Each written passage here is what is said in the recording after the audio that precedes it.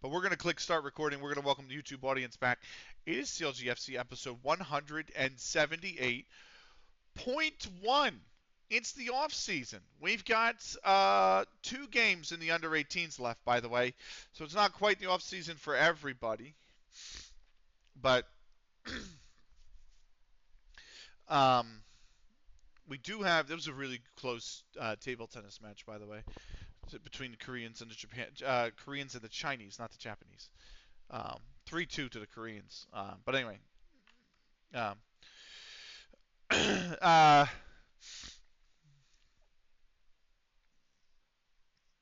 what is this? Okay, that can close. What else you got? What's going on in the world of Twitch, Twitter, and Blue Sky? Just trying to. I always comb it a few times just to try and keep informed with what everyone's up to. Not even the world anymore. I couldn't. Using Twitter to keep up with news is like one of the worst decisions I ever made. Like fucking awful.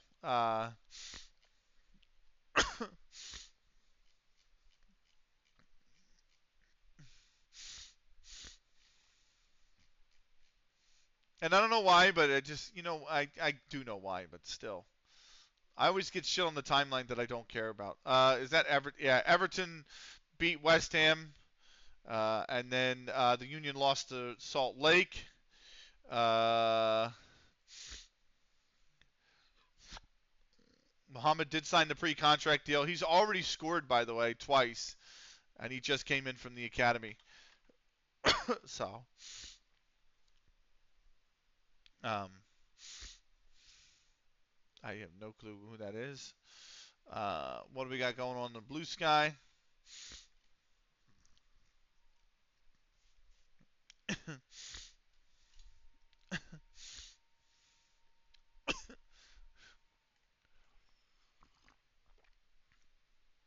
Oh, that was stupid. Okay.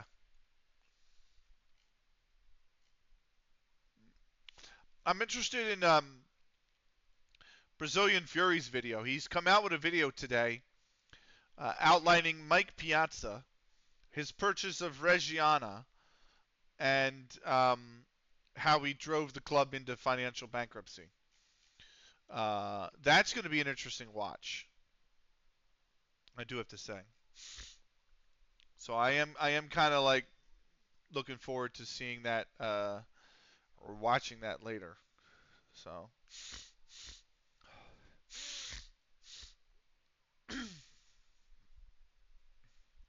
that'll probably be a tomorrow morning watch. In all honesty, so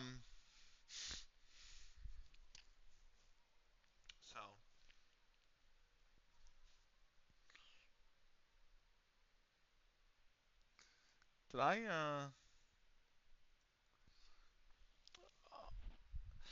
didn't realize I fucked up my timer down here. It's supposed to be 6 hours left, not 7:49.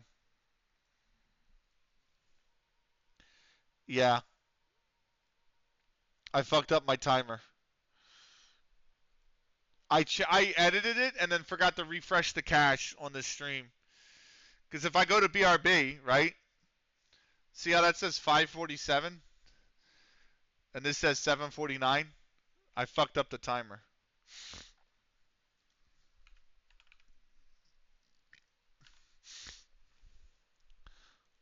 Now I got to refresh the cache.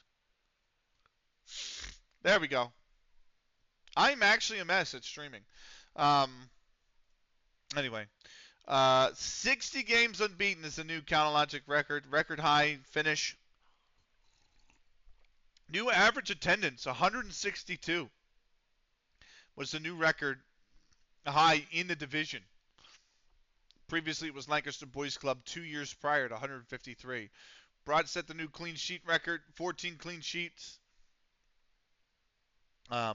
So he's tied with Ronan McGee. Squad planning for next season.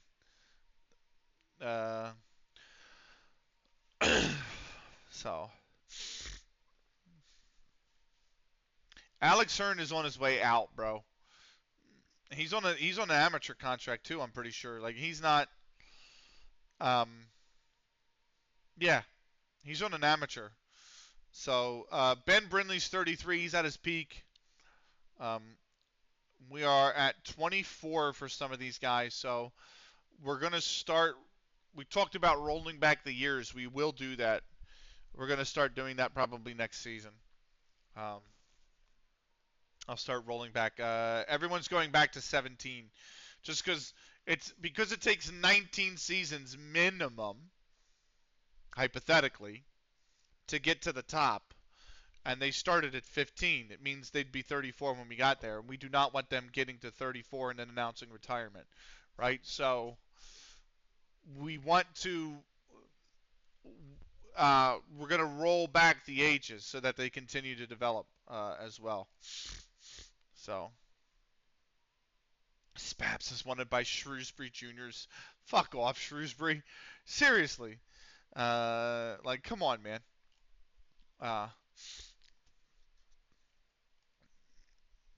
Uh, so Barnley's in development. These guys are emerging.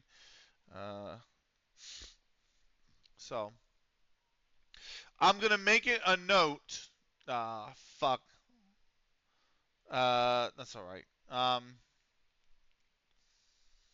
just gonna make it a note every essentially game after every game next season.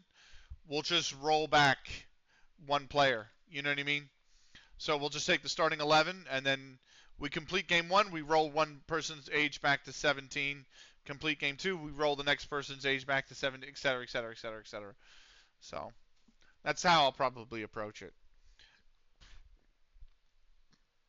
But those edits are coming, which means we are going to be those players are going to be wanted again. You know, because obviously now that they're 24, clubs like Chelsea aren't coming in to scoop them up anymore. But if we roll them back to 17, they probably will because they'll look at them as a big prospect.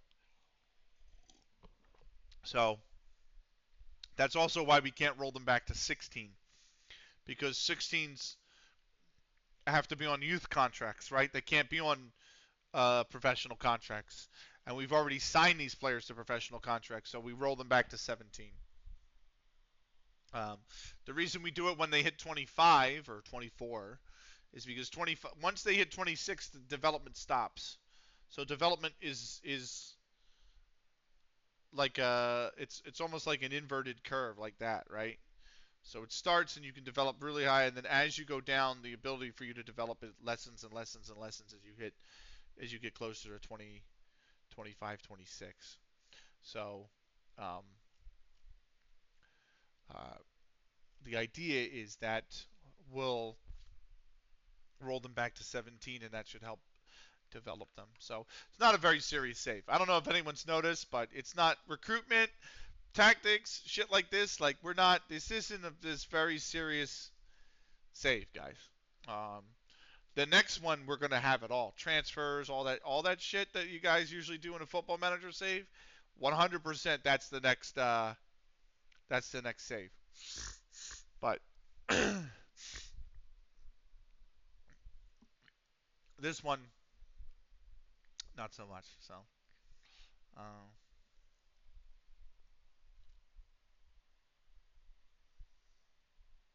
damn, they set up 6 tables for this. Wow, that's a lot. That's more than they had at the actual Olympics. They had 4 at the Olympics, if I remember correctly, or 3. They got 6 tables going. Damn. Uh, cool. We are into the 26th of April, so we have, I think, the first second. It doesn't look like there's a youth game, so I think it'll be the 8th, 9th, and then the weekend after that. Um, and then that's that. I'm gonna put on. This is Primal Scream Jailbird, the Dust Brothers mix. So all the songs that were just featured in that mix, I'm gonna play them individually now. Because I have a playlist going of 90s house music. Well, 1975 to 1999 house music, and I want to see if they're actually worth adding to that list. So All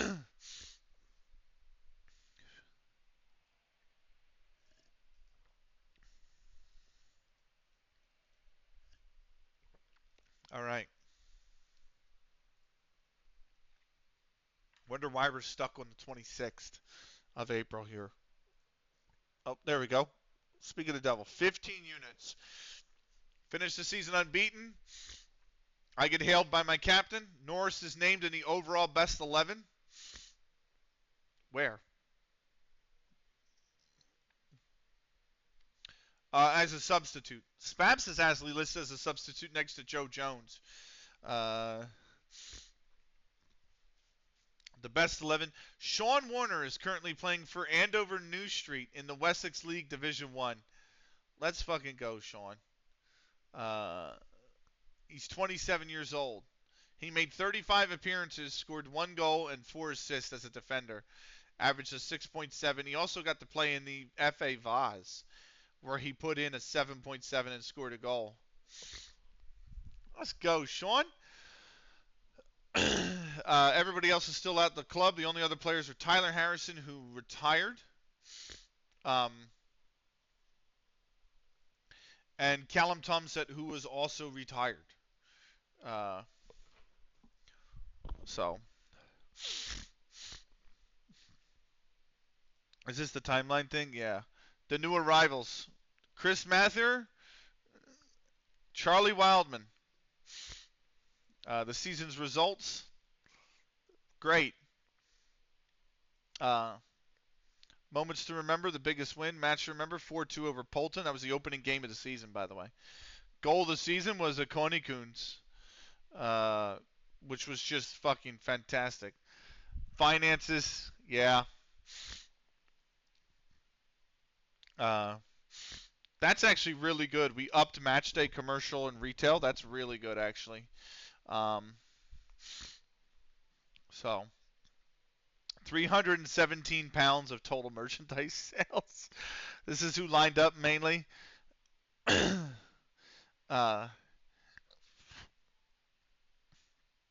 there you go. 14 clean sheets, 170 appearances now for Frack. And Brendan Brindley became the oldest player for CLG at 32 years and 228 days. We also paid 4.5 pounds for Ade Walker, who, which was the highest transfer fee we've ever paid for a player. Sorry. So, who won fans player of the season was Seamus. Snicky had 16 goals.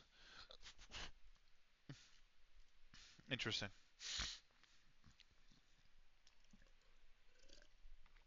So there we go. Callum Thompson. Oh, Alsene, he retired. We gained 20 followers on social media. We're up to 427. Not bad. Club vision and expectations meeting. Yes, 100%. I want to play possession football.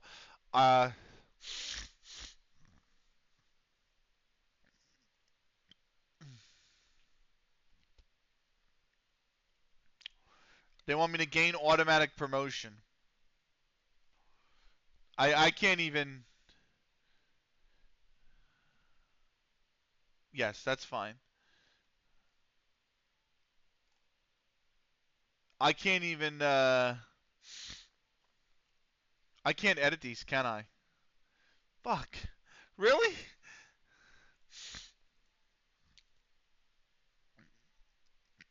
Okay, fine. Okay, fine. I meant to see, before we get into the injury report, which I do like, Mukendi, right? I was wondering how many goals he scored, right? So, fuck, where is he? Here he is. Simon Roger Mukendi. This is what I'm talking about, by the way, right? He is listed as a half star on everything. Everything, right? He's listed here as not being good enough, right? It's just not being good enough, right? Yet he's come off the bench 16 times, made one start, and he's scored 9 goals. He hasn't even played that many minutes, man. Like his stats, how many minutes did he actually freaking play? Is my question. Like, where can I see minutes? Just the number of minutes. Um, he scored minutes on pitch per goal, 48. Like, come on, that's so good. So minutes on pitch per assist, 436. Okay, cool. Okay, that's a lot. But you know what? He's a goal scorer. The dude is just a natural goal scorer. So I don't even see where minutes are on here at all. Um, so, but I mean that's just awesome production, man, for a guy that's supposedly not supposed to be that great. Here's the injury list. Okay. uh, the main starting 11. I was out 5 days due to food poisoning. That was my worst injury. Um, and then Frack, 10 days with the flu.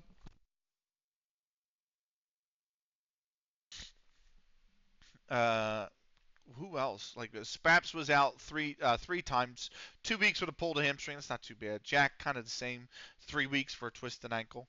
Akoni Kun was out 4 weeks for a twisted ankle. Parks 3 weeks for a twisted ankle. Snicky 3 weeks for a sprained ankle ligament. They all missed about 8 to 12% of the season. Then you got Brad who broke his hand. He was out 7 weeks.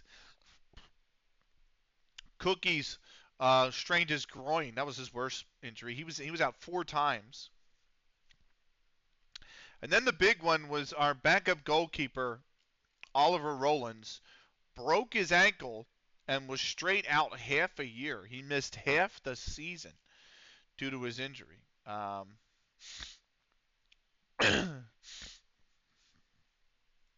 was great. He actually didn't. That's just awful. Jordan Madeley had an injury. He actually didn't miss any time. He was available. So weekly staff meeting. These are fine. Remind me in 1 month. That's fine. We're not done the under 18 season yet, so we're not moving anybody.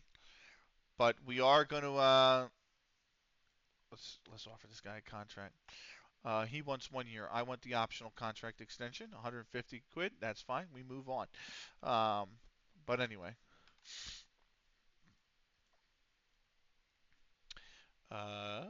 back to what I was on. Where the hell was that tab? There we go. Like, save, old school house and dance. Thank you.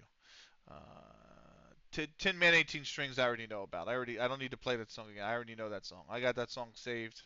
I got that song on my iPhone. It's just a fucking classic song.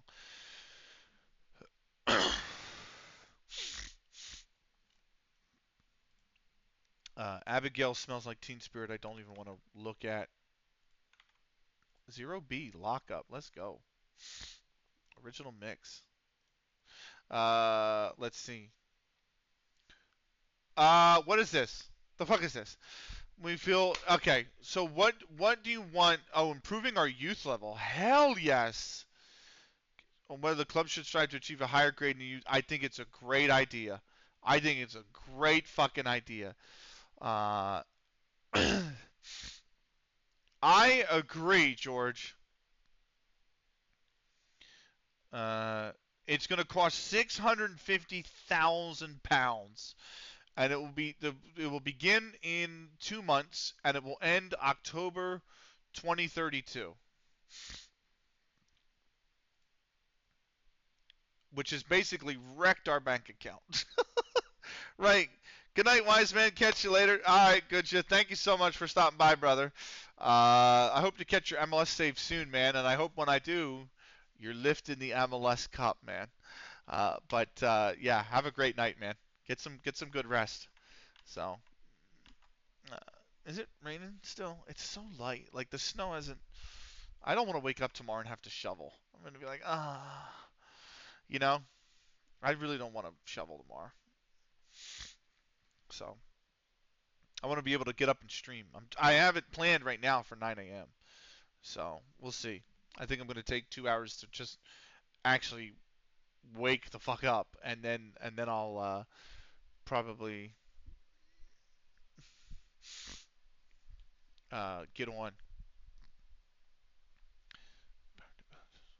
Oh my God, really? That's the next. Okay, cool. Um,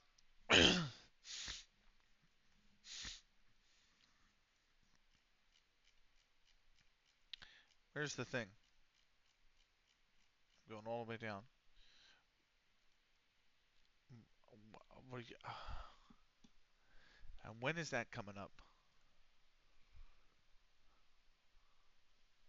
Oh shit, really? Oh yeah. Okay.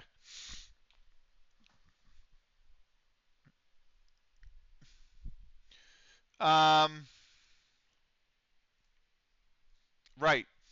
I need to check when the Euros are. It is April, so we got about a month and a half before the Euros. About 2 months maybe. But we are going to have the Euro competition, and we are going to be watching the Euro competition. So the question is, because it's April, have all the teams qualified? We'll come back for leagues in focus in well, next time it pops up. Um, God, yeah, that just my balance is now 700,000 pounds, which is not a whole hell of a lot. So let's look at the Euros, okay? European Football Championship. Italy has won it. All the teams have qualified. So this is what we're going to be watching. Denmark, Italy, Netherlands, Sweden is Group A. Belgium, England, Georgia, Greece is Group B. Austria, Hungary, Israel, Serbia is Group C. That's kind of an interesting group because every one of those nations kind of has some hint of quality in them. So you really don't know who's coming out of that group. Croatia, Spain, Turkey, and Wales in Group D. Czechia, Portugal, Switzerland, Ukraine in Group E. That's kind of interesting because you really don't know who's going to be second place in that group. Oh my God, France, Germany in the same group, and they got Iceland and Scotland.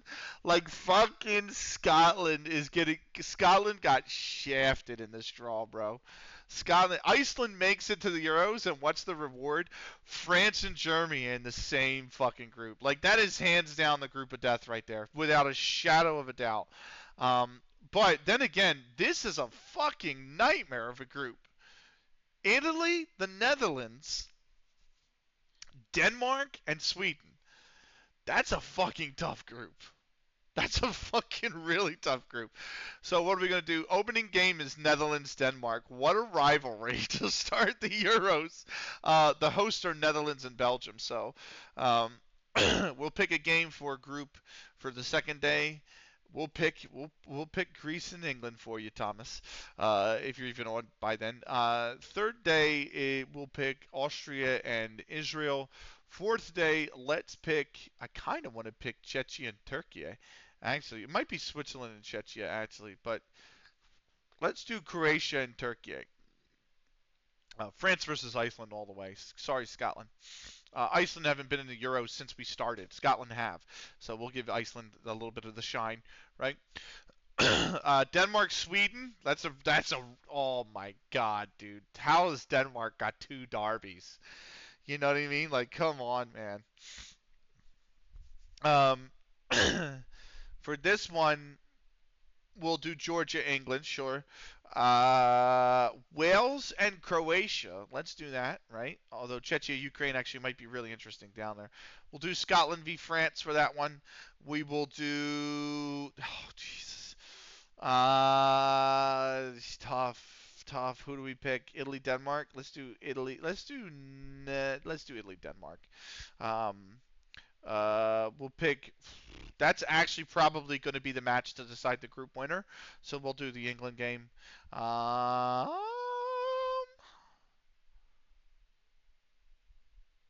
Hungary, Austria, and then we'll do Iceland, Scotland. You got to. Iceland, Scotland last day. You got to. So that's even though that might probably be a dead rubber by then. Um,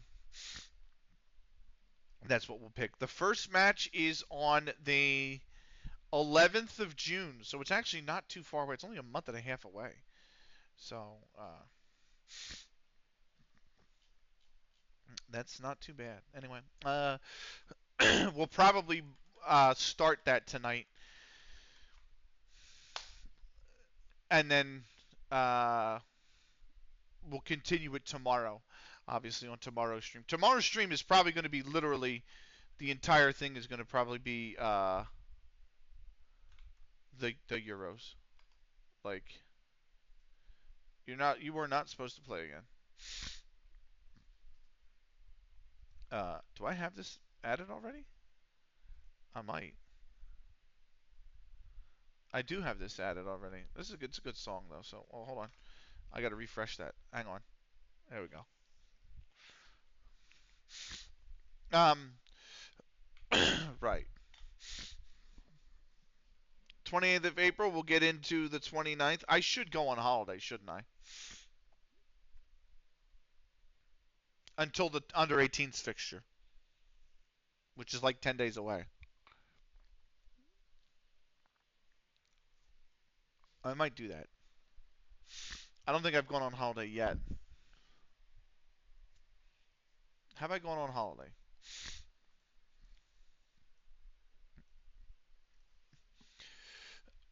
Time spent on holiday, 36 days. Yes. When is the under 18s game?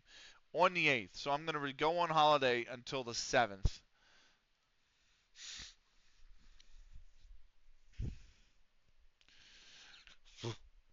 And then after the under 18s league finishes, I'm going to turn around to the board and say, "Hey, bud, national A license, please."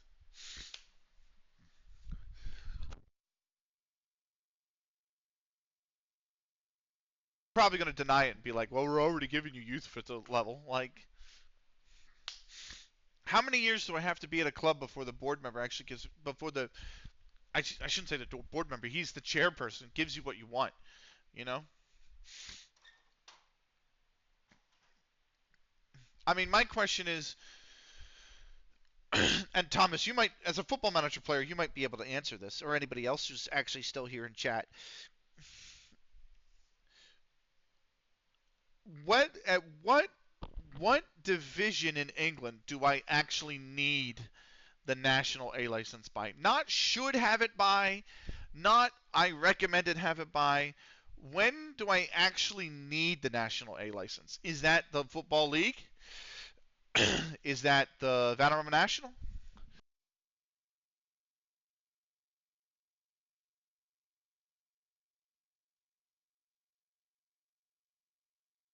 That I don't know.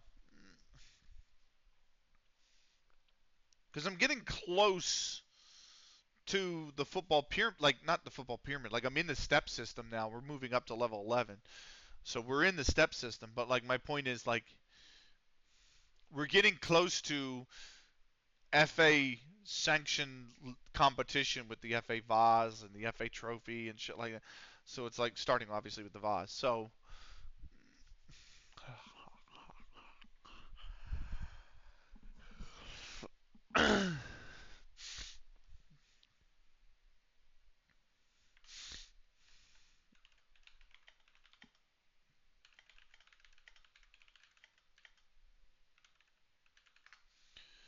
uh,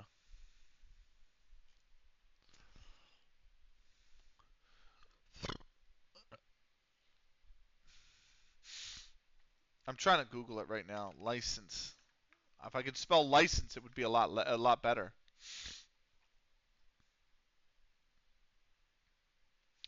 Uh, girls and boys dancing on the floor.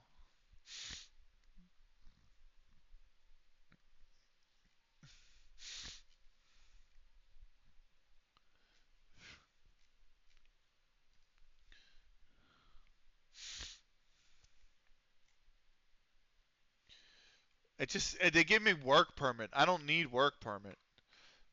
Minus work, minus permit. It's not giving me anything. Coaching badges? I've noticed former players becoming managers in the game. Take charge of clubs serving top flight, winning the league. Okay.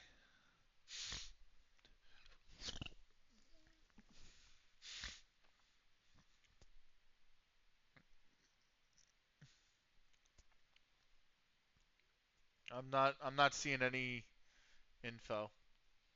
A bunch of arguing back and forth, and I'm like, fucking, I don't.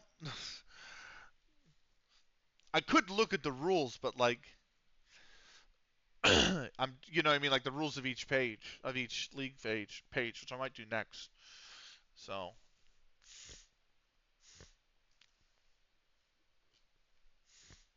oh, Google is so useless anymore. Because I put FM24, when do you need National A license England minus work minus permit?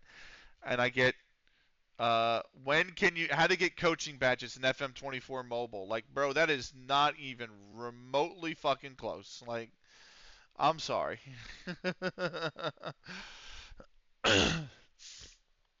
And then somebody asked on FM base, they're like, does anyone know, or is there any information on the coaching badges you can select as part of your manager profile?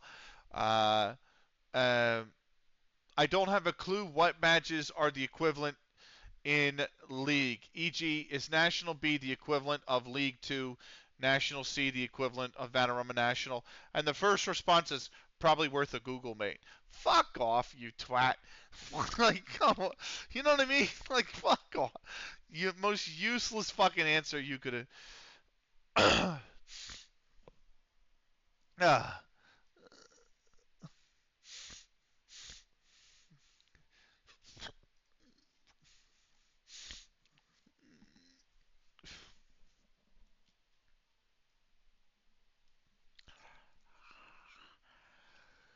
And a lot of the time is a lot of ones like, how long does it take? Well, it takes a few months. We all know that, but like, I don't know. I don't know. I don't think it's implemented to the fact that like you won't be able to be like manage. You know what I mean?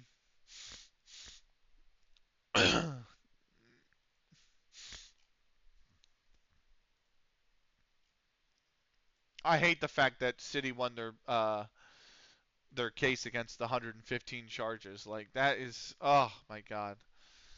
And now all I'm seeing are City posts like, look at this hat trick, look at this, look at it, look at it, look at them beat Newcastle, look at them. Ah, oh, fuck off. Christ.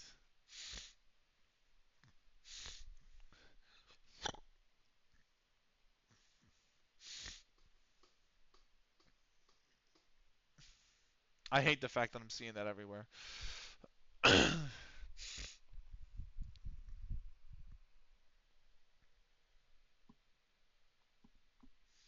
just want to see. You know what I mean? I don't know. I mean, it is for like 2000 what 8 to 2012, so it's like at this rate the Chargers are so old. But even then, like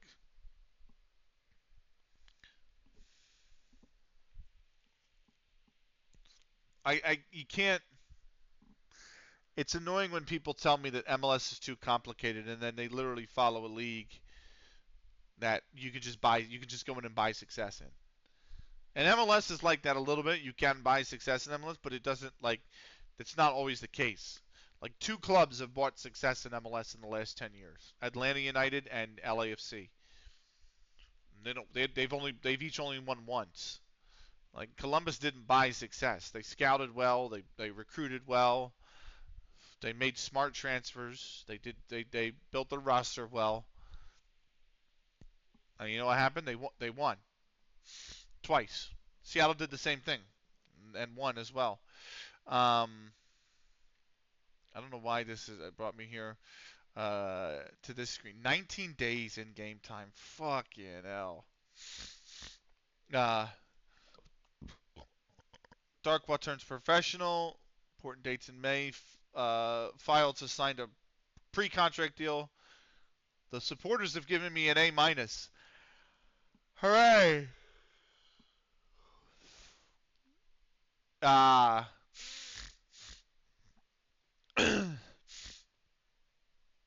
Okay, we have a $10,000 tax bill. Uh, we got our membership deal. Changes to stadium season ticket prices. Ticket prices in general. It going up 40% from 20 quid to 28 quid.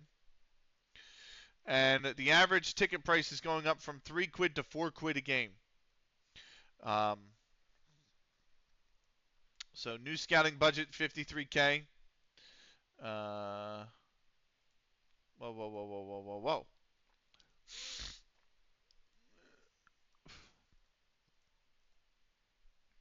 That's fine.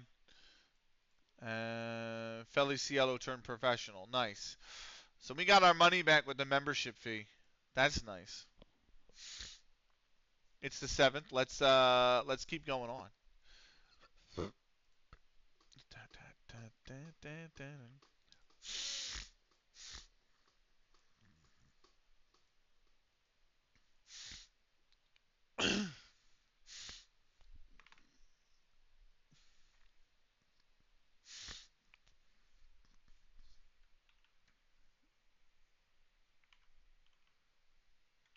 That is not what I wanted.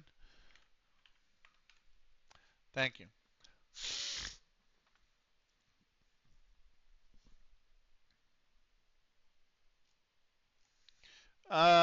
Union beat Kansas City. City defeated West Ham.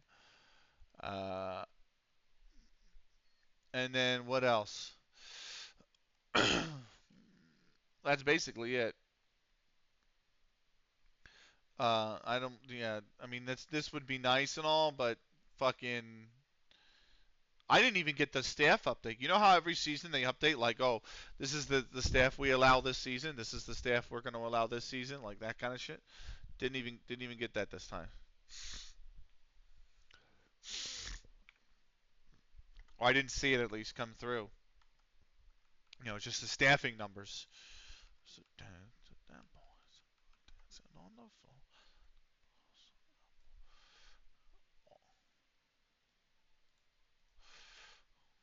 Um, just a reminder for the rest of the week. FM tomorrow, 12-hour stream tomorrow. Goddess of Victory Nikkei Monday. No stream Tuesday. No stream Wednesday. I'm working with Honey Badger on Tuesday on a collaboration effort that we might try to pull in a larger community for. More details on that later. Thursday, we're back with Rise of Nations. So people that remember Rise of Nations, great game from the early 2000s. Probably one of the better classic real-time strategy games from the early 2000s. We're back with that game on Thursday. We're going to start a new campaign in that game as well. I played it on stream before. I actually did the campaign, completed the campaign on stream before. It had to have been like 2-3 years ago. So it's been time. We're gonna do it again, and then also Friday will be First Descendant. Ooh, Benny and a Badger collab. Yes. And then next Saturday, no stream. Next Sunday will be F1. We're going to start with F1 in Canada, but it's going to be like a 9-hour stream. So we'll start with the F1, and then maybe we do some CLG FC. If not, we're going to do some Rise of Nations as well. Counter Logic FC under 18s draw with Ellis, impressive. Bay Cockett in the 39th minute before Charlie Hazeldine in the 51st leveled it for Chester under 18s. Derry Trudgeon put them ahead in the 86th, but Steve Ellis in added time at the end of the second half pulled us level. We draw, and the important thing is Altrincham failed to win. They lost. And FC Halifax failed to win. They lost. So we're still too clear of Altrincham. They drew, and FC Halifax lost. So we are 2 points clear going into the final day of the under 18s. We'll save the game there, and then I'm going to go on holiday again until the next under 18s match. Process through the under 18 match, and then once we get to like that Monday, Tuesday, after the under 18s league is finished, I'm going to turn around and ask the board for a national A license. So We'll see. Um, but that's what we got. That's what we got going on. So the collab, yeah, it's going to be interesting, but it's not going to be a collab with just Badger and I. That's what we're trying to get to, is a greater. We're trying to cook. Just let us cook, because we're trying to cook. Oh shit! You spooked the fucking shit out of me.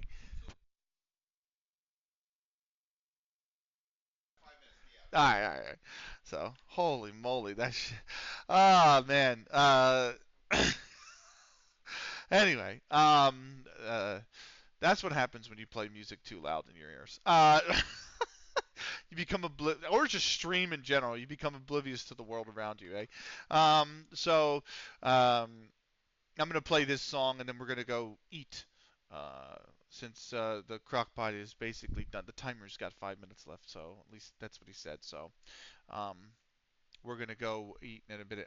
We gotta choose. No, that's not what I want. I want to go on holiday until the 14th. So let's do that, and we'll roll through. So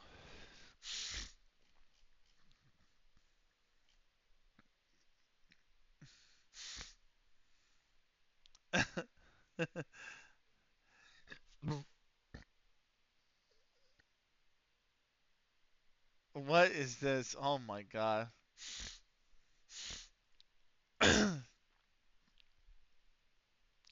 um, fuck was I gonna say? How many people are here right now? Enough. Okay. I'll keep it under wraps. If there wasn't a lot of people here, believe it or not, I'd probably. So if you're here later tonight, Thomas, maybe I'd give you a few more details about it. But um, you know, we I'm gonna see. I'm gonna see. It depends on a lot of people. Like, and schedules have to line up and shit. That's always the worst, is schedules.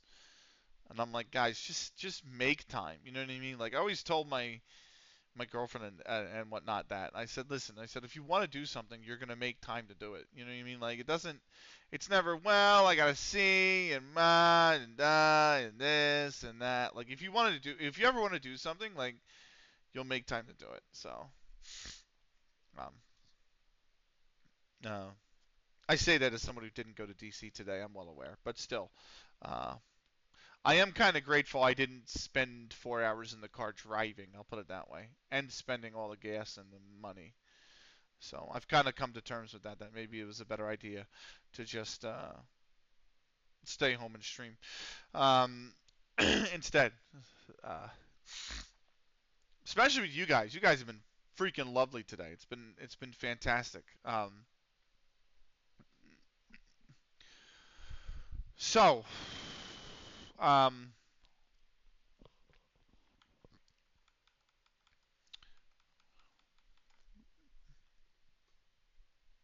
I have another mix like this saved, but it's not this specific one from Awesome 3. So, um,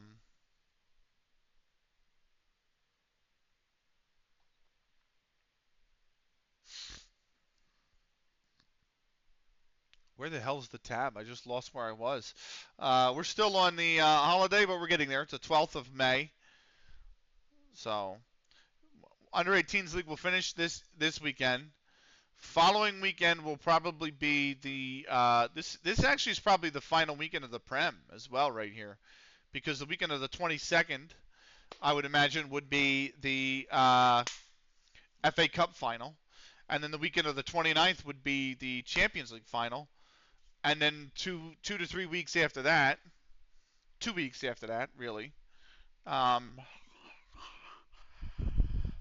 no, 3 weeks would be the start of the Euros. So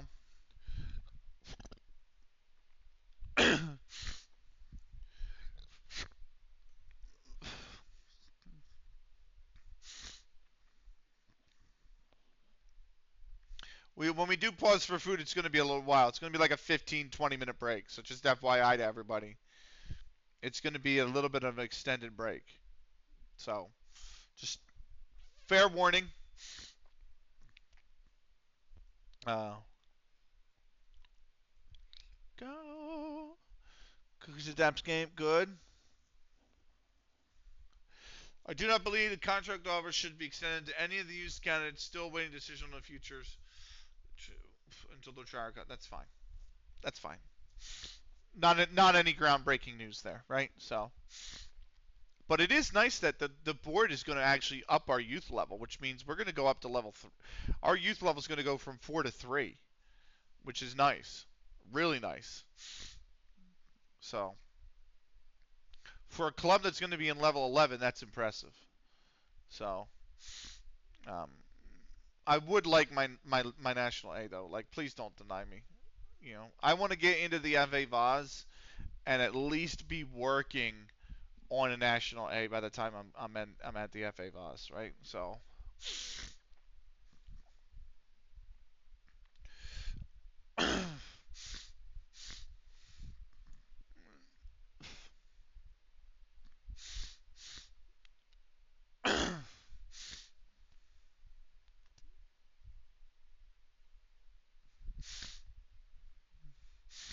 Oh, that was nice.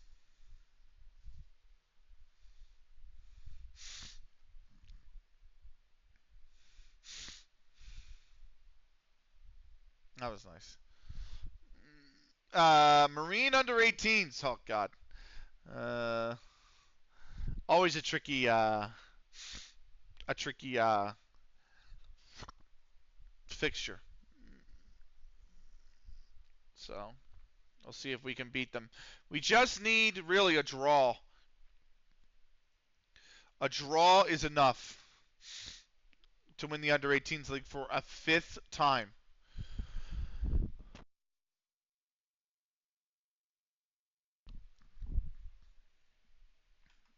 I'm gonna see if we get this draw, and then we are gonna pop off for. We didn't draw. We won. Gallagher shines as Canalogic FC under 18s triumph. Philip Draper in the 79th minute. We had to wait for it, but we won 1-0 at Marine under 18s. It means for the 5th time in 9 years, we have won the under 18s league as well. I mean, we're really actually very good in the under 18s as well. So by 2 points over Ultra Cham, we had 7 losses in the season as well. But the 20 wins, the plus 41 goal difference, really good, and that is another title. So let's save. And on that note, when I come back, I'm going to process 1 day to go from Sunday to Monday. I'm going to ask for the coaching license, and then whatever happens, happens, and we're going to go on holiday until the Euros, and we'll come back for the Euro campaign. So for those on YouTube, it's going to be just a hard cut because I'm hitting pause right here on the recording. Uh, Welcome back, everybody. So I'm going to process through to Monday here and then ask for the coaching badge. That's usually where I've had my greatest success, although uh, it's not been a plenty, that's for sure. Uh, so I mean, I've only had I've only got 2 badges in the 9 seasons, so it's not necessarily a great success. Leicester beat West Ham. Fucking Christ, West Ham. And Philly beat Cincinnati. Drew Atlanta. Um, Tulloch is back in full training after whatever he was at. What was he at for? He broke his finger. That's right. So Sunday's got to turn into Monday, and then we'll be good to go.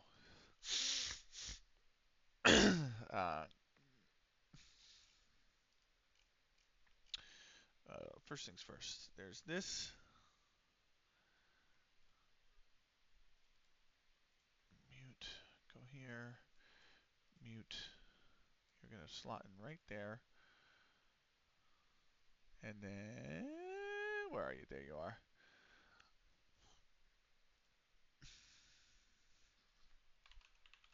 Okay. Still Sunday. Okay, I don't know why I need to report on a training schedule when everybody's fucking done. Like, what is the whole point of that, you know? Sorry. Mm. Uh, yeah, that's right. 40 would be correct. So,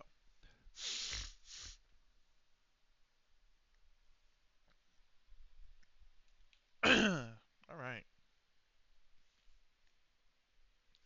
Players will report back to training Monday, the 21st of June, which is going to really run right into the freaking watch along for the Euros, but whatever. That's fine, right?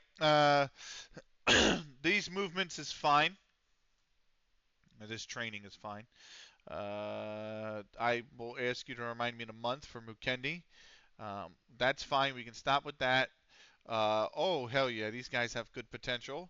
They're too old. You're gonna move up because you're too old for the under 18s. But the rest, no. The rest will stay. Uh, and then that's basically it. The rest is fluff. So let's offer the contracts, right, to our prospects. They want not. He wants basically a year. I want that optional extension. That's fine. I'll always want the optional extension. Future prospect, add the clause, optional extension by club. Thank you very much, sir. And then I'm going to go here. Can I say personal? Start a coaching course. Please. Please. Please. I want a national A license. I think this is India that's taking the time out, by the way. What do we get? What do we get? What do we get? What do we get? What do we get? Yes! Yeah! Instantly save the game. instantly save the game. So we're going on a course. Our manager is going on a course to get up to a national A license. Finally, after years of asking for that fucker, um, he's given it to us. So,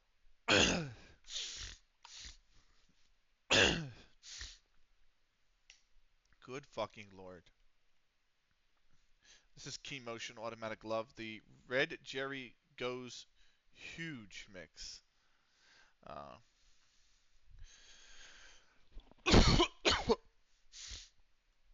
so nice. We have a national. I'll actually be able to match two people in my fucking thing. I do need to get coaching licenses for the rest. I mean, the scouts, it's fine for the scout. Like they don't need it, you know what I mean? But like, it would be nice, and the physios maybe not, but it would be nice to get him a national C. It's nice to get him a national C. You know what I mean? Like get all the coaches at least some sort of coaching badge. But getting that is nice. Now, we did notice something. I don't know if anybody caught it, but it's time for us to do leagues in focus, okay? And what's going on with leagues in focus? Well, surprise, surprise in the Premier League, Newcastle have won the Premier League. That's right, Newcastle United have just rattled off 5 wins in a row, including beating Man City themselves in the penultimate game of the season to win the Premier League for a second time in the last, 4 seasons maybe? Past winners. They've won, no, in the last 6. City won 3 straight, and then in comes Newcastle with the win. So Newcastle United have won the Prem. City finished second. Chelsea get Champions League football. Arsenal's third. Villa's got the Europa League. Sunderland has got Conference League play. Brighton is waiting on the coefficient. If um, if England, I should say, get the coefficient and the extra spot, Brighton will go to the Conference League, Sunderland will go to the Europa League, and Villa will go to the Champions League. The FA Cup is between Man United and Liverpool, who finished level on points with the exact same record, mind you, in the league. So even more spice to that, right? Um, and one of those two is going to go to the Europa League because of winning the FA Cup, which is kind of fucking crazy. Um, Sheffield United failed to win in their last 5 games, but still stayed up on 37 points, 5 clear of Palace, who didn't win any of the remaining 5. So Palace are down. Bristol City fought valiantly, but they are back down. Fulham are down as well. Sky Bet Championship. Uh, Leeds are up. Norwich are up. Swansea, Burnley, West Brom, and Coventry were the playoff places.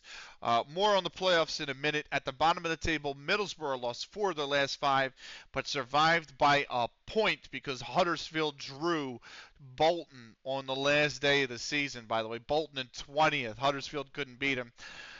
And that's enough to keep Middlesbrough in the championship. Huddersfield are down in League One. Stockport down. Salford City down. We already knew that. Playoffs, though. Burnley 4-3 over West Brom over the 2 legs. Swansea 4-2 over Coventry. So Burnley is playing Swansea. Can they both crash and burn, please? Last thing I want to see is Swansea back up in the fucking Prem. But that's where the championship is at. Sky Bet League One. Barnsley up. Portsmouth, where is he? Where's Lou? The mighty Portsmouth. The Pompeys are up. They're up. Second, so back to the championship. Cardiff, Plymouth, Stoke, Charlton, the playoff places. At the bottom, Chesterfield and Southend United and Reading all survive, 4 points above the drop. Exeter are down. Wigan are down. Peterborough are down. Preston, we knew, has been down. Playoffs, of course. Playoffs? Stoke 4-3 over Plymouth and Cardiff 3-2 over Charlton. And then Stoke on pens to go up to the championship. I bet League Two. Would you believe it? I don't even remember. I can't even believe it. Crawley, first off, is going up. Carlisle going up. Colchester going up. Carlisle. Remember Carlisle, who barely held on to their Football League place? Jimmy Glass and all that? And then they fell out of the Football League anyway? Then now they're going back up to League One. Wickham South Shields, the side that was in the Vanarama National just last season. Just last season, they were in the Vanarama National League. They won it, and where are they? In the playoffs. Yeovil, Torquay, finishing out the playoffs. At the bottom, Notts County failed to win any of the remaining 5, but they did pick up 3 draws. That's enough to keep them afloat because Fylde lost their last 2 games. Couldn't get it done. They played Carlisle and Wickham, so they did play 2 of the top 4, which is tough, but couldn't get it done versus Swindon. Couldn't get it done versus Scunthorpe. Just couldn't get it done. And Fylde are going back out of the Football League. Stevenage, they've been down. They're going to join them in the Vanarama National. But playoffs, into the tree we go. Wickham 4-3 over Torquay United. South Shields 3-2 over Yeovil. And South Shields 2-1 over Wickham in the final, which means South Shields, okay, haven't been anywhere close to the third flight of English football since they were in the equivalent of the Sky Bet Championship in 1927, 1928, which by then I don't even think there was a third division, okay? But they're back. In Sky Bet League One they go. The mighty South Shields. So, congratulations to them. Vanarama National, it's pain for Zig, man. It's absolute pain for Zig. Oldham go up as champions. Kidderminster, Solihull, Moors, Sutton United, Macclesfield, Worthing and Hartlepool are the playoff places, right? At the other end, Maidenhead won on the last day of the season to actually pull themselves out of the drop by 2 points. Fleetwood Town lost 4 straight to just absolutely crash and burn into it. They won 10 games this season. They still didn't get stay up. They only lost 19 as well. Still not enough to stay up. Accrington go down. Dorking go down. Cheltenham go down. And when you get to the playoffs, Macclesfield beat Worthing 3-0. Hartlepool beat Sutton 2-0. Macclesfield get Kidderminster. Couldn't overcome Kidderminster. 2-1 for Kidderminster. Solihull Moors 3-0 over Hartlepool. Kidderminster on pens are going up to the Football League. That's let's go real quick and take a look at your Vanarama North sides, right? Scarborough Athletic is going up. Boston United is also going up. How many teams make the playoffs, by the way? Same thing, 7. So, um, no, I'm going to go Vanarama North. Yeah, top 7, second through 7th go into the playoffs. So, Scarborough Athletic going up to the Vanarama North or Vanarama National. Boston United's going up at the other end. Chorley survives on goal difference. Silsden goes down. Stratford goes down. Kettering goes down. Histon is going down as well. Finally, Vanarama South. If we go to the league table, Maidstone United, you're back. Hope you enjoyed your food. I did. Thank you. It was just a quick, easy meal. We threw some sauce together and threw it in the crock pot and let it go. Maidstone United coming up. Sittingbourne coming up. At the other end, Walton and Hersham stay up by 4 points. Wimborne are down. St. Albans City are down. Whitehawk are down. Ebbsfleet Town, Ebbsfleet United. Sorry, what's going on, mate? That absolute crashing and burning here. Look at this, man. They come up from the south. They're in Vanarama National. They go back down. They come up. They're competitive. They crash and burn. They go down into the National League South, up, down. They yo-yo a few times, and now they're going down, man. They're going down back to the Eastman Premier Division, which they were last in 2001, 2002. There's only one Benegage. What's up, Sneaky? By the way, y'all, one of the great racers who I've managed to have the joy of both commentating Counter-Strike with and also sharing an F1 save slash co-op career mode with. Check out Snicky. They race Assetto Corsa. They do iRacing. They last streamed Valorant because they're a part of Cheese Esports, which is like a neat little team that they play in Valorant Premier with. Ew, iRacing? Ignore him, Snicky. You don't have to. Just ignore him. You don't have to pay attention.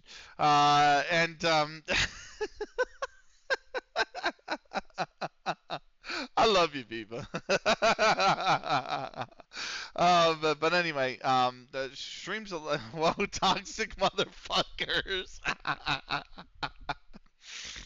Oh God, have it. But yeah, Ebbsfleet going down as well. Who's coming up to the Vanarama North and South real quick? Mersham and Margate are up. Wingate and Finchley, Horsham, Bangor Reigns, and VCD. What's VCD? VCD Athletic. Thank you. That really explained a lot. They're all going down. Northern Premier League. Well, Northern Premier League. Appley Bridge. What a name. And Grantham are coming up. Guysborough Town, Hyde, West Auckland, and Highgrove are going down. And then Southern Premier League Central. Rugby Town is going up. Storebridge is going up. Bainbury United, St. Neots, Hitchin, and Ipswich Wanderers are going down. And then lastly, the Southern Premier League South. Harrow up. CK Andover is going up. Western Supermare having an absolute Western Supermare of a season. Didn't these guys used to be Vanarama North South? Like, wait, yeah. These guys were Vanarama South for the longest. What the fuck happened? What happened, man? Anyway, and then Poole, Slimbridge, Corsham Town, Bedfont Sports going down. More like Appley Sauce, am I right? Renting, he says. I mean that's a fair criticism, to be honest. So there you go. I'm not going to go over the level 9 stuff. I've gone too far to begin with. Lastly, leagues in focus. Uh, we know Ashton Athletic are up. We knew that already. 9 points at the top they cleared. Daysbrook go down. They fail to win on the last day of the season. They fail to relegate this fucking dog shit named Hayfield side. What is NXPL Hangley? Nobody knows that. Just call themselves Hayfield, man. And then Tideswell United also down after losing the last four. You are right. How you been, by the way, Snicky? I hope everything's well. Um, you are the strike. You had 16 goals this season, mate. 16 goals. Uh, where are you? 21 appearances, 16 goals, 4 assists. Doing good. Thank you, friend. How are you? I am doing well. I am streaming a lot more, Snicky, and I love it. I actually really enjoy streaming. Some streams are a little rough here and there depending on whether I play and how tired I am, but um, really loving life away from CS, that's for sure. Uh, Lastly, MLS, Red Bull still top. My beloved Union second. Montreal, NYCFC, Atlanta, Cincinnati, Columbus, Orlando, and Miami fell at the playoff places. Chicago and Nashville are on the outside looking in by wins. Charlotte are a point back. And then in the West, the scum are sadly still top. That it's Austin, Seattle, St. Louis, Portland, Kansas City, San Jose, LA Galaxy, Real Salt Lake, Vancouver, 3 back. That's leagues in focus. Let's keep moving on. If you want to reminisce, I just posted a compilation of all our community casts. You are welcome. What do you mean? Where did you post it on Twitter? Oh, that's nice. That's very nice.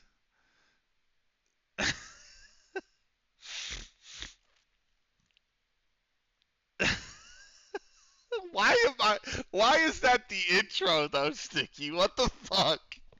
Why does it gotta be the intro? Oh god. This is the clip that they're talking about.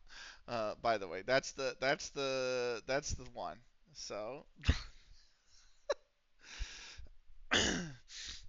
oh man. That's good times. That's good times. Uh I miss the fooling around we did. We did like when I was on. I never like. I don't want to say I never took a. It was originally the whole clip, but I had to cut it down.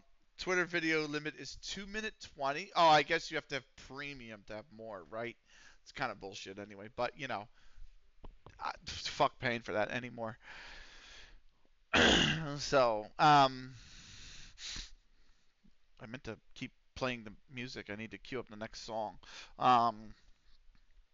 Because I'm trying to comb through this shit manually.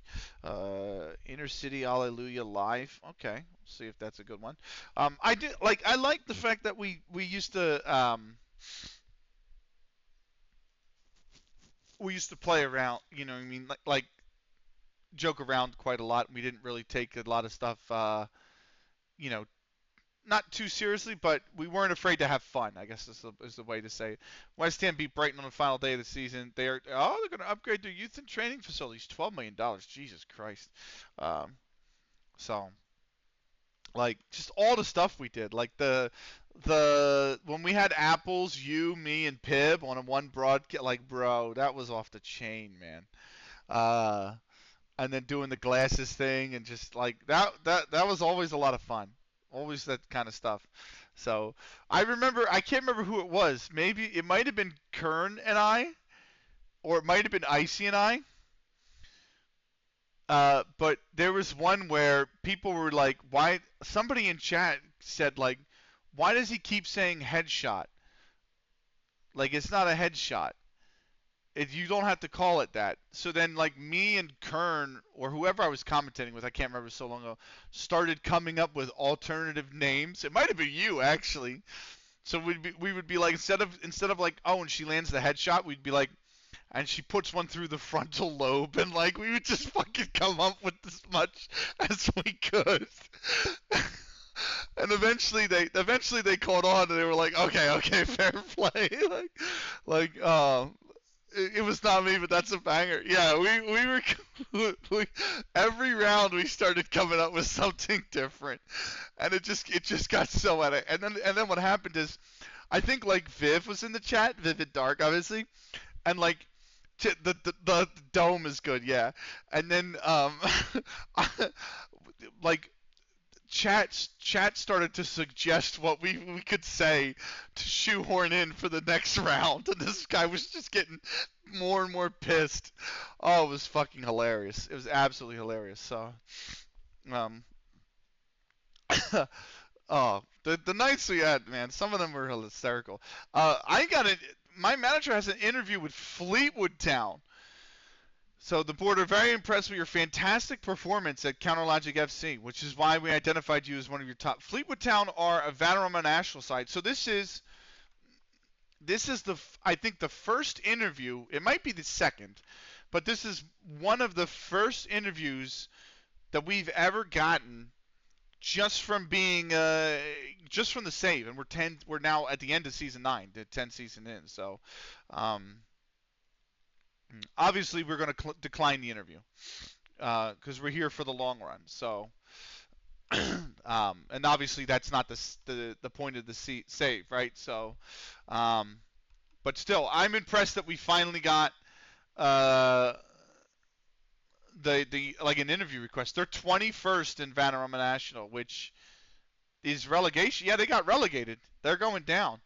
They're going down to level 6, and I'm currently going up to level 11. So I respect you, my bud, but I'm not going to talk to you about that. I'm going to decline the interview as well. Um, what are you up to these days, Snicky? You still commentate Counter Strike, by the way? Uh, I think you do. I just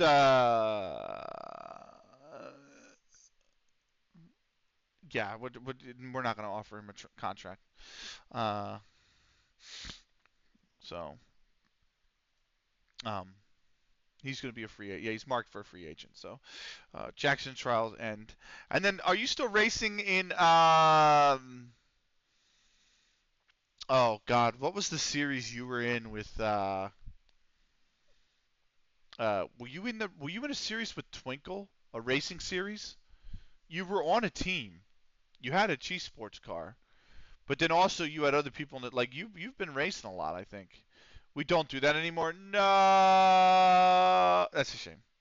That league was ass. Yeah, it happens. So, um, I get it. I feel bad because that's kind of the way AOR has gone.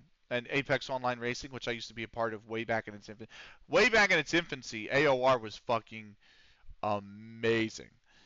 Genuinely so terrible at everything. Well, yeah. AOR was really good back in the day. Um, when I was racing for them, like season 3, season 4, season 5, things like that. I didn't race season 5, but like, that kind of stuff. And now it's like, it's it still runs the same way and it's still run well, but it's just like other leagues have just surpassed it, and it just you don't get the same level of talent, so it's a lot sloppier. And because back in the day, AOR used to have all the leagues used to be separated by your platform. So like if you were racing in the F1 2011 league, like well back then PS3 had like 6 leagues. So PS3 had F1, F2 and 3, F3, 4 and 5. And then Xbox was the same way. It would have like we had I think up down to F11 on Xbox, and then PC at F1 and F2, and everybody was console practically.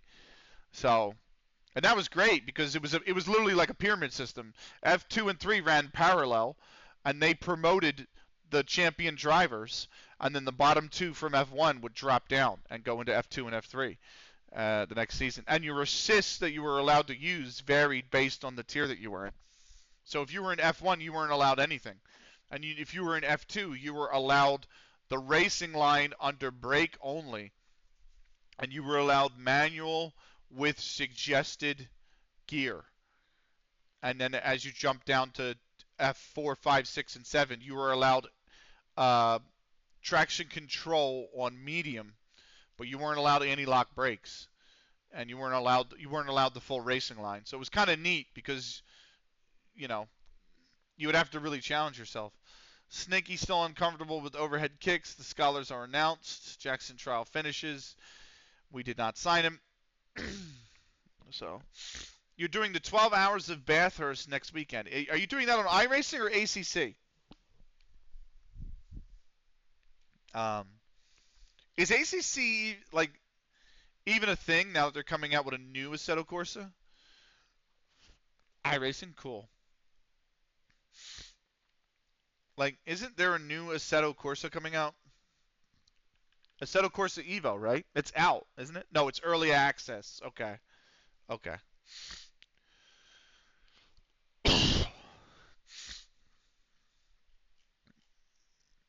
The reviews are mostly positive on Steam. That's good for an early access game.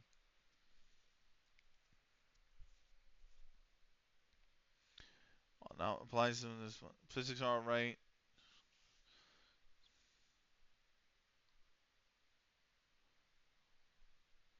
Yeah. Okay. Yeah. I think ACC will stay for a while because it's so GT focused. Okay.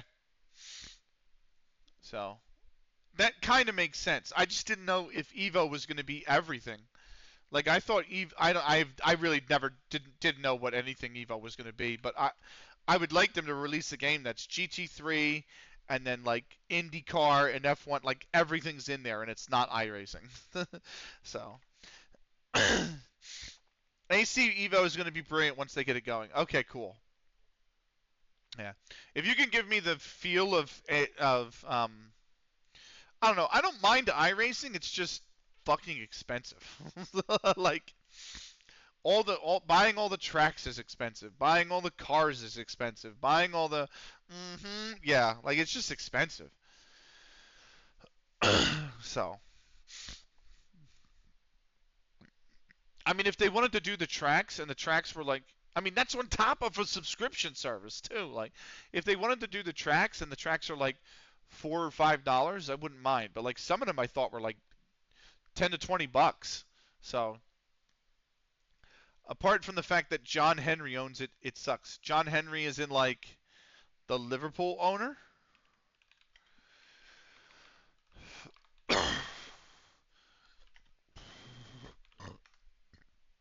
Red Sox LFC, yeah, really.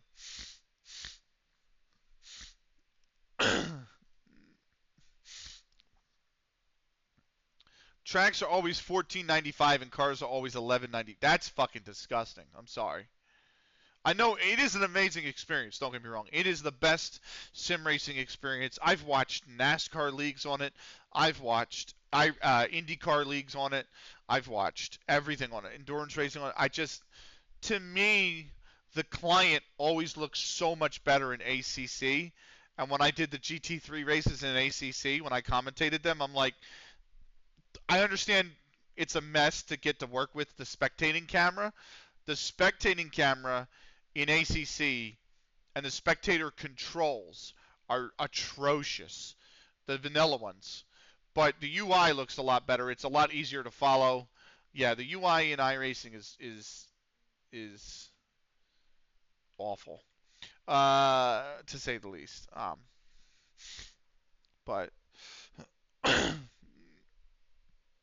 um, it's just not very good. Um, so if there was a middle ground where they could take the spectator UI from ACC and the spectator controls from iRacing and just merge them, fucking, it would be phenomenal.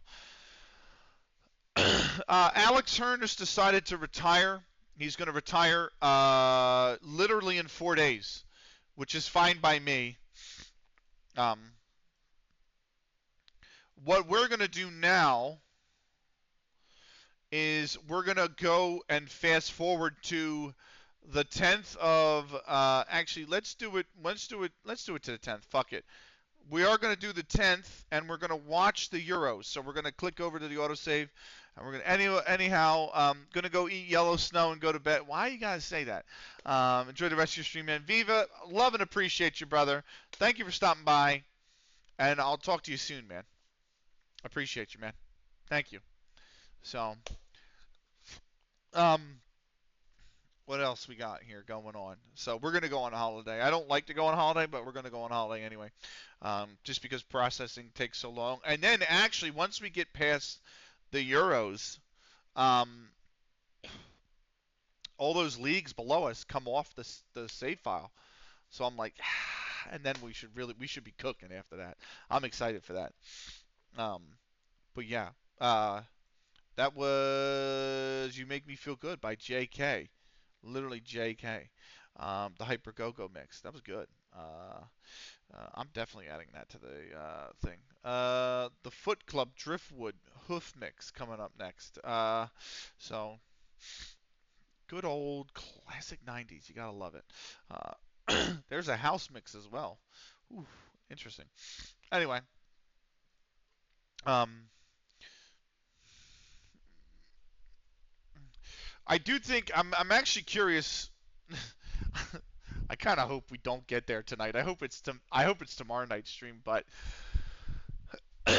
there's always a point in the season. Actually, it might be tonight if we get to the 20th of June.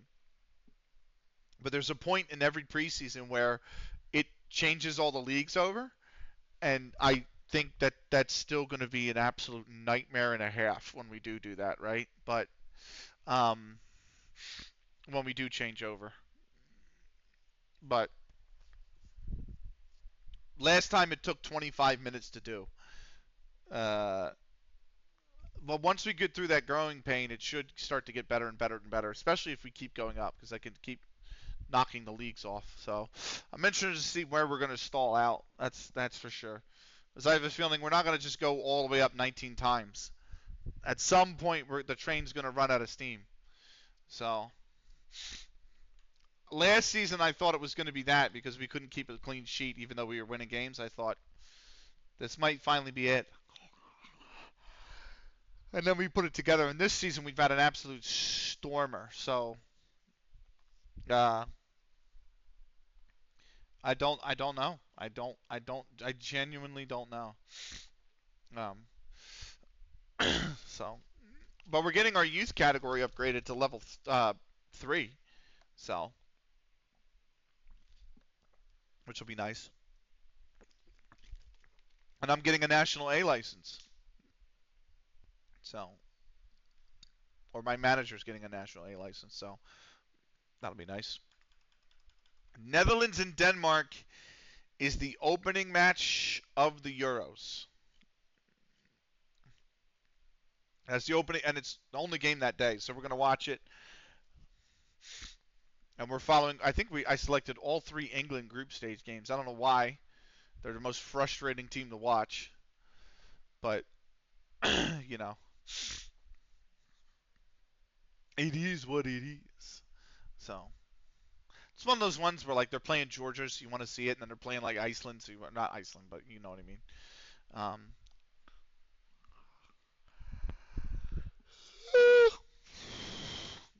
Alex Hearn retiring on today, the 27th May, 2032. We got the 2032 Euros right around the corner, and then we got season 10. The start of season 10. So, oh, we do have to. I do need to check that. Who won the European competitions and the FA Cup? We'll check that after, and the coefficient, obviously. We'll check that after we come back from holiday. We'll also see where MLS is at, obviously. So, because that'll probably be like June, a few days along. I am actually really excited, by the way. Next weekend, the 22nd, it is opening day in the MLS. I'm gonna have the football on. Like the 22nd, I'm gonna be out, obviously, but on the 23rd, I'm gonna have the football on all day. It'll be Prem in the morning and the afternoon, and then in the mid-afternoon, late afternoon, it'll be MLS, and it's just gonna be awesome. It's just gonna be football nonstop. I'm so excited. Union are probably gonna be shit, but we didn't look good in preseason, that's for sure. Come on up to MLS. It's going to be a fun season. It always is. It's just the Union are going to be atrocious. So that's all. We got Orlando away, who like there's four teams in the East that look really strong, and Orlando's one of them. Orlando, Atlanta, um, Miami, and Cincinnati. Those four look really, really, really good um, in the East, and then in the West, um,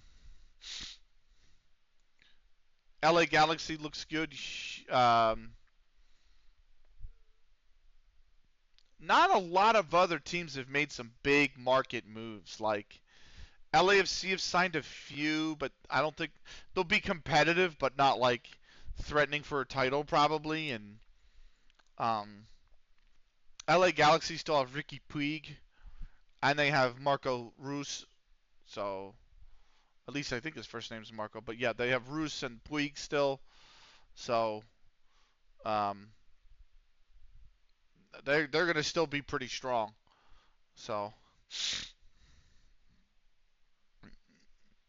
we're gonna be atrocious. The power rankings came out and we're 29th out of 30.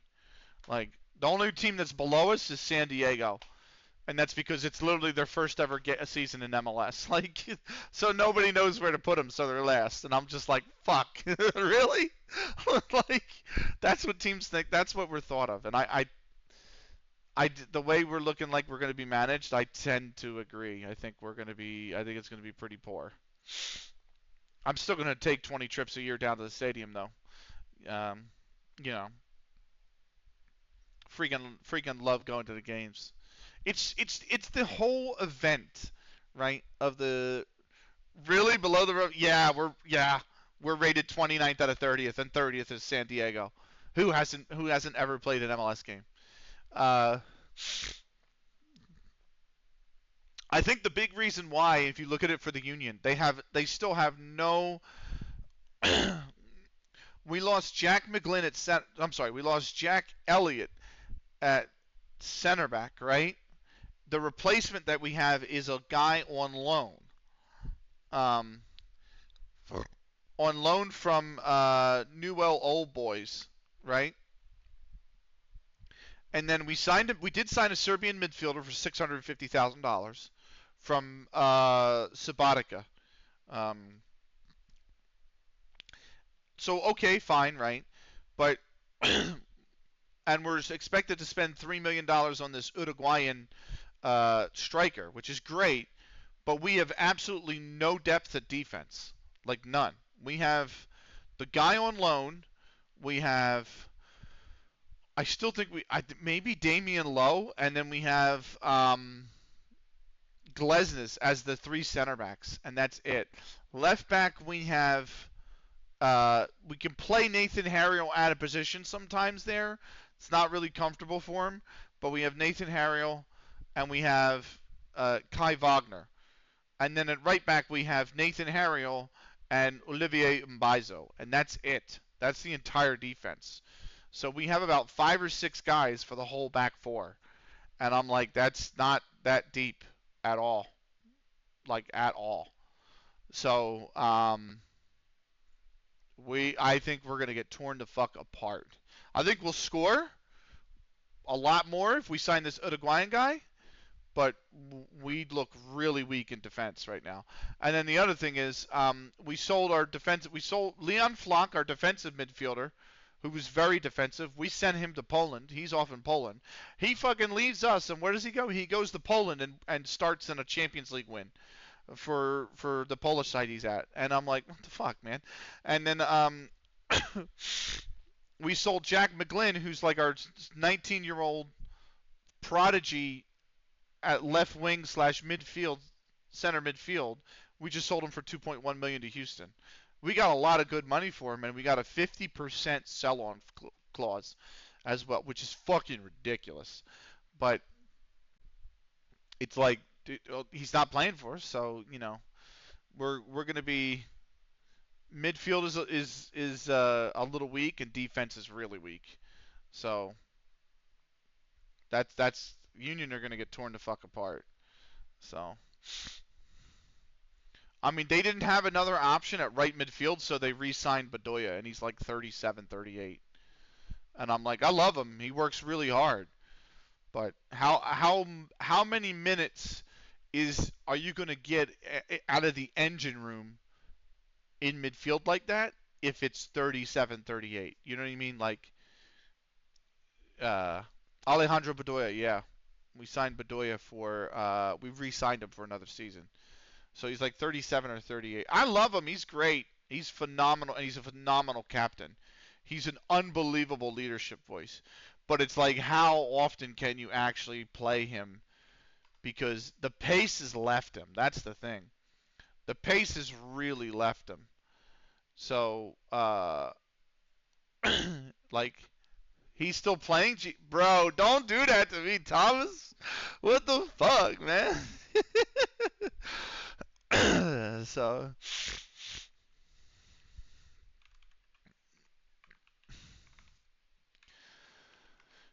he is 37 years old.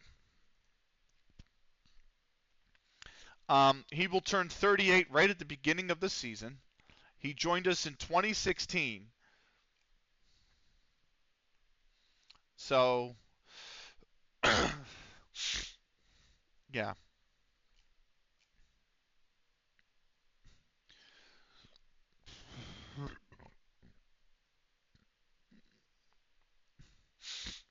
I don't know, bro. I don't know.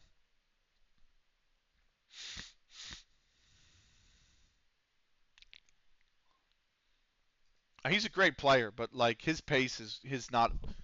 When we were bouncing teams in 20, like when we were starting to be really good in 2019 ish era, 2020, 2021, like he had pace. Last season, like he'll give you he'll give you 15 to like 30 really good minutes, and then that's about his limit. So, and I'm like, we don't really have anybody else in right midfield. That's our problem. So we're signing a striker and a midfielder and a central midfielder and really like a defensive midfielder and a center back, and we don't have anybody at right wing to really replace him. So they'll play Quinn Sullivan over there, but um, I have no idea what Bedoya is going to do because he wants to play the new manager wants to play the 4-2-3-1. So it's like where does Bedoya fit in that? Because the 4-2-3-1, like Quinn would be on the right in the three, Gazdag would play in the hole, and then you would have Ua and the new Uruguayan guy up top, and then out left you need an option. Maybe they're going to put the Uruguayan guy out left. They could play Kavan Sullivan out left. He plays left. He did for the Union 2 last season. But then, like, who's the two in the defensive midfield? One of them would have to be Bedoya, unless you're playing Jean-Jacques and the new Serbian guy, which is a possibility. But Jean-Jacques did not look good. Everyone's like, oh, this guy's got a lot of potential. He's a Haitian. He's like, oh, he's got a lot of potential. And he fucking coughed up the ball a lot when he played last season. He didn't play a lot of minutes. So, uh, we'll see. I think we're going to get found out this year. Uh,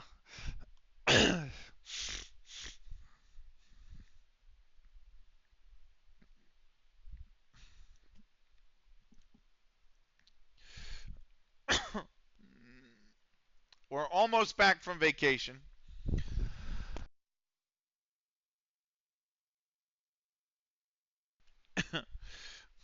So, we're on holiday until the 10th. And then we'll start Netherlands, Denmark. Then we got England, Greece, Israel, Austria, Croatia, Turkey. And then a recruitment meeting mixed in there. We'll see how Europe shaped up while we were gone for 2 weeks.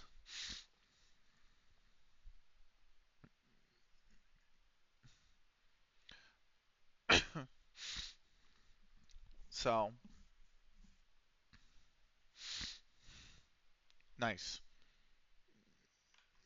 The restricted transfer window for the Westmoreland Association League Division 1 is open. So the restricted transfer window opens. Pump me up. Pump me up.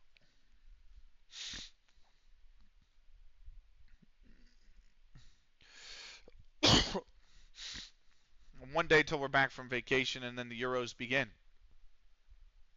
Reminder, we have to do all of the France, Iceland after that as well. So there's your opening 5 games we're going to be watching. A reminder, we do have to do as well the knockouts. So right now on the schedule, we only have the group stage. The knockouts is where we're at. We're back from holiday. Hearn is retired. Alex Hearn is a fitness coach. How about that? And he's wanted as a fitness coach. His level of discipline's at 18. Okay. He's wanted by 23 clubs. Who the fuck what? I'm sorry, what? Information. Happiness. Information. Where's the offers? Oh, here we go. Breitling, Seatown, Plymouth, Phoenix, Hearst, Handley. Is Hearst up there? Hearst is like Thames Valley Premier League Premier Division. Borstal Wanderers. So he's he's got quite a few offers. Good for him, man. Good for him. Thompson's rejected. French Youth Invitational. Start date is 5/20. Well, it's already passed, mate. It's already. I can't even scout it. It's got 2 days left. Thank you, mate. Appreciate it. Potstrol's interest from Counterlogic FC. I have no idea what the fuck you talking about.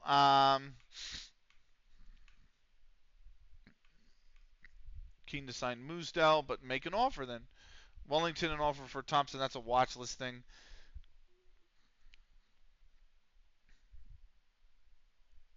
Okay. I gotta think here. I showing promise. Lloyd Leisure. I agree. I think a contract. I'm going to enter contract negotiations with him. We'll find loan move to remove and exclude. No, you were in the under 18s. I'll give you 1 year, and I'll give an optional contract extension. He wants 325, bruh. Can you do two? Can you do 300? Bruh. I'll give you the 325, but I get my year. And then Doolin and Price are the only other two I really want to offer the contract to. The rest can kind of go away, even though Aiden Wardrobe previously tore up the under-18s league, so he's not really. You have a 1 year contract extension, so I'm just going to trigger it. Yes. And then so do. Oh, hold on. Hi. You have a 1 year contract extension. Thank you. And the rest are. Sorry, guys. Oliver Rowlands, our backup keeper. Sorry, brother. I know you've been at the club for a while, but away you go. Away you go. Youth contract set to expire. Significant potential, but he's 2.5 stars. He's 18. Fenton Mathias is the only one that's got even close. And what are his physical? What are his stats like?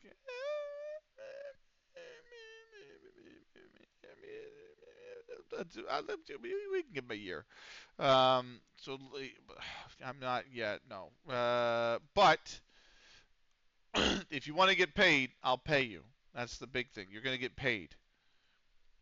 So that's that. Everyone else is going. Finances look good. Coaching advice summary, monthly board, A- from the board, A- from the supporters as well. What else we got here? O'Kara Moosdale is gaining a lot of interest, and you know, do I offer? Maybe I offer him to clubs. for an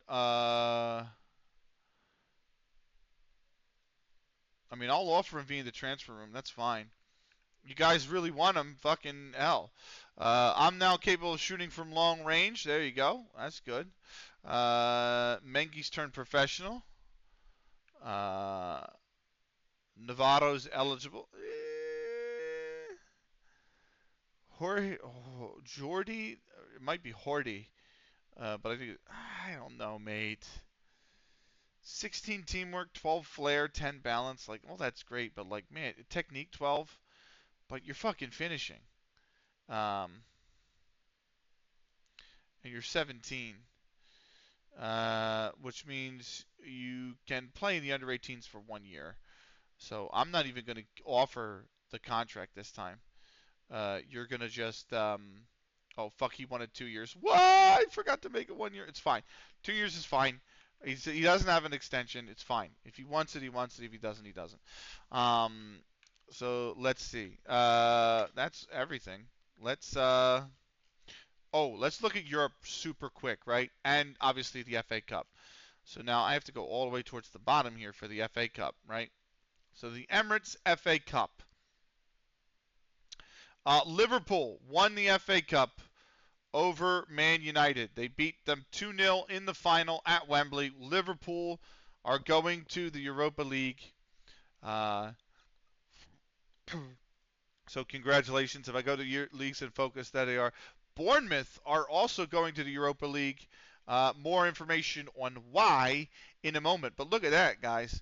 9 of the 17 teams not relegated are going to Europe. Now, almost half the league itself is going to Europe. How about that? Burnley beat Swansea in the championship playoff, by the way. Burnley are coming up. So, the FA Trophy. Hey!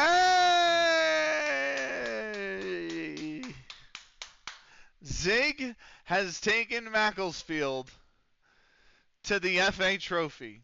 Zig has won Macclesfield the FA Trophy. Where is he? Where is he? God damn it, he's not here. Is he still live by any chance? Is he still streaming? He is streaming. I'm gonna turn his audio on. Hang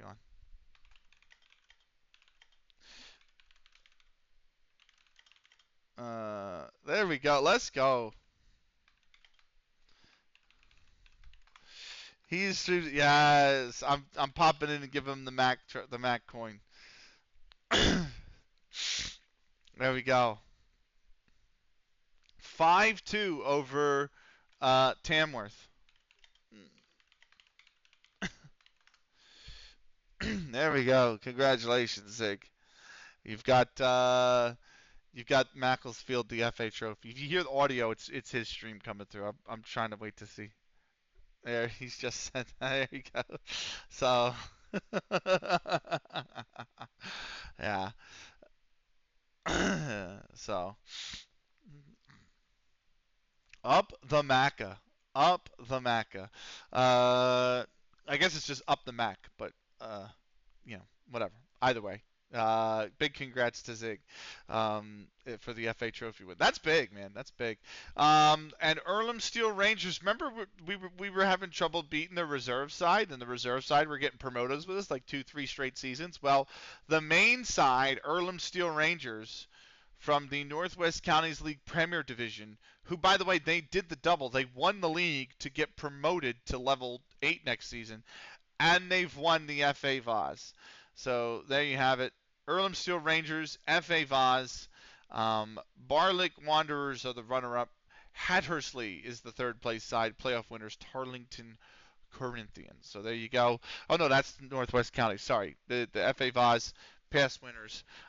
Earlham Steel over Hattersley. So there you are. North Shields over Beckenham as well in a previous year. So shout out to Micah Richards. He probably wasn't. Probably didn't arrive on time for that game. Still, if you know, you know. Yeah. There you have it. That's the FA Vase. Let's check in on Europe, right? Because we said, and then we'll actually kick on with the Euros, right? Conference League, the reason that Bournemouth are in the Europa League next season because no, that is not what I want. I wanted matches. Semifinals, was it 2 legs? It was 2 legs. Bournemouth 2-0 over Hearts. Olympiacos 4-3 over Braun. Then Braun 3-0 over Olympiacos, 4-6 on aggregate. And then Bournemouth 3-1 over Hearts. So Hearts make a semifinal, which is a good run for them, to be honest with you. But Bournemouth make the final 2-0 over Braun in the final. Where are they from, Braun? Norway. So Bournemouth win the Conference League. They're going up to Europa League next season. Speaking of Europa League, Brugge beating Leverkusen 3-2 at home. Stuttgart 4-1 over BRG. Second leg, BRG 1-0. Not enough to overcome the deficit. So Stuttgart through. Bayer Leverkusen at home, though, 4-1 over Club Brugge, 6-4 in aggregate. Leverkusen versus Stuttgart in the all-German final. Stuttgart 4-2 over Bayer Leverkusen. So Stuttgart's going up to the Champions League next season. And the Champions League, of course, evil empires abound. Semi-final first leg, PSG 2-1 over Roma. City 3-1 over Real Madrid. And then Real Madrid 4-2 in the second leg. They sent it to pens. City won on pens. Roma 3-1 over PSG to advance to the final. But the evil empire does win. Man City have won the Champions League. This is just their second Champions League win after they bottled 2 finals against Porto and PSG. And so Roma, who have won the Conference League in our save as well, have managed to fail to win the Champions League. And that was at San Siro as well, at one of their rivals in Milan. Like, that's brutal. But that is the Champions League. So I'm going to take a quick pee break. I'm going to be back in 3 minutes. We'll get into the Euros. Don't go anywhere. We'll be right back.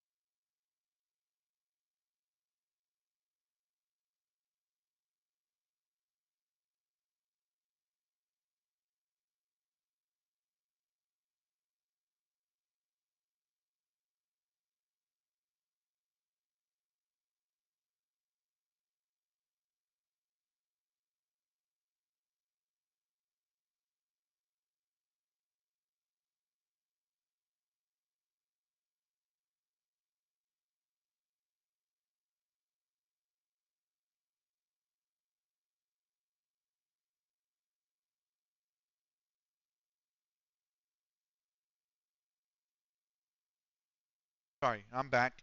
Just a quick break there. Oh, good. Conant capable of shaping. Oh, yes. Thank God. Contract extensions. We triggered 2, and now it is the day of days. It is once again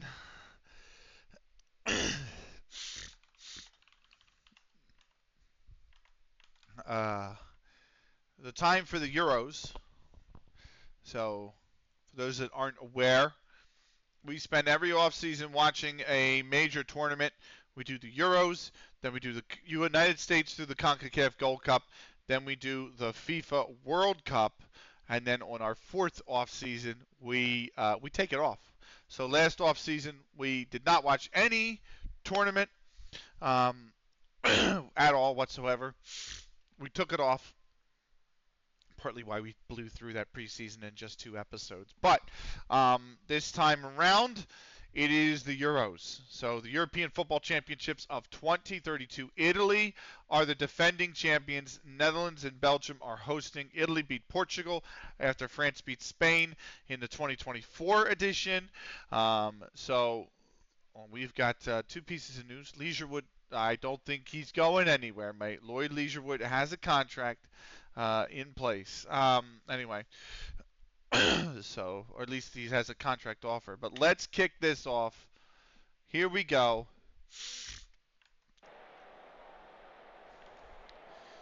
Netherlands and Denmark, the start of the 2032 Euros.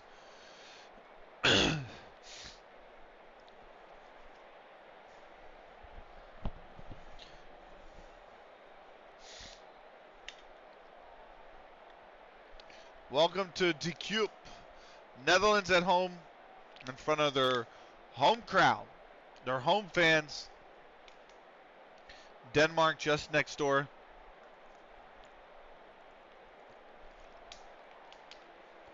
Group A matchup.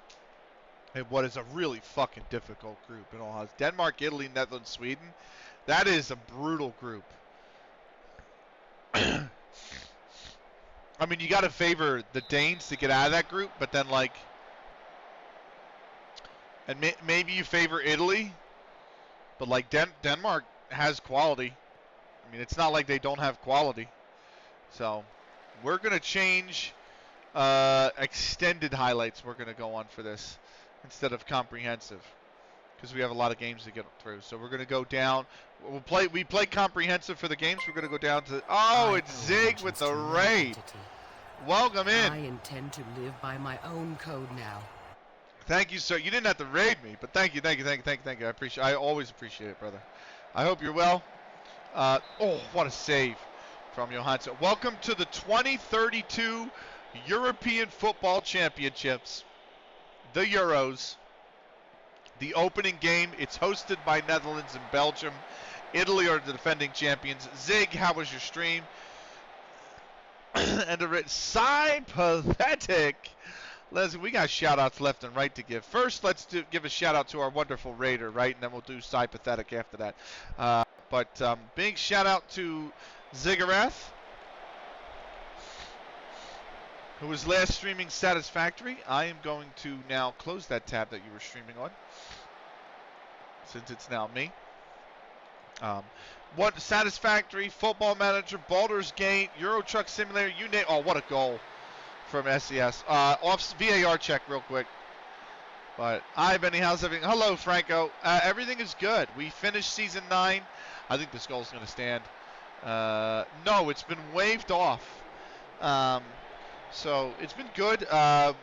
We finished season 9. We won by 11 points. So we are going up next season. And to level 11. I actually got an interview with Fleetwood Town, who got relegated out of Vanarama National. We declined the interview. And Zig's Macclesfield, Zig asked me to recreate him in the game, and we put him in the game as the Macclesfield manager. They again lost the Vanarama National playoffs to the team that eventually did go up, Kidderminster Harriers. But they won the FA Trophy. So Zig brought Macclesfield one of the 3 FA competitions. So big Big up to Zig for bringing home the trophy for Macclesfield. Bournemouth won the Conference League to go up to the Europa League. Stuttgart beat Leverkusen in the Europa League. And Man City beat, oh my God, so, not another quit cheer. your Let's groveling. go. I'll send you to hell. Thank you, Sai. Thank you so much. What did you say in your message? Let's get some big bits going for the Raiders. Or some bits going. Thank you so much. 2-0. Or sorry, that is now official. 1-0 Denmark. Van Lewis scored. And what a ball. To Silva on the right-hand side. And cuts into the byline. Cuts back for Van der Kerkhoff, who's still playing for the Netherlands. And then Van Loo tucks it into the far post. Johansson can't keep it out. And the Dutch have a 1-0 lead over their neighbors. And then the Champions League, Roma beat PSG in the semifinal. City downed Real Madrid in the semifinal, and then City beat Roma in the final. So Man City won the Champions League, but they bottled the Premier League. Newcastle won the last 5 games in a row, and City went 3-2 over those last 5 games. And oh my God, De Silva's just going to walk in by himself. Who's marking this guy? 2-0 Netherlands. They didn't close him down whatsoever. I'm baffled by this goal. Van Loo takes the ball here on the right-hand side. There's an attempted tackle, and then De Silva just takes it alone. Defenders can't stay with him. Johansson's not got a chance, really. And the Netherlands are 2-0 up in the first half. At home, by the way. And that's halftime. Absolute dominant performance as well. Denmark have 3 shots, only 1 on target. Let's start with the second half. So, yeah, Newcastle won the Prem. Liverpool beat Man United in the FA Cup. Man City beat Chelsea in the Carabao Cup. Macclesfield won the FA Trophy. Earlham Steel Rangers won the FA Vase. Ancient Orange on top. God, what, really, Sean? You gotta call it that. Let's give our second shout out though, by the way, because I do need to shout out Sean now that you're here. But before that, we need to shout out the guy who gets me through the work days, man. Sympathetic is a like a duo, a family streamer who streams. They were playing Elden Ring, but during the day they also run a Unreal Tournament radio on both YouTube and Twitch. And I listen to it all day. It gets me through the work days, man. It's absolutely phenomenal, the work that they're doing. So that's why when you see the little notification above, it says music, but because they're playing Unreal Tournament Radio. But Unreal Tournament Radio, they were playing. You guys were playing. You were doing a movie night the other night as well. You guys came in and said you were doing a movie night. So, but movie night, Unreal Tournament Radio, Elden Ring, all sorts of fun games. Check out Sympathetic. Absolutely lovely people. Phenomenal people, actually. So can't praise them enough. What's up, Sean? How you doing, man? We're watching the Euros. It is 2-0 Netherlands. Denmark have not had just a chance here. They are moving the ball finally. Good ball over the top. Larson on the left-hand side. Thanks, man. We're doing UT2. I know. Yeah. I'm going to be streaming for way too long. I might raid you if I'm by the end of the night, but I still got 3.5 hours I'm going to be on stream for. So, but yeah, maybe I'll raid you tonight because I freaking love that game. I actually, speaking of UT2K4, I put it back on the schedule. So for those that aren't aware, who are new here or just come in or whatever, my schedule is now up on Twitch. And it is up on Twitter, and it is on Blue Sky. Now, the only exception to Twitter and Blue Sky is it's showing a stream Tuesday. I've axed that from the schedule because Honey Badger and I are going to be collaborating or working on a collaboration of something for the future. So we're planning that out Tuesday. So Tuesday I'm not streaming because him and I are going to be talking. But just holding an orange cat, nursing a bottle of water. Okay. Nice. Is it the cat that I think it is? Is it? There we go. Is that him? Right there. So, yeah, it'll be cool to see you in your game. We won't be streaming for a little while yet. Ooh, big plans to making. Yeah, Juice. Yeah. So, if you click anytime, I don't know if you guys know how to get to the schedule, but anytime you're watching a stream, if you actually click on the streamer's name, it'll move the stream up to the top as 2-0 will be the final here. Netherlands over Denmark. Robert Van Leeuwen the 32nd and Joop de Silva in the 40th. He did get hurt in added time, but that is it. Netherlands 2-0 over Denmark. So that emote is TJ. Juice is the keeper. Gotcha. Okay. Good to know. So yeah, if you're watching any streamer, you click their name when you're watching them, it'll move their stream to the top, and then it'll give you like all the highlights and clips and shit and all the other stuff. There will be a tab over there from like home, videos, about. There will be one that says schedule. If you click on that, boom, it'll give you the stream schedule. We've got a whole slew of things coming up for you, but Unreal Tournament 2004 is on the schedule.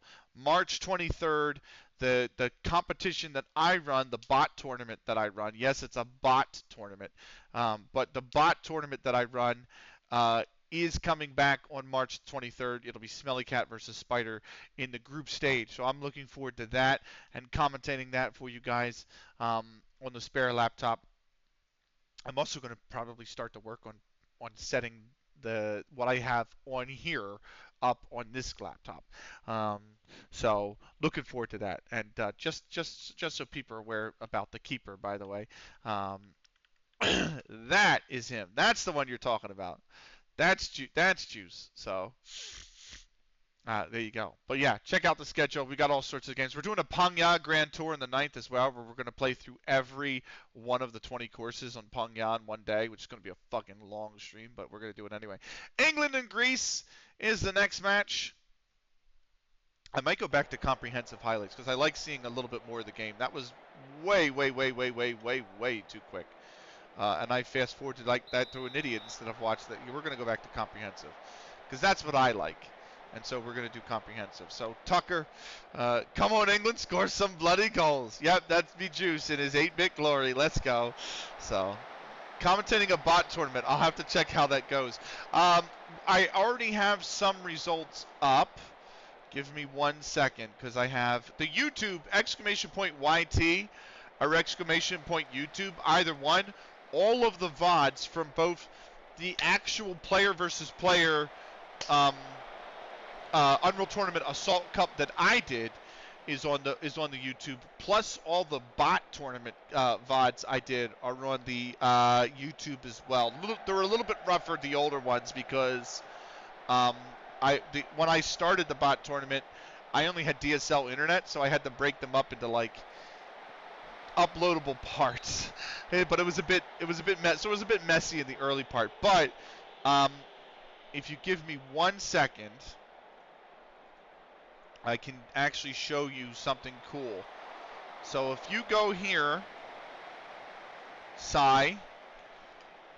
that's the actual tournament page. And then if you go to matches and latest results, all the games that we've commentated as England take the lead through David Garbutt, all the matches that have a scoreline we've commentated. If you click into those actual matches, then there'll be another tab that says watch on each individual match. And then when you click that tab, there should be something that says replays, and it has a replay of the actual of the match. Like some of them don't, not all of them do, but most of them do. And they have the actual, it's like YouTube links on the individual match pages as well. So it's kind of neat. So England up early over Greece. I might be able to show you guys what I mean, but yeah, that's the public match page. And then once you go there, you go to, or you can just click watch and then click replays, and all the replays are there. Once you're on the tournament page, you can click watch and click replays, and then all the replays for all the matches are there as well. So it's kind of neat. Anyway, Um, it makes me look forward to international breaks. I'll put it that way. Which the next FIFA international break is coming up on that weekend, March 23rd.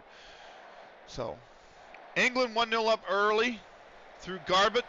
I think Radcliffe's offsides. I think he's offsides. I'm going to put the arm up. I'm going to put the flag up. Radcliffe looked offsides here, and I think that's not going to stand.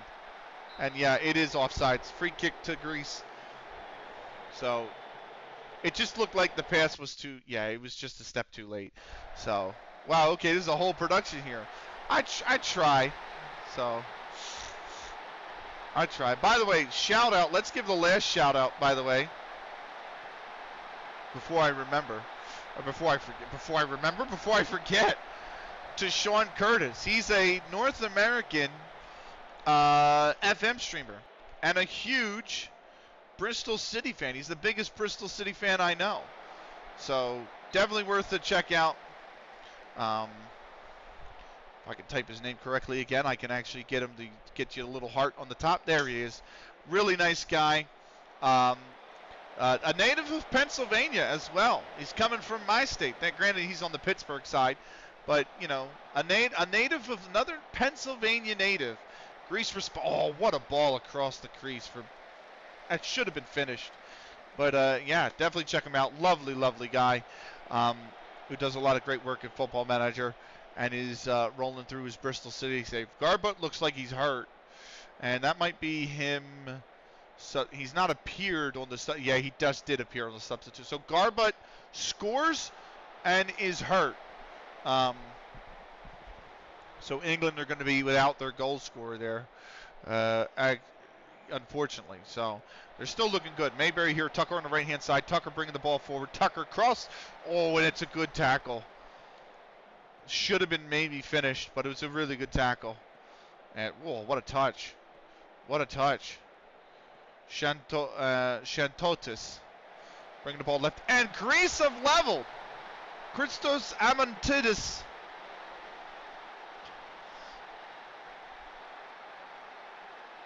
has leveled it for Greece in the 20th minute. I don't think anyone saw that coming. Greece didn't even make the last Euros. At least I don't think they did. I don't think they've made the last two. I know IRL they didn't make the 2022 one. I mean, not the 2024 one. So they weren't in the game here in 2024. And then what you call it? If I remember correctly, they didn't make the 2028 ones either. So missing the last two, and now all of a sudden they've leveled against Greece. Here's Dickinson, Radcliffe there, can't get to it. And Greece trying to build and bring forward. Papadopoulos has to pull it back though, and that's going to be the end of the highlight. 23rd minute now. Throw in here for England. Mayberry, Tucker, the cut back to Collier. Townsend eventually comes up with the ball from McGraham. Townsend, Collier. Nope, it's cut off by Papadopoulos. Mayberry still comes up with it somehow. McGraham. Tucker. Sends Mayberry down the line. Did he stay on it? Looks like he did. Kelton! And it's right there. Right at the keeper. Here's Greece now with the ball. 24th minute. Wow, it's almost a good ball over the top. Second attempt is a little bit further off, and Tucker comes down with it for England. So. Eat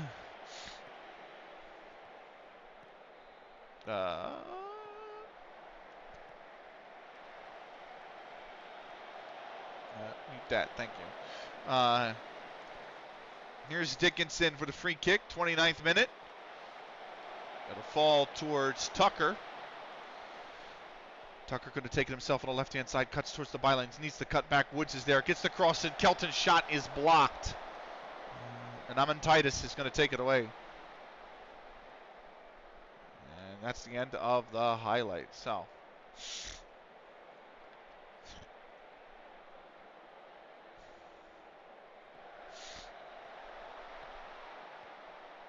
trying to look to see if anyone else I had whose tabs are open went offline real quick. That's not. Are Ireland out, Benny? I don't think they qualified. I think they failed to qualify, Cully. Iceland did. Scotland's in. Wales are in. Ireland, I don't think did. This is probably the hardest. Well, no, this is not the hardest group. Oh, no, Maybury, and it's 2. Maybury is there. And he's put England back in front. Fuck's sake, Cisco. I know, right? I want the Republic of Ireland in as well. But it's I don't know what it is, man. So, what a nice tucked finish inside the far post. And England now lead 2-1 inside the first half. I'll tell you what, Cully, we'll take a look after this game's done. Yeah, England. Come on, England, score some fucking goals. So.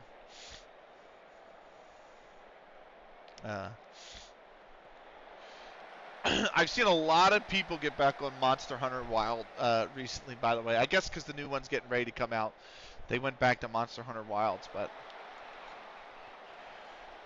I've never played a Monster Hunter. How's the stream going? Very well. We're done Season 9. We're into our off-season watch-along, which we always do every off-season.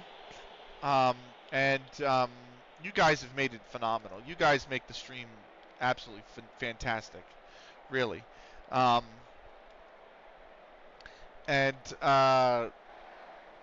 Yeah, I'm excited. Tomorrow we're going to continue with the Euro watch-along. I'd like to plow through as much of the Euros tomorrow as we can.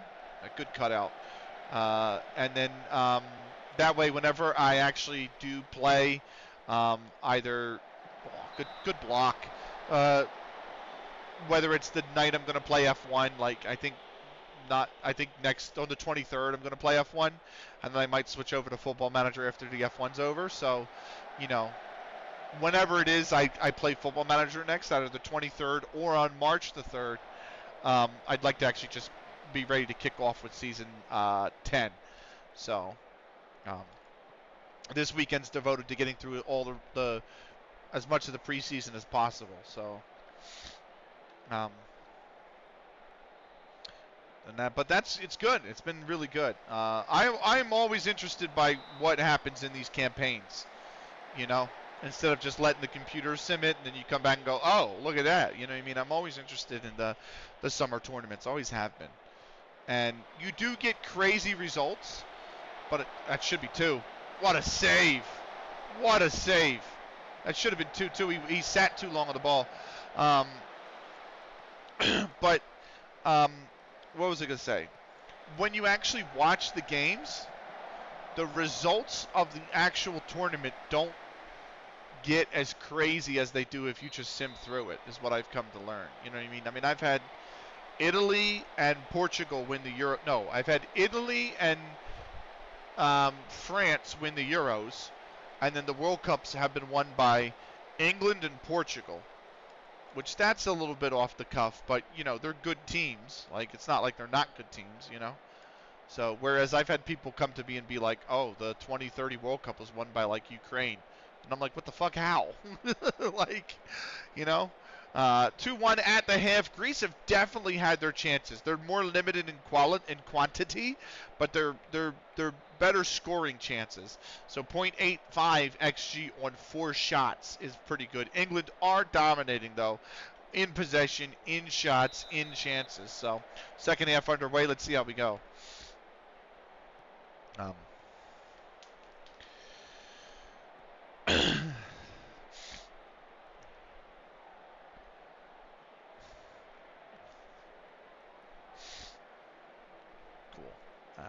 And then click that. Cool. Needham, that's gone just over the bar.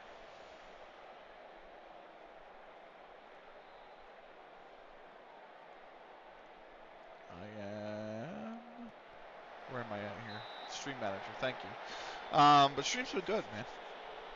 I'm excited for the conclusion tomorrow. I'm actually going to try to go live. That way I can, early. That way I can actually wake up for the Prem and get back on a normal schedule. because I've kind of been slacking on what time I get up in the mornings, even during the week. And I need to get back on a normal schedule, so. I did it today. I woke up at like 6:30 today. But then I laid in bed till 8:30. So Dickinson tried to squeak that in, but couldn't quite best the keeper. Here's Dickinson again now from the other side. Oh, and he's not been able to beat him. That's twice he's tested him. Collier, Mayberry, Tucker, Radcliffe. He's knocked off the ball, and Charalabides will take it. Here's Tucker on the right-hand side. 74th minute. England still trying to put this game to bed. A third goal might do just that. Townsend. Dickinson's there, but it is put behind for a corner.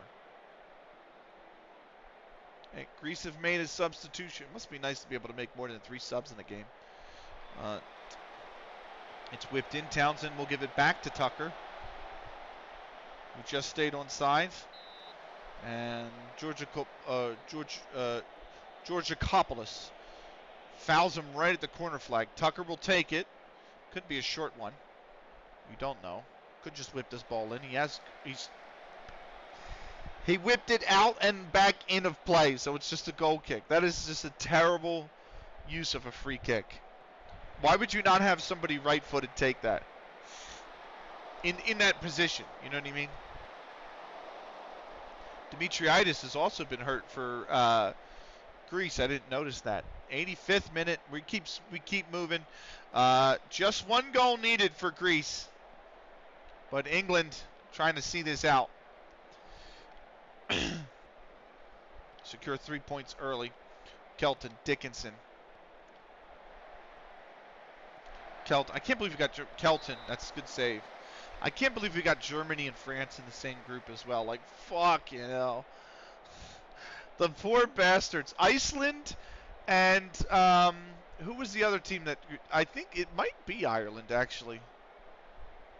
No, it's Scotland, I think. Iceland, yeah. Iceland and Scotland got drawn in a group with Germany and France. So, GG's. Good luck.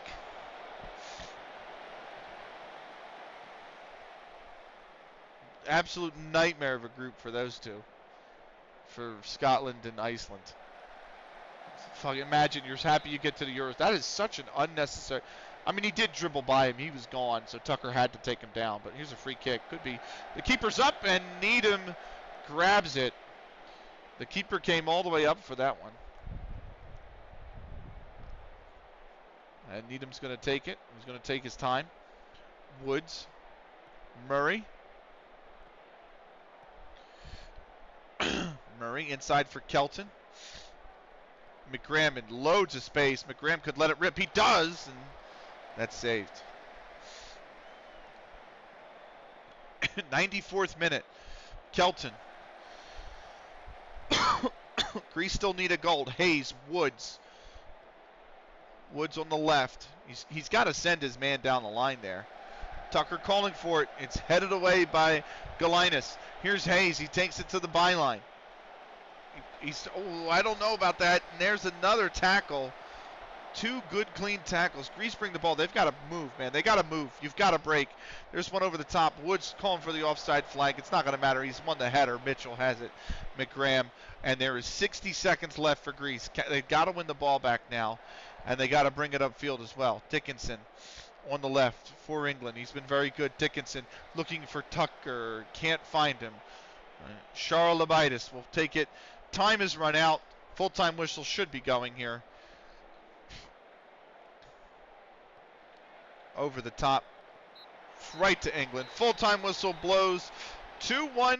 The English get their win. Off goals from David Garbutt and Cullum Mayberry. Christos Amantaitis. Or Amantaitis.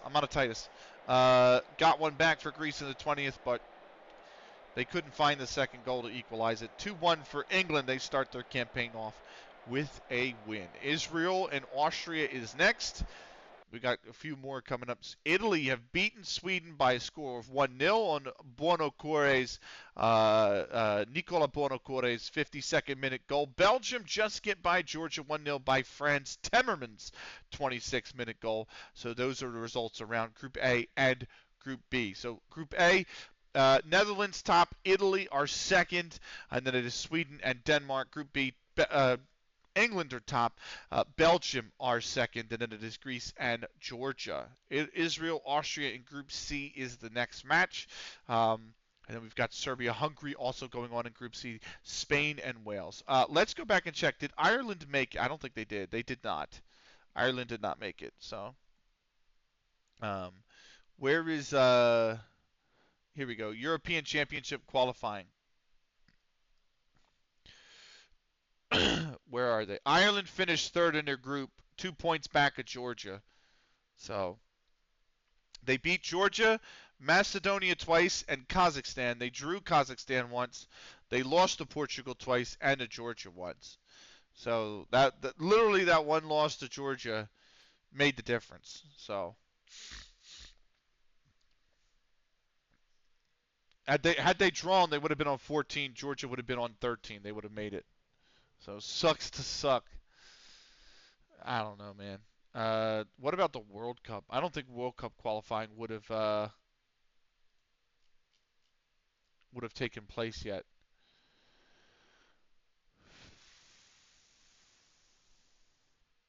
No.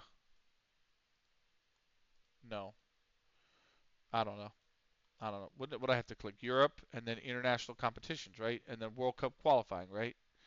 No. International competitions. World Cup European qualifying section. Yeah, that's going to start in 2032. So we're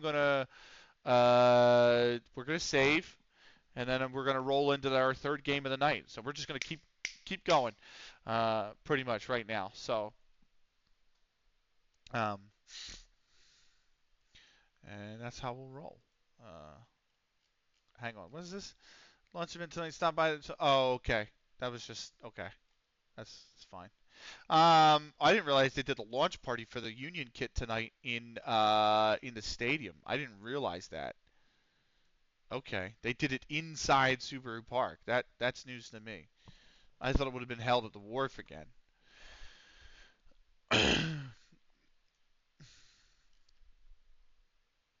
uh,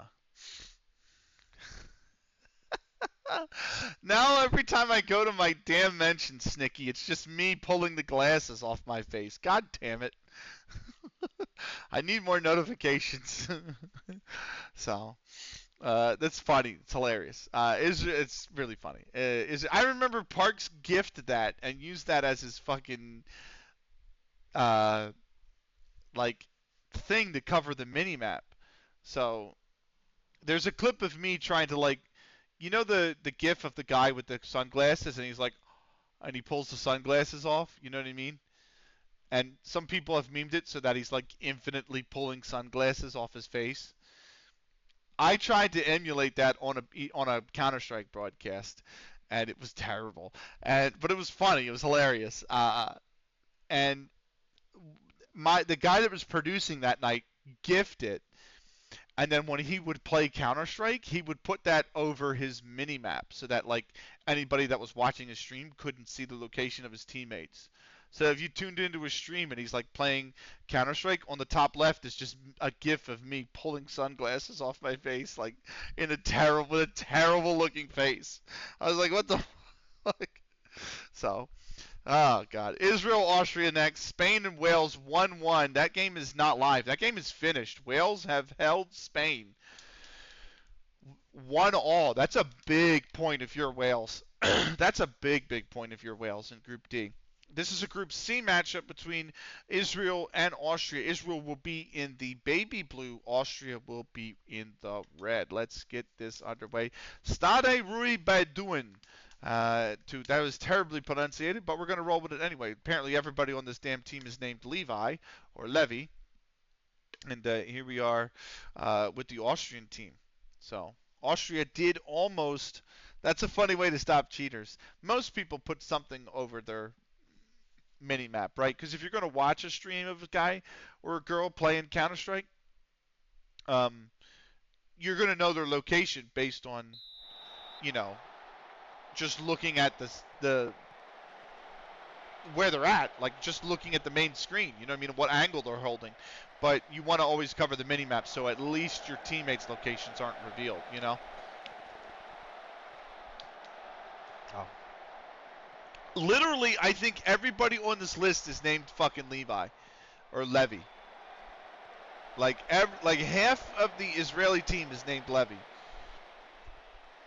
There's G Levy. Okay. There's B Levy. Oh, and Israel scores in the second minute. Bar Levy from B Levy from G Levy.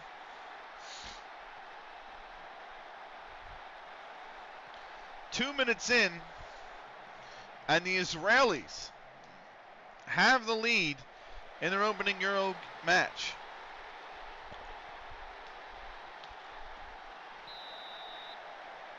I kind of want to look at this Israeli team now. Like, maybe when the highlight stops, if I'm quick enough, I'll pause it. There's an M Levy, so yeah, look at this. O Levy, B Levy, M Levy, G Levy, N Levy. Literally half the outfield's last name is Levy.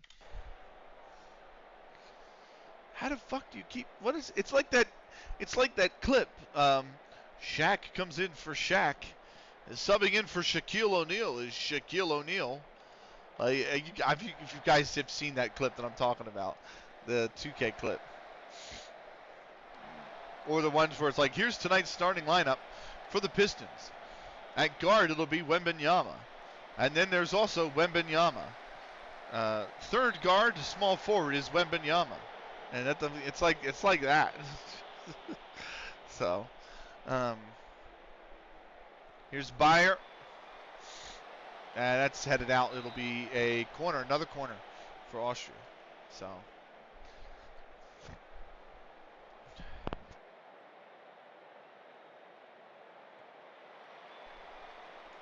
back post. This one's headed away by Medina. Here's Bayer again, going for goal. It's too high. Always going to rise, but it never came back down. Here's Schechter. Levy. Posilipo. Levy, and that's a penalty. That's given. The referee is pointed to the spot. VAR will check. Let's see.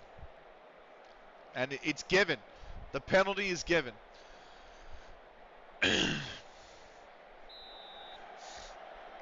Posilipo. And it's saved! Pence makes the save. Keep Austria in this game. Levy, and that's the second. Hani Abu Hamad has scored for Israel 2-0 for the Sky Blues. Oh, in off the back post as well. All that work that Pence did to save the penalty, and it's just completely undone. Inside a quarter of an hour, Austria trailed 2-0. Austria, who looked good in the previous Euros, made it out of the group stage in the previous Euros, if I remember correctly. And they are at I mean, this is a game that you got to think they've got to win in this group. They've still got all the hard teams to play in this group outside of, you know what I mean? Like, this is a group that they have to get out of. There's one across. Can't find it. Here's Bayer. Bayer takes it close. What a save. Big save from Abutbul. And here's Levy on the right now for Israel. Cut back. Posiliopo.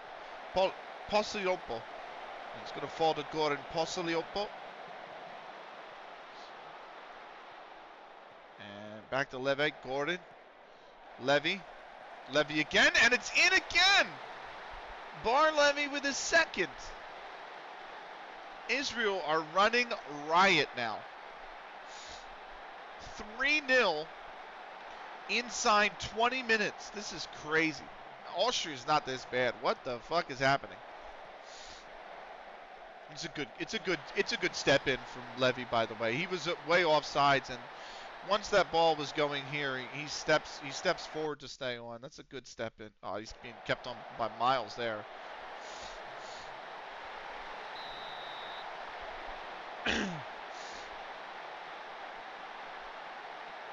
Hoffler. And that's gonna be cut out. They lose the ball already. Now here comes Israel again, maybe. Cut out by Erhardt. End of the highlight. Free kick. Levy to Levy. Medina on the left-hand side. Scheckter. Levy. Posiliopo. Back to Scheckter. Abu Hamad taking it all the way back in the defense. Here's Levy on the right-hand side now. Looking to build down the right. Very well cut out by Pitchler.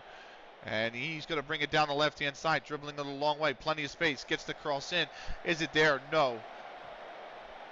It's cleared. Levy to Levy. He loses the ball. Insbringer. A turn and shoot. And it's over the bar for a goal kick.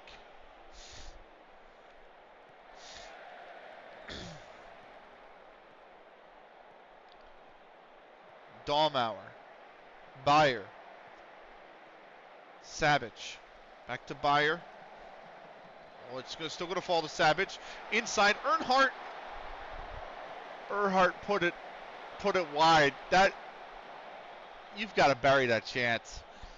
If you're Erhardt, you have got to bury that chance. So you're 3-0 down. You need something to spark your side back in. You know what I mean? Even if you just get a goal, you go 3-1 down at half, it's doable. You know what I mean? You could think to yourself, we can do this, you know?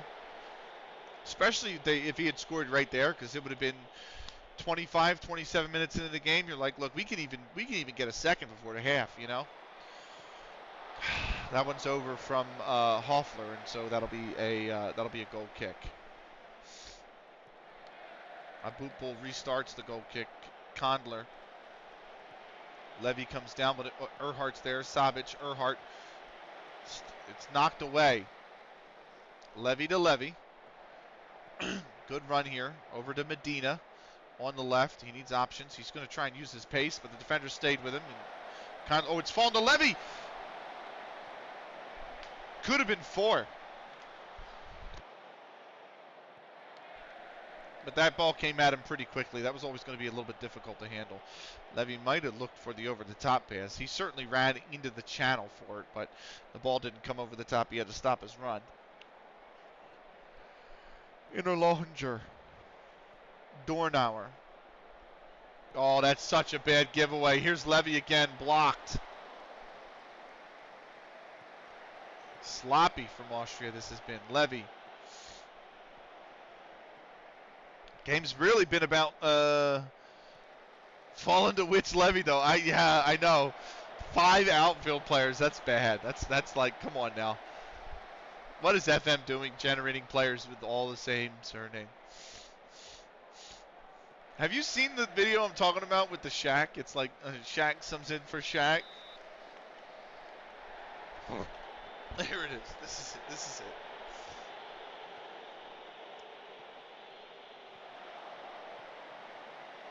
Oh, hold on.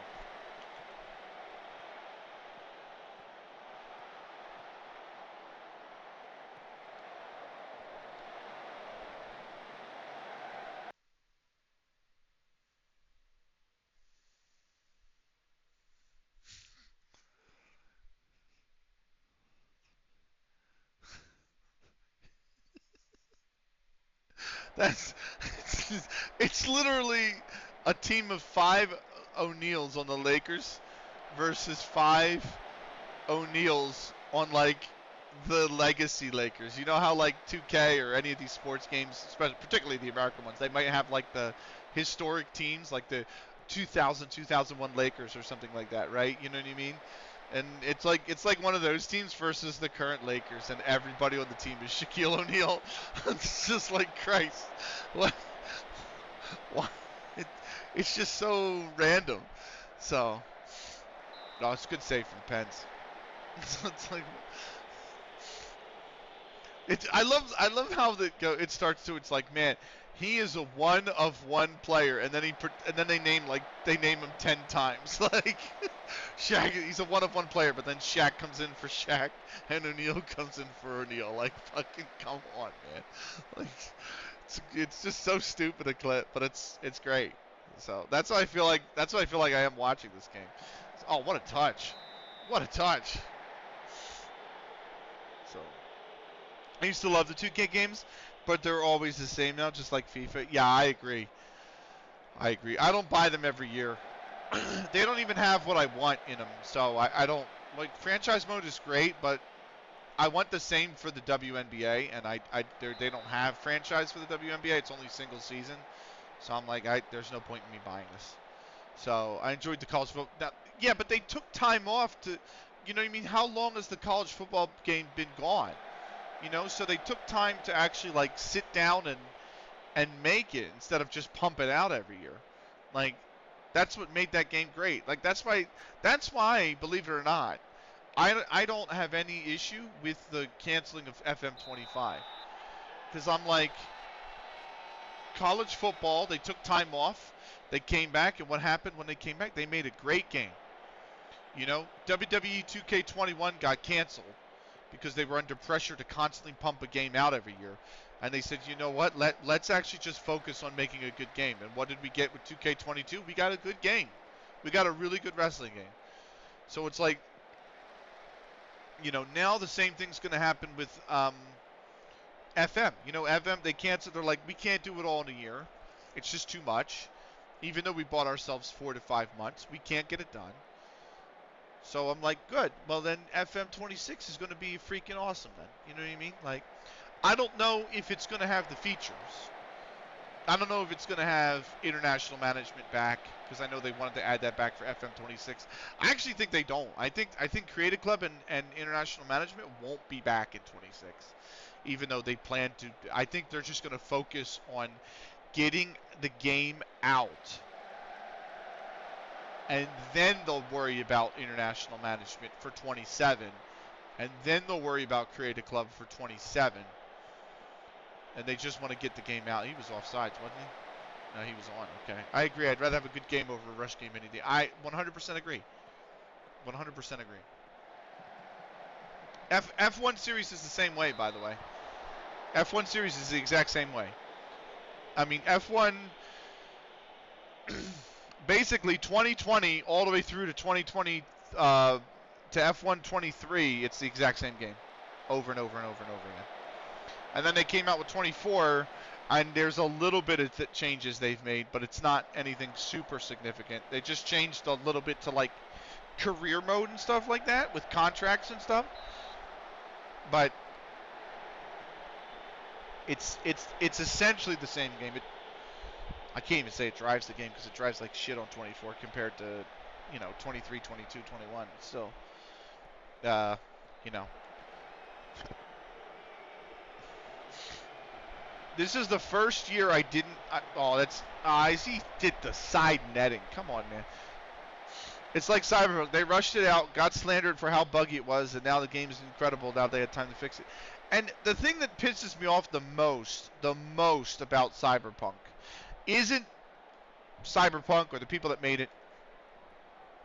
You know, they pushed it back twice. They pushed the game back twice, if people remember. They delayed it, and then they delayed it again.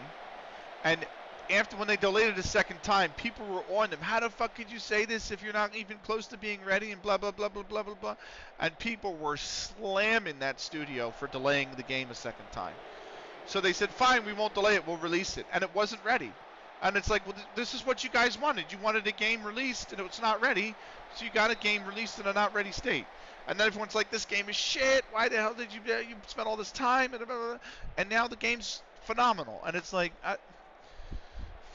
it just adds it. Like, please, if you're a game studio, stop listening to fans, man. CD Projekt is my favorite studio.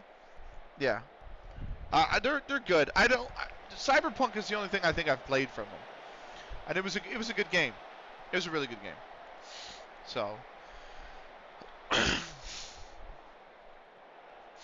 I just wish the modding community caught up a little bit to it. It's like there was so much potential in the modding community, and then it kind of like fizzled out a little bit. So I mean, there still is a very robust mod community, but it's just like it could have been so much more. So they make my favorite game, The Witcher. I have not played The Witcher game, so that explains. But maybe I need to go back into the modding community and see what's up. Because when I tried, which was like 2 years ago, it wasn't really anything there. So they made new things for mods called the Red Kit. See, don't. Part of me's like,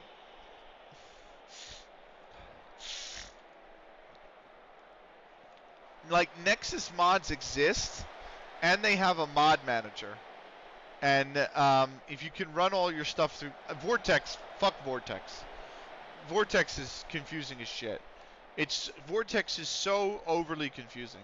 But if you can run it through like Mod Manager, you know, like and get signed, just use Mod Manager to mod Cyberpunk, it'd be great.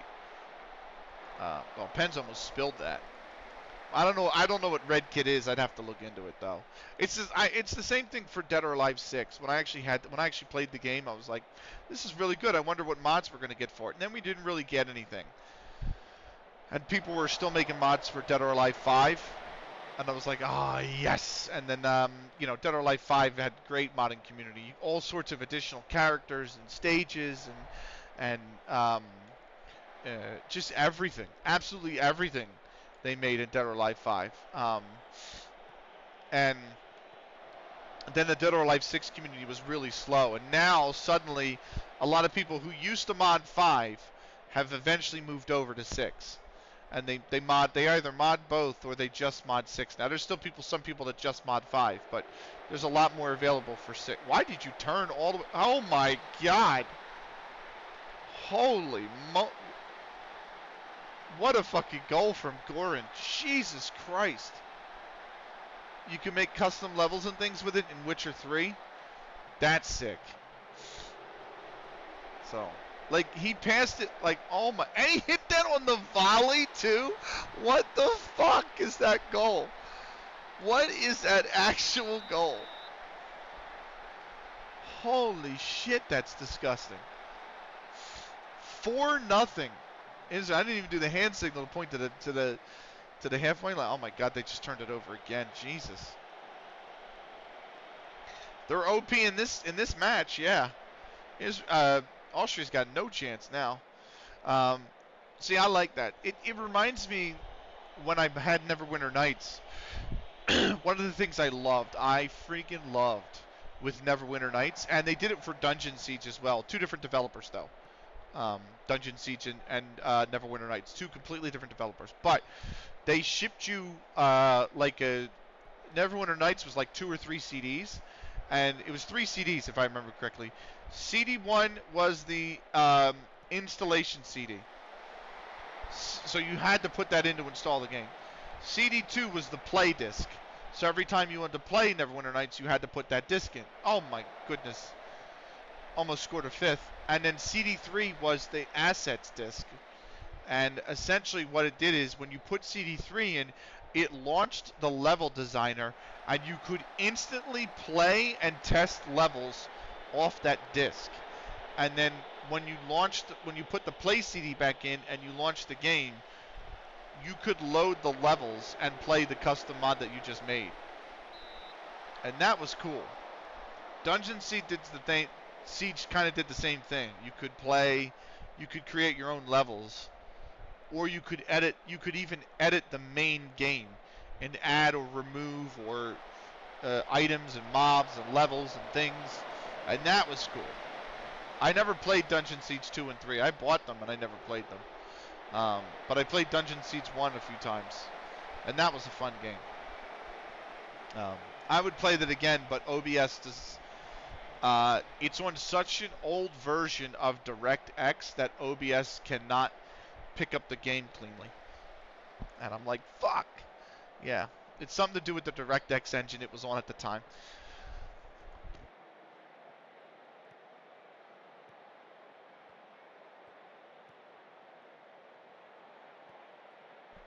Otherwise, I would have 100% streamed that game because that game's a lot of fun.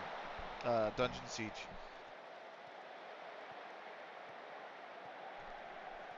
Austria still trying consolation goal, something.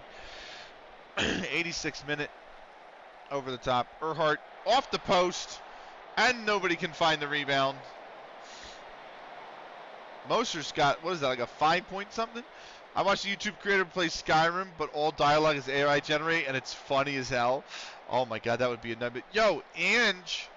So I rated Ange a few like a week ago when we were playing Nikkei, if anyone remembers. But Ange Life was playing Five Hearts Under One Roof. I don't know if you've seen that game. It's like a dating sim game or whatever, right?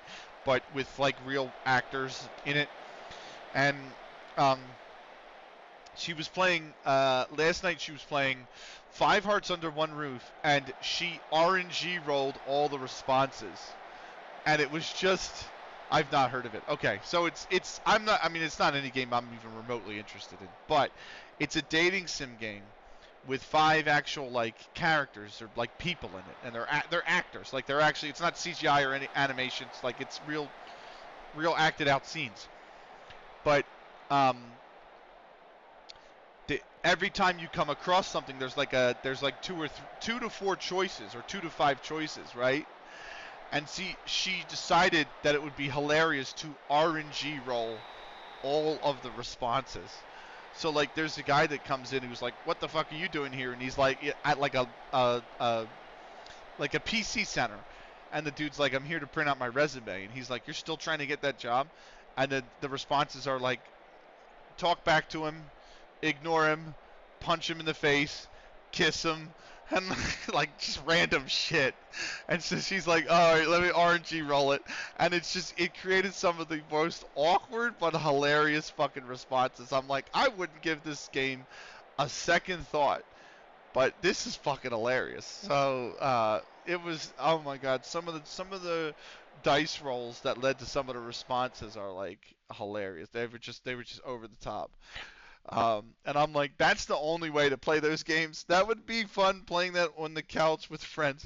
It was a riot. It was an absolute riot. Like I'm just like, oh my god. Like one of the options at one point, like when you're getting threatened, was like defuse the situation, like start to like throw a punch, or like shit your pants was like the third option. And she was like, "Okay, here we go, we're gonna roll." And then she got 3 and it says shit your pants, and she's like, "Why?" It was just like it was so over the top, and it was just so fucking hilarious. I'm like, oh my god, she's getting wrecked in this game right now.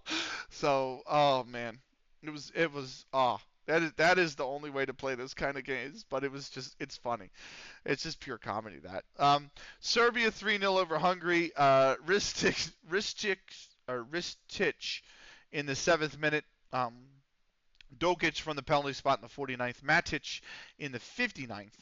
So that's Ristic in the 7th. Sorry. And 3-0 over Hungary. Spain 1-1. Leonard actually put Wales ahead in the 43rd. Ivan in the 57th leveled it for Spain. So that's where they stand after that.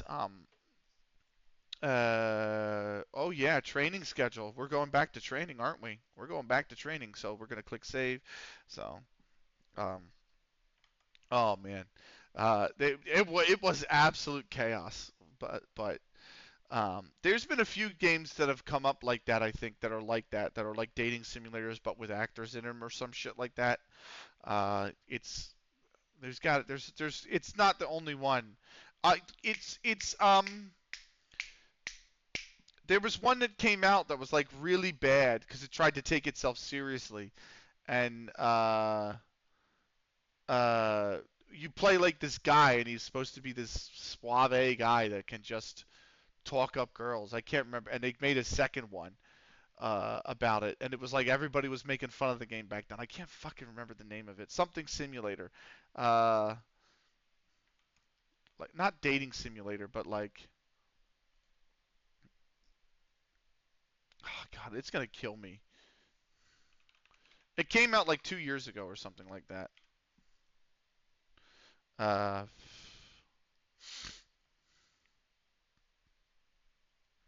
It's gonna bug the shit out of me that I can't remember this game. Um,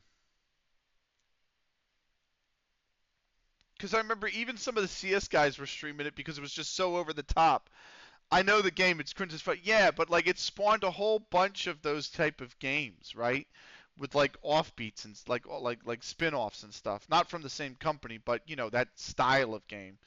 And that's what I'm saying. Like that's the only way to play those games. It's just RNG roll and just enjoy the pure fucking chaos. Um, Preseason prep. So there we go. Recruitment meeting. Let's attend. We do have a recruitment meeting. I'm not really too concerned about that. Um, uh,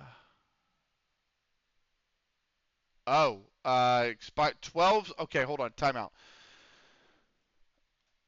So we have four under 21s contracts expiring, including Ade Walker, who is a future prospect, who I signed and sent to the under 21s. And he plays, holy shit, he plays so many positions for us. He plays right back, center back, defensive midfield, and the attacking midfield right. And he's a little awkward on attacking midfield left, but still, wow. Ade Walker's going to come. His contract's got to be renewed. Because it's what 2032 in the game, right? So he's done. Uh, he's done in a year. James Milner in disguise, yeah, right. Jesus Christ. So he's got to get a contract. There's no way. Future prospect, yes. He wants 2 years. He wants 425,000. I want an optional 2 years. Can you give me an option 2 years? He doesn't want what? Can you give me 1 year? Okay. All right. Cool. So and then 12 senior team, including Dwight Bishop, who we want to resign, Barnley Tulloch, who we want to resign. Oh my God! Everybody here wants to be it. Literally all 12 of these guys we need. So like these two are the backups I just brought in this season. Tyler Wright is starting to get some value. Chris Foster's good, like as an emergency backup, which is basically what he's listed as a fringe player, right? But Tulloch is a backup. Dwight Bishop is a backup, um, which is fine. These two are keepers, goalkeepers. So it's literally goalkeeper number 2, goalkeeper number 3. And then Wildman and Mather and Wright are like 3 big, powerful subs. Like big, powerful. I, we need like all these guys. Can I trigger expansion? Oh yes.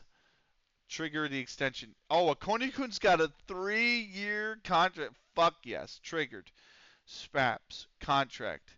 He needs one. Frack. Contract. Trigger. He's got a 3-year extension. That's getting triggered. Wildman. He doesn't have one. Mather. Does Mather have one? He doesn't. Tyler Wright. Does he have one? He doesn't. Parks. Contract. He doesn't have one. Snicky. He doesn't have. They don't have one. Twinkle. They do. They have a 3-year contract extension. That's getting triggered. Foster. He doesn't have one. Tulloch, I think I signed one. It's 1 year though. Yeah, he's getting triggered. Dwight Bishop. 1 year. It's getting triggered. So everybody that can trigger the contract extensions has been triggered. We look weak in midfield R. We don't play that position, man. We play AMR. So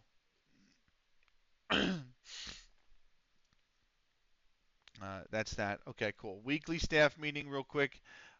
Yes, you can stop as individual training. The rest you're going to remind me in a month. No, move on. The rest is kind of fluff, right? All of this is fluff.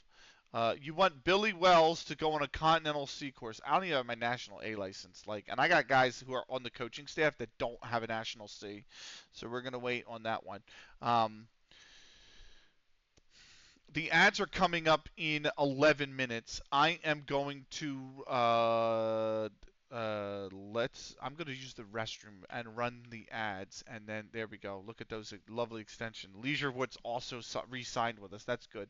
Um, so I'm gonna run the ads now. I'm gonna save the game one more time. Run the ads. Take a quick restroom break. I'll be back in 3 minutes with the Croatia game. I can't remember who they're playing. Maybe Turkey. Anyway, we'll be right back.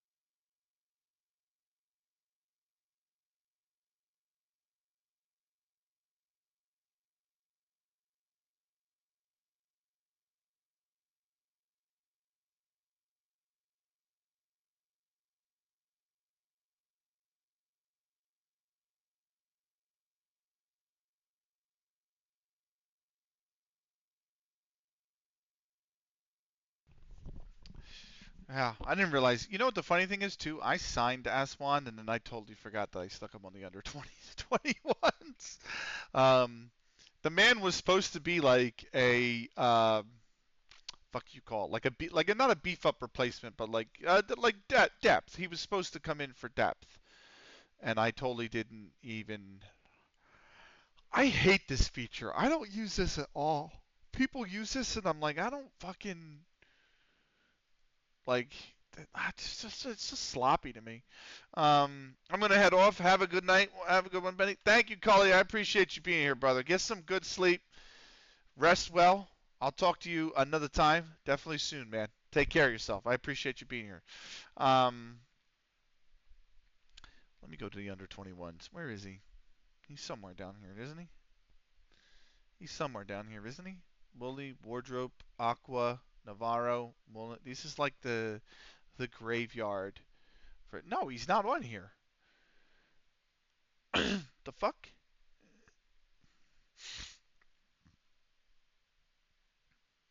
He's not on here either. What about the main squad? I don't even know. I don't even know where he's at anymore.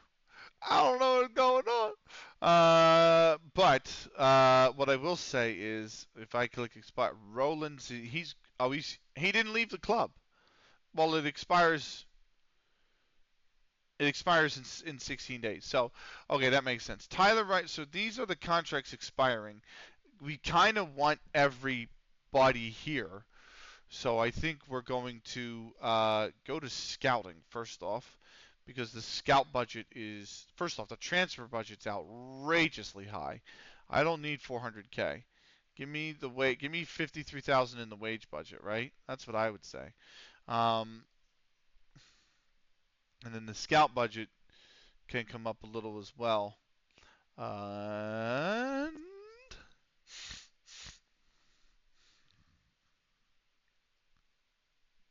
this probably resets on the 30th, though, right? So, whatever. Squad. We're gonna start with Tyler Wright. Contract. Enter contract negotiations. We'll play as defender left. Tyler, I need you all across the line, brother. All across. I agree to him as an important player. He's not. Fuck. He wants 66K as a release clause. What is your worth? 60,000. That is honestly. I don't want the release clause, but honestly, if you're a 27-year-old fullback, like,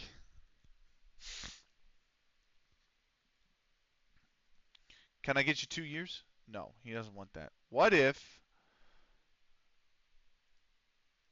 I get you 2 years and I also give you a yearly wage rise of 25%? He doesn't want that either.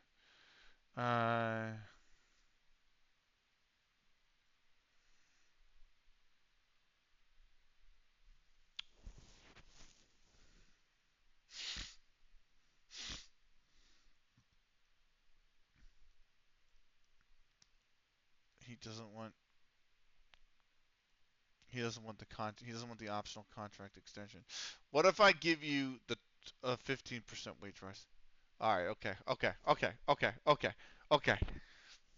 Tough, but he's fair. He's fair. And the 66,000 is above his value, so that's fine. That's totally, honestly, it's fine. Chris Mather, uh, playing time. You are a squad play. You're an impact sub. So 500 a week. Optional contract extension by club. Oh my! Brazilian Fury coming in with a raid. I intend to live by my own code now. Welcome in. Thank you, Brazilian. How are you, guys? If you're not following Brazilian Fury, he is another North American based FM streamer. Also streams some Pokemon. I take it you were streaming Pokemon tonight. Why did that not? There we go. Yes, you were. You were. I instead of slash shoutout, I just typed slash Pokemon like an idiot. But welcome in, Brazilian Fury. There's the YouTube or the Twitch shout out. So there's the little like button at the top of the chat. So definitely give Brazilian Fury a follow. It makes really good content. You made a video today on YouTube. Let me go and get that video for you guys, actually, and link it to you directly.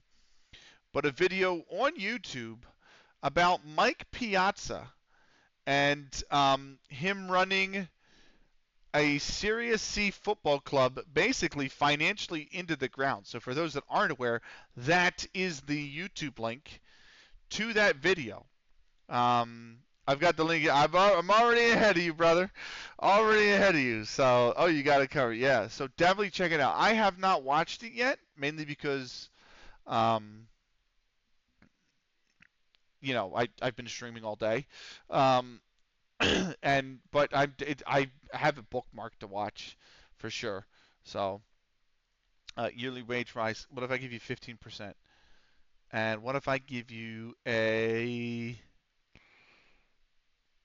how about wage after reaching club games, Chris? And we do 20 games, and I'll up you to 600. Can you give me that? You can give me that. Let's go, baby. Let's go, baby. Let's go, baby. So that's Chris Magic. Chris Foster is coming in next. Enter contract negotiations. You're a fringe player. That's totally fine. Um, you want 2 years, and I want a 1 year extension after the league game's final season, and I want an option. And he's totally cool with that. And I'm totally cool with that too. So thank you, sir. Charlie Wildman, enter contract negotiations. Playing time. You are a impact sub, sir. And you want 253 for 2 years. I want the option. Give me the option, brother. All right, hold on. Yearly wage rise. Let's do 15%, and I get that. I get that option. How about that? And I'll even throw in this wage after 20 games. I'll make it 600. How about that? Let's go. We're business. We're dealing. Not opposed at all if you want to watch it with the stream too. And react accordingly if you feel like it. Either way, I hope you enjoy it. That's a good idea. I am streaming tomorrow actually, so I might give it a watch on tomorrow's stream. That wouldn't be a bad idea actually. Um, Tonight's stream I'm trying to plow through the Euros because we do a watch along every off season, and we're in the middle of Euro 2032.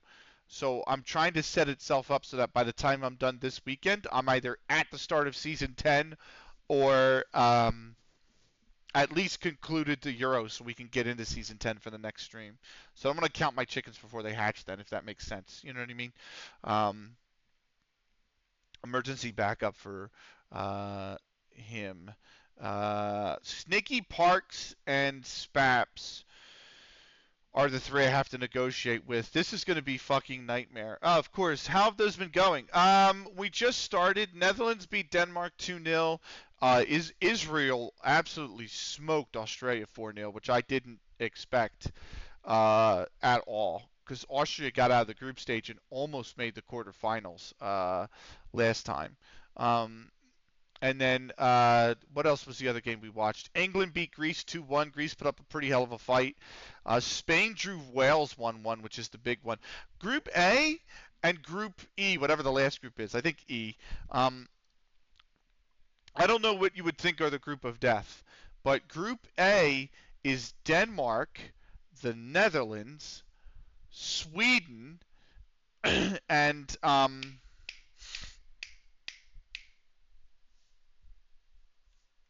fuck, now I can't remember. Hang on. Here we go. Italy. So Group A is Italy, Netherlands, Italy. I think this is actually a really tough group because I'm like anybody on any given day is good enough to come out with a win. Like that. That's not like maybe you say Netherlands and the Italy are the favorites, but like Italy are the defending champs, of course. But like Sweden and Denmark are no pushovers by any stretch of the imagination, right? Especially Denmark.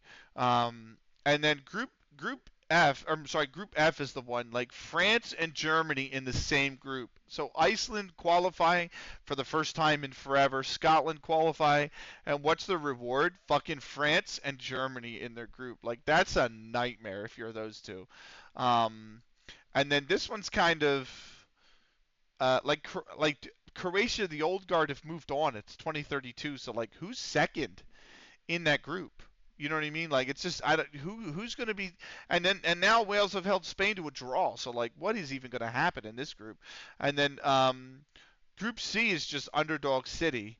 It's just Minnow City over here. So it's like two of those teams are going to make the knockouts. That's kind of crazy. Like what's going to happen? Like this is just going to be this is just unpredictable. This is just completely unpredictable, this group.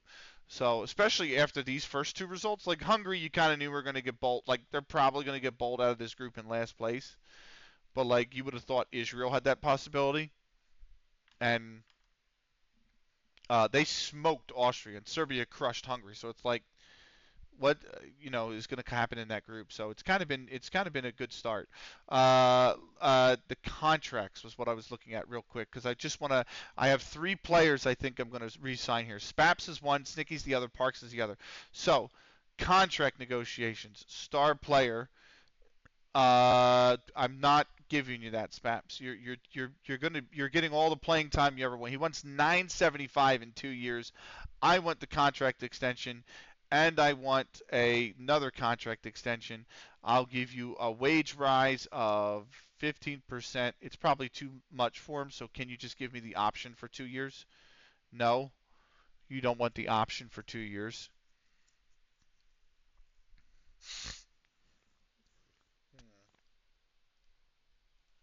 What if I up your wage rise to 25%? So now you're getting fucking promotion wage rise and a yearly wage rise, and I drop this to 10 assists. He wants, I'll give you 3.7K, and you give me the contract. I want the contract extension, you bastard.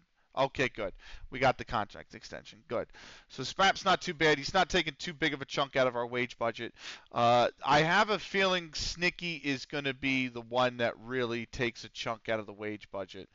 Uh, Actually, no. 1.6 is quite reasonable. But again, I want the contract extension. He doesn't want to give it to me. So I will give you. I'll drop this to 10, and I'll drop. Uh, I'll give you another. Oh, 28K is a bit much. 7.5K if you reach 15 goals. No, he wants another 3.4K if he reaches 20 goals. What if I give you? What if I remove this? I give you 10%, and you give me that 2-year extension. Fucking, come on, man. Uh, what if I'm removing? All right, whatever. You're getting 10K. Uh, I'm coming down on these numbers though. I'm coming down on these numbers. Fucking Christ, all fucking mighty. Um.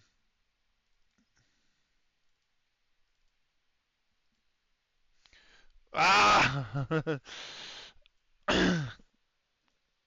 All right.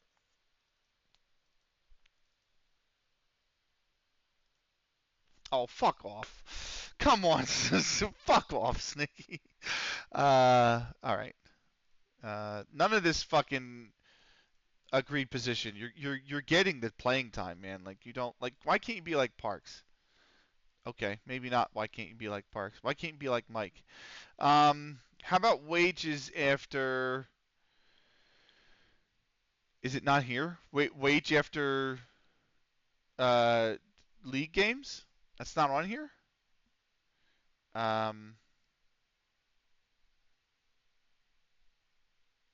Wage after reaching it yearly. We'll do the yearly. How about 10%?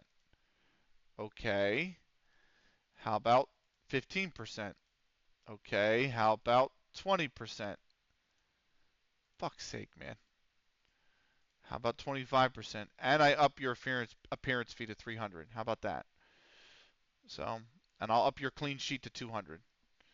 I'll give you 4 grand for your loyalty, and we'll do 1.3. Okay, good. Uh,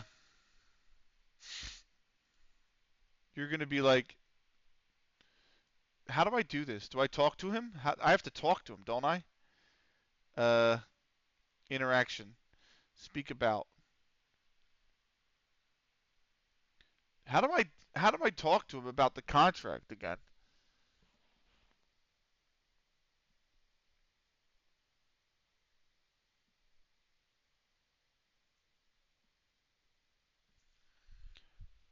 Like he's just saying I don't want to. How do I do that? He doesn't have an agent, so, or they don't have an agent, I should say. I used to be able to do this. I used to be able to like interact with a player, right? Isn't it like interaction? I thought it was like interaction or something, wasn't it? Develop, rest, available, reports, discuss. Uh, I thought there was a way.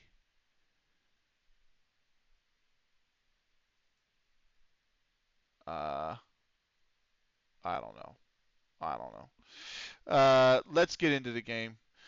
Croatia, Turkey, let's go.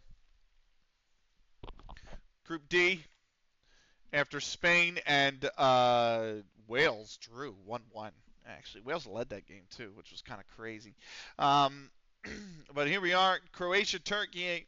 Remember, the Netherlands and Belgium are co-hosts, Italy defending champions. These two, this is a big opportunity to pick up some big points for either of these nations. There's Croatia, 4-2-3-1, 3-1 in their last 4.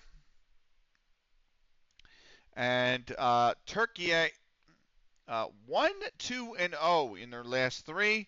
They're in that 4-4-2. Here we go.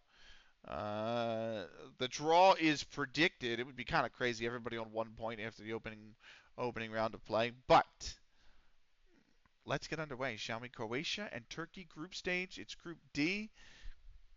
It's our 4th match of the Euros. We're underway.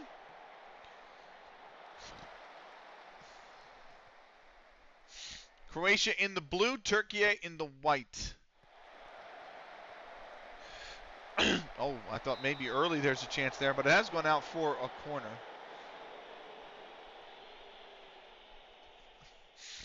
What is this?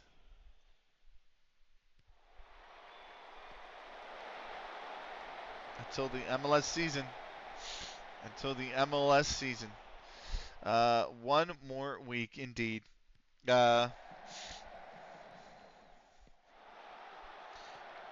Here's Shuogren, and good block. Stepped in front. Will be a corner for Croatia. So it's knocked away.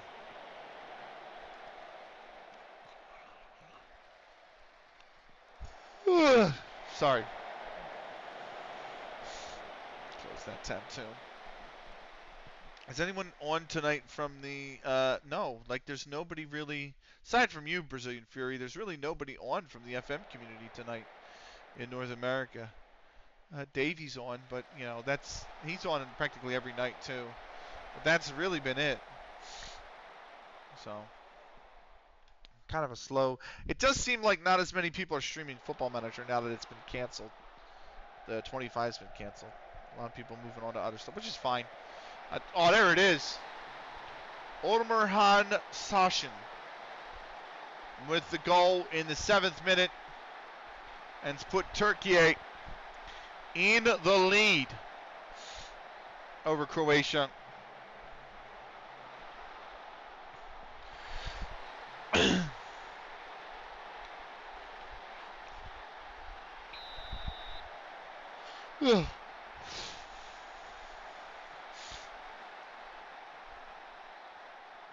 We're going for another 2.25 hours, so we'll probably get another 2 or 3 games of the Euros in.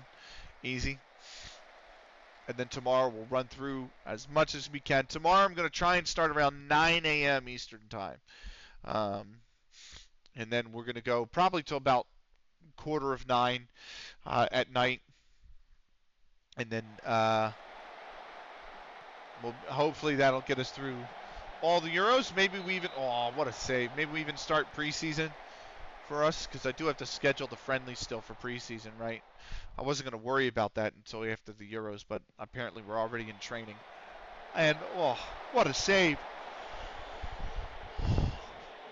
What a save from the Turkish keeper.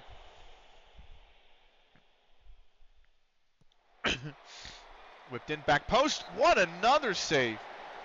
Another great save.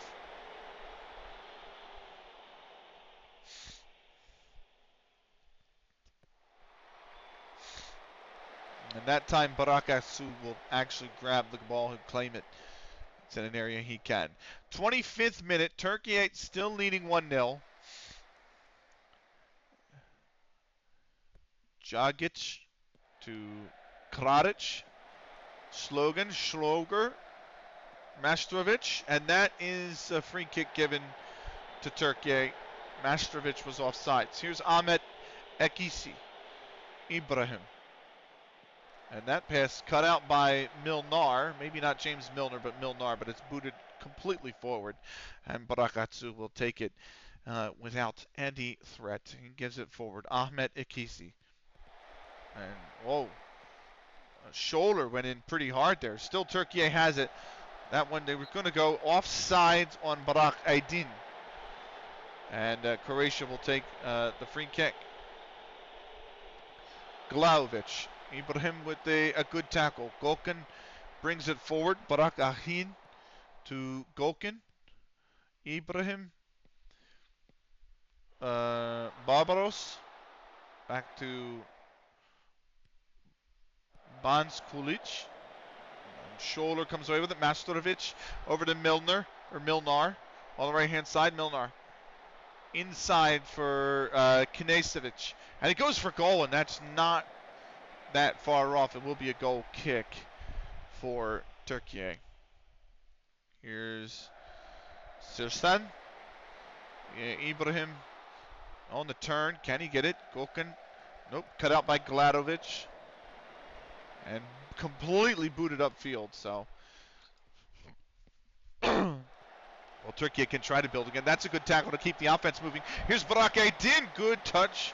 Good cutout from Elric and Gladovic as well. Croatia hang on. They're still only a goal down. 37th minute, Golkin going back post, and Elric, or Erlich, I should say, will head it away. Here's Sirsan. Ibrahim off the bar.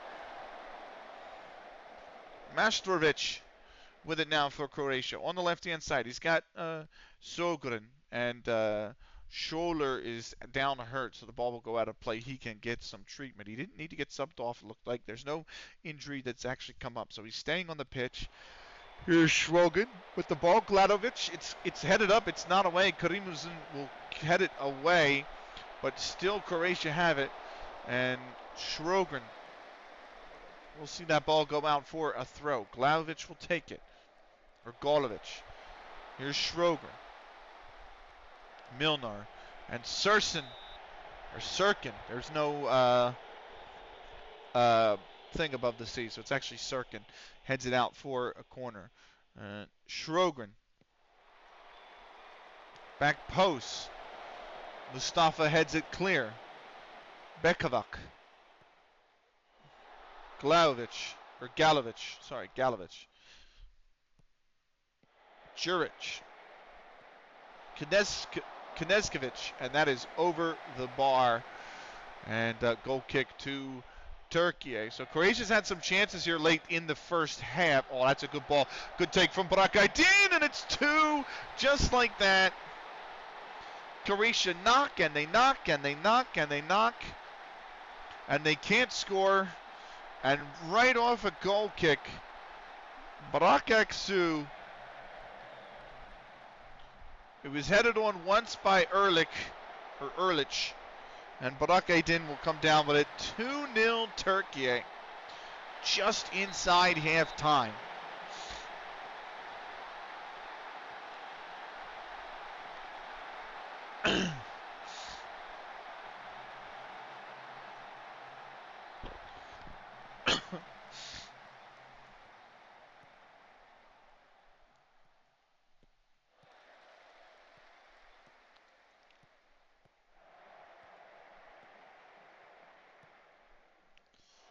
Nine, 7, 1, 2, 3, 4, 5, 6, 7, 8. Yeah, that makes no sense. It makes no sense. I fucked up my numbering on the damn episodes on YouTube, and I have no idea how. Absolutely no idea how. Anyway, halftime at the game. Turkey 2, Croatia 0. We're going away with the second half. Scholler out. He was carrying a knock. So, no surprise there.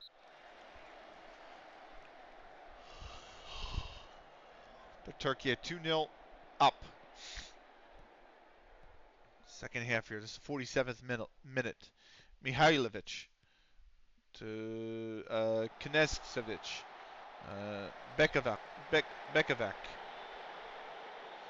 So, and that'll be a corner.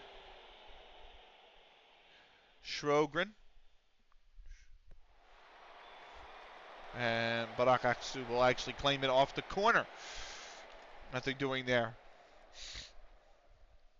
51st minute now. Galovic to Klaric, Juric, Adic, Erlich, Milnar. Good ball. Bekovac and Sjogren over the top, just high as well.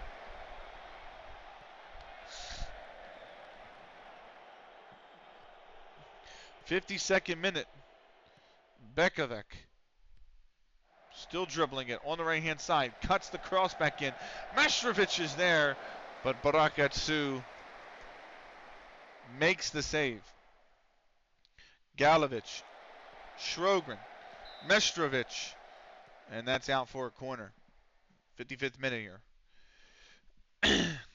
Croatia need 2 goals. Sjogren comes in, headed out, not out. Ibrahim comes down with it, trying to hold up the ball. Finds Barbaros, and that's the end of the highlight, so he's done so successfully. 57th minute, Sirkin. Umar Sahin. Ahmet Ikisi. Cut out by Mestrovic. And all the way back to Karim Uzun. Here's Mustafa now with the ball. Forward for Barbaros. Bringing it forward. He's got good space. Can he cut it back? Try to find somebody in the box. No, Juric puts it out. Gokhan has come up with it. Ibrahim, Ahmet Ikisi. Ibrahim on the right-hand side. Back to Karim Uzun. And his pass back to Ahmet Ikisi, cut out by Sjogren. Mestrovic now bringing it, trying to dribble between the lines. Sjogren, did he stay on? Yes, he did. The cutback, Mestrovic, and he skies it for a goal kick to Turkey. Here's Bekovac. Knežević to Bekovac at Erlich. Going for Milnar. Did he stay on? No, the flank goes up on the near side. He was offsides. 62nd minute. Ahmet Ikisi. Omar Sahin. Mustafa. Mihailovic. Oh, he's given it away to Omar Sahin, who goes for a goal. And that has to be put out for a corner. Spans Kulic. That's punched away by Jagic. Milnar has it. Milnar, plenty of room to run on the right-hand side. He's going to still run with it. He's got to beat his man one-on-one. He cuts back inside for Knežević, and that's a great save from Barak Aksu to put it out for a corner. Sjogren.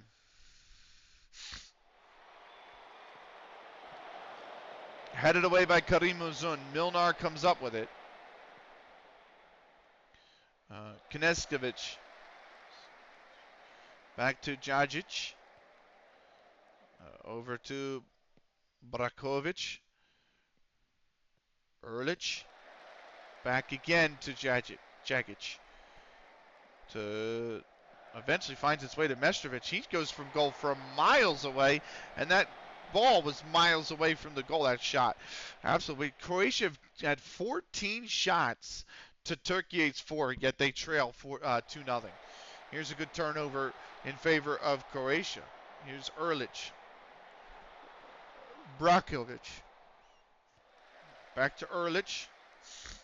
Doesn't really have a lot of options. He's going to have to switch over to the left-hand side. Here's Klaric. Meant for Sjogren. It's going to be knocked down by Juric. Juric, does he go for goal? No, he finds Brakovic bringing up the right-hand side. Brakovic goes for the cross. It's put away, and it's in. Mestrovic on the bouncing ball has put it away.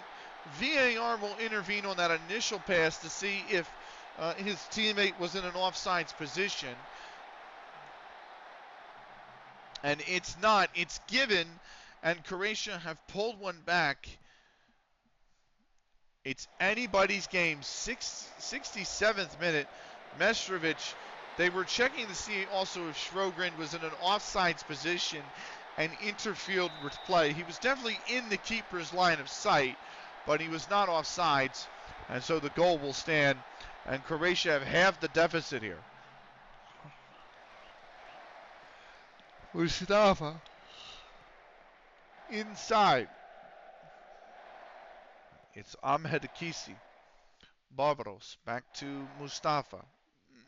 Ibrahim going on the right hand side for Golkin. Galovic knocks it down, but it falls to Kaya inside for Golkin. Ibrahim being pressed. Good tackle from Mihailovic. And now can Croatia break? Milnar's got it on the right hand side. He's out of room. Bars Kilic with a lovely tackle there. Oh, that's a really bad giveaway. Milner on goal, and Barak Aksu bails his teammate out for now. Saves his graces for giving the ball up in his own box practically. Cross comes in. Barak Aksu will claim it out of the air.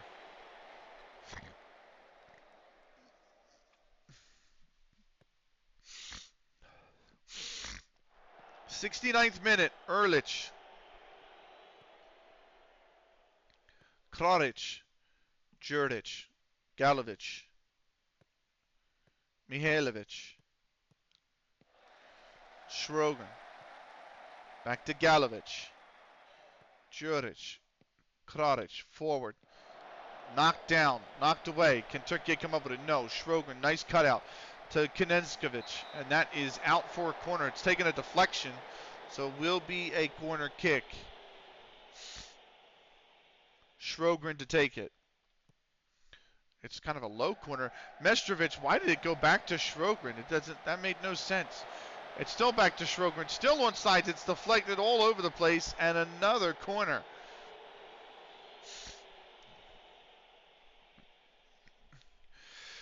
Sjogren. Headed up and away. Turkey trying to hold on.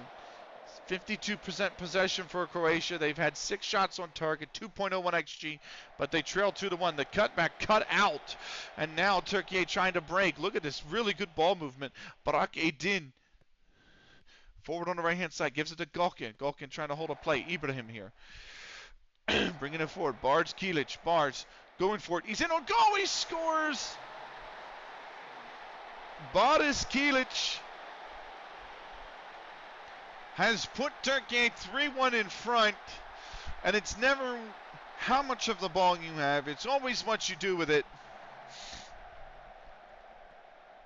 And Bars Kilic has slotted it home in the far corner. And certainly that's enough for Turkey to see this over the line. 3-1 they lead. Croatia's dominated the game. Yet they're going to come out on the losing end. Milnar on the left for the ball over the top. It's going to be cut out by Kaya. 84th minute. And Croatia need a spark. Galovic. Mestrovic. Mihailovic. And that one just cut out by Ahmed Ikisi.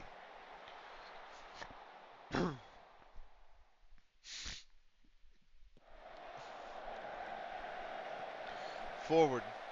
Omerhin Sahid. Can't win the header, and so it'll go to Croatia here. Jagic launches it forward. Mestrovic.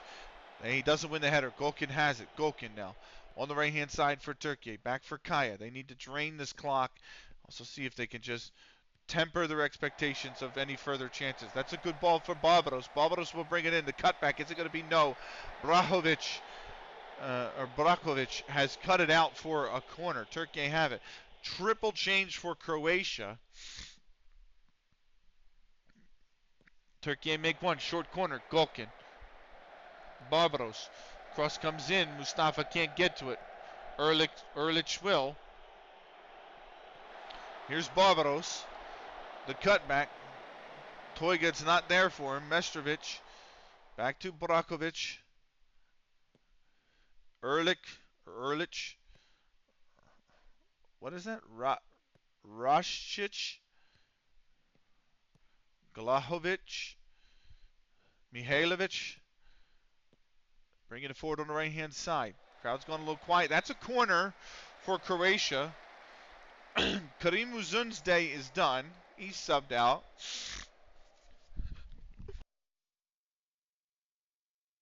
Here's Mihailovic to take the corner.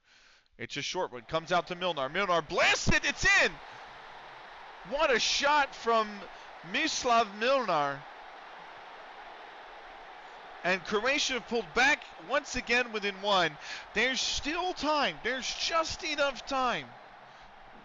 It's actually deflected off Barak Eksu, who saw it late through a crowd, to be fair.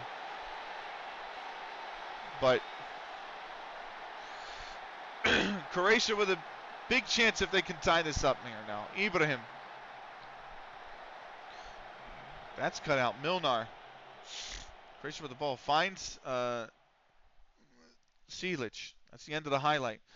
Ahmet Ikisi brings it forward. We're about to go into added time here. This game is not over yet. Even a good touch from Racic. But Taha. Kaya. Cut back inside maybe. Barak Aydin. Golkin. He's got by his man. There's the lifted cross. Barbaros far post. He can't win it. And Silic comes down with it. It's lovely stuff from Tolga. Ahmed Akisi to Barbaros. Barbaros. And it's cut out by Galovic again. Brakovic. Jogic.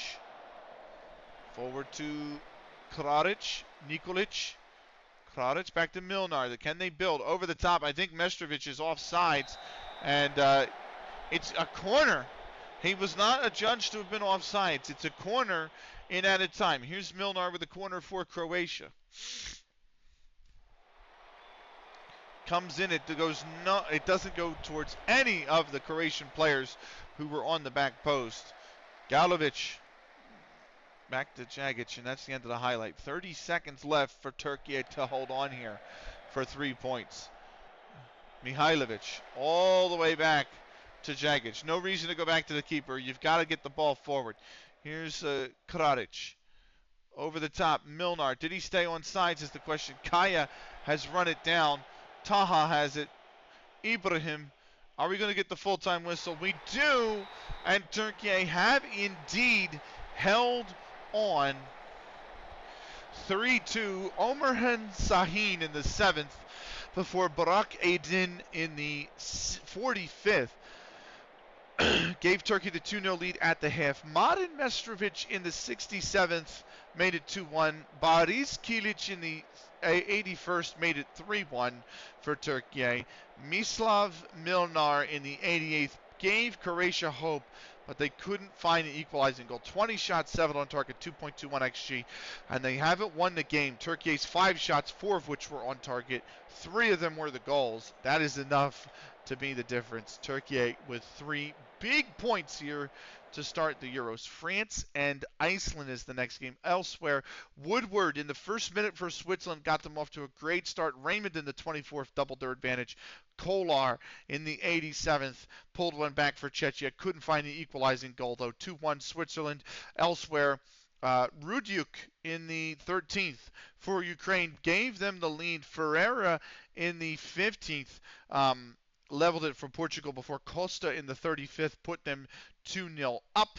2-1 up at the break. Afonso in the 53rd made it 3-1 before Len made it 3-2, but Ukraine couldn't find an equalizing goal. They fall 3-2. So, Group C, after one match complete, Israel top, Serbia second, Hungary are third, Austria fourth. Group D, it's Turkey top, Spain are second, Wales third, Croatia are at the bottom. And then Group E, Portugal and Switzerland top, Ukraine and Czechia third and fourth. One group left. We got France, Iceland. That'll wrap out the opening round, and we'll get into the second round. We got an hour 53 left, so maybe 3 games. I'm going to maybe save the game. I'm kind of interested in going back to Snicky and being like, hey.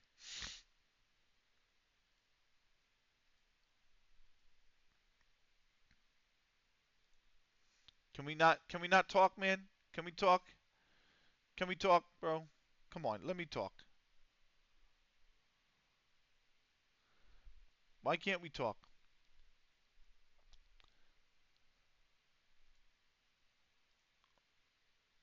Come on, man. Right. France and Iceland is next.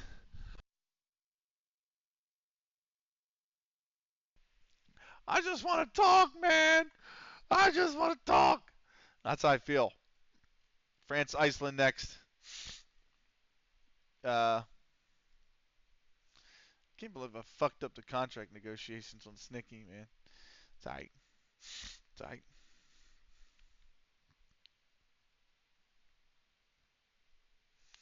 See, the nations face-off thing absolutely fucking agitates me because essentially the NHL has created this this the four nations face-off, right? Canada, Sweden, Finland, and USA, because they didn't want to send the athletes to the Olympics. So they figured they would create this thing and then they could have it in NHL stadiums or arenas and then sell tickets and make even more money. Everything's come down to more money. That's what I hate about it. Like, just send the guys to the Olympics, man. Those games at the Olympics were fucking dynamite, man. Dynamite. They were so good. So why rob us of that? Like, you shut down for 2 weeks. I understand people get hurt, sure. People can't get hurt doing this though. It made no sense.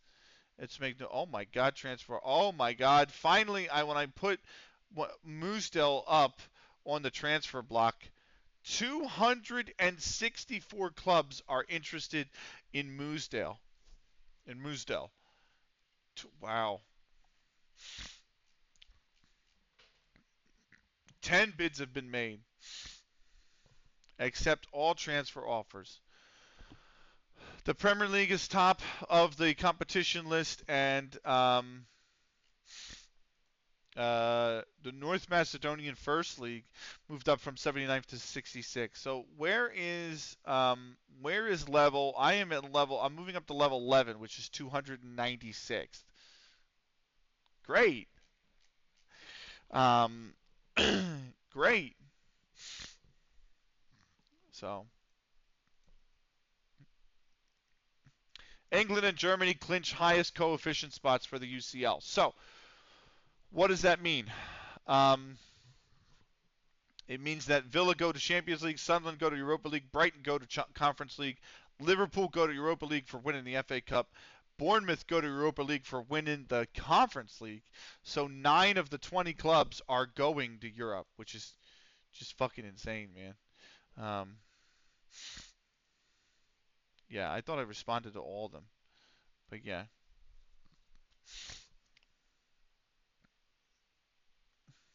France, Israel. Are you ready to talk yet, Snicky? It's been a day. Can we talk?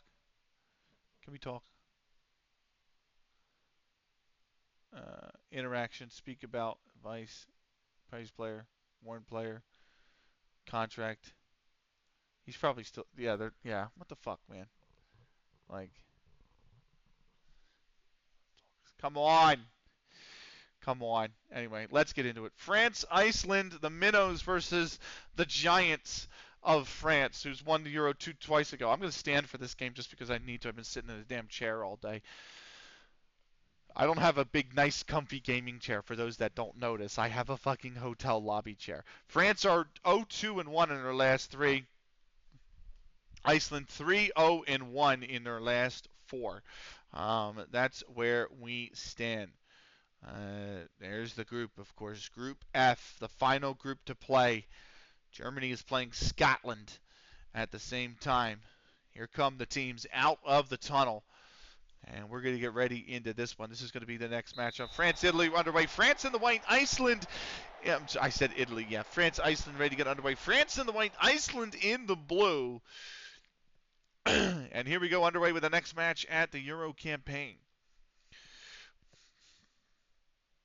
So that should be the end of the highlight. I don't want to I hate the fact that we get these Bobo highlights for 20 to 30 seconds sometimes, and that means nothing. Like if you're not going to score a goal, don't give me a kickoff highlight. Like why can't we just have that? Here's Mendy. Oh, what a ball forward then. That's got to be cut out. Offsides anyway on the Frenchman.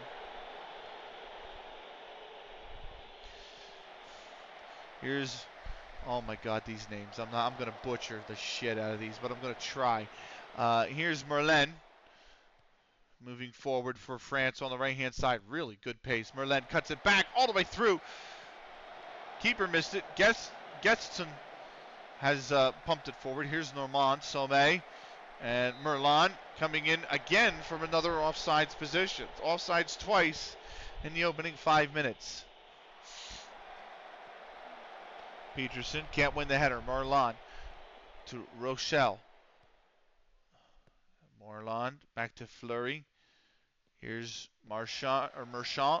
Fleury. Back and forth between Fleury and Merchant here. The ball's going to have to get switched, and it is. Here's Kinty. Kinty moving towards, ball bounced back to Fleury. Now going forward to Sommet. Sommet running it forward. Sommet, the cutback. Normand looking for Mendy. Pushed off the ball. Still one back by France. Pernin. Kinty. That's the end of the. What the fuck was that highlight then? Here's Sommet. Sommet.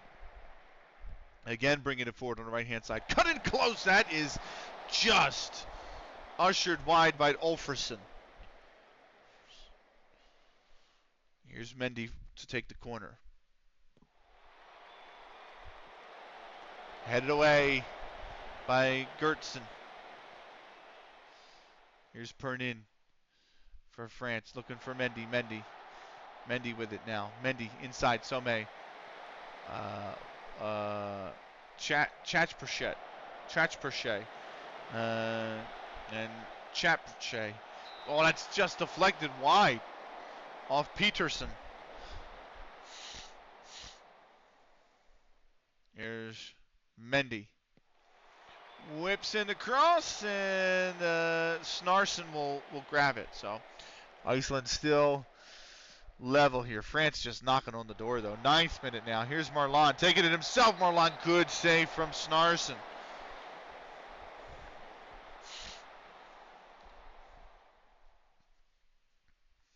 Mendy whipped in the corner. Mendy, that one's going to be grabbed out of the air by Snarson. I don't need you right now. Thank you. Marchand. That's headed clear. And, Ulison brings it forward. He's got an opportunity here. This might be the only opportunity Iceland get. That is going to be blocked out, ushered out for a corner. Or is it Ulison? Ulison, sorry. Whipped in, headed up. Gertsen, or Larson, and finally grabbed by Laurent. 13th minute now. Mendy whips in this cross. That's headed up and over. Free kick given though offsides. Sommet, Mendy. Perrin. Laurent. Kinty. Sommet.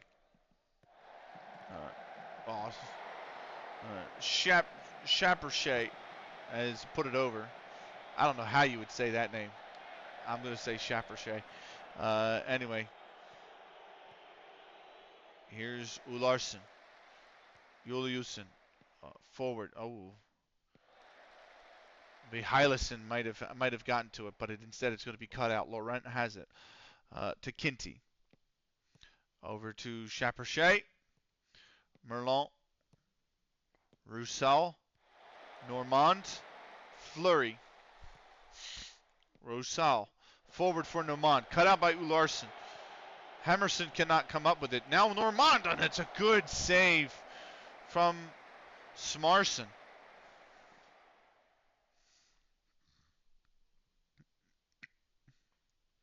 Here's Normand. Smarson's got that off the corner for Iceland.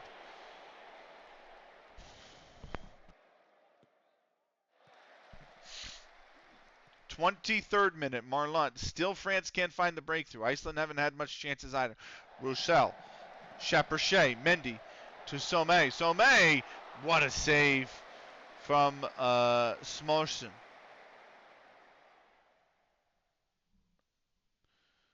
Here's Mendy to whip in this corner. Could be his last competition here, Mendy. If not, it'll be the World Cup in 2 years' time as well. But big servant for France.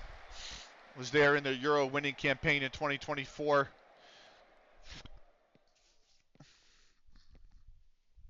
But he's getting on in age now. Mendy, here's Sommet. Marchand. Hermansson. Will cut it out. Here's Smarsson. Juliussen. Can't quite get to it. It's well overhit of him, to be fair. Fleury, Sommet. And here's Marlon. Normand. Normand going for goal. He's not anywhere close. Goal kick given to Iceland.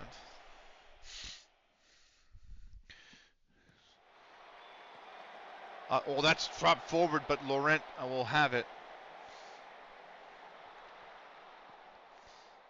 Iceland just need one goal if they can keep France off the score sheet here.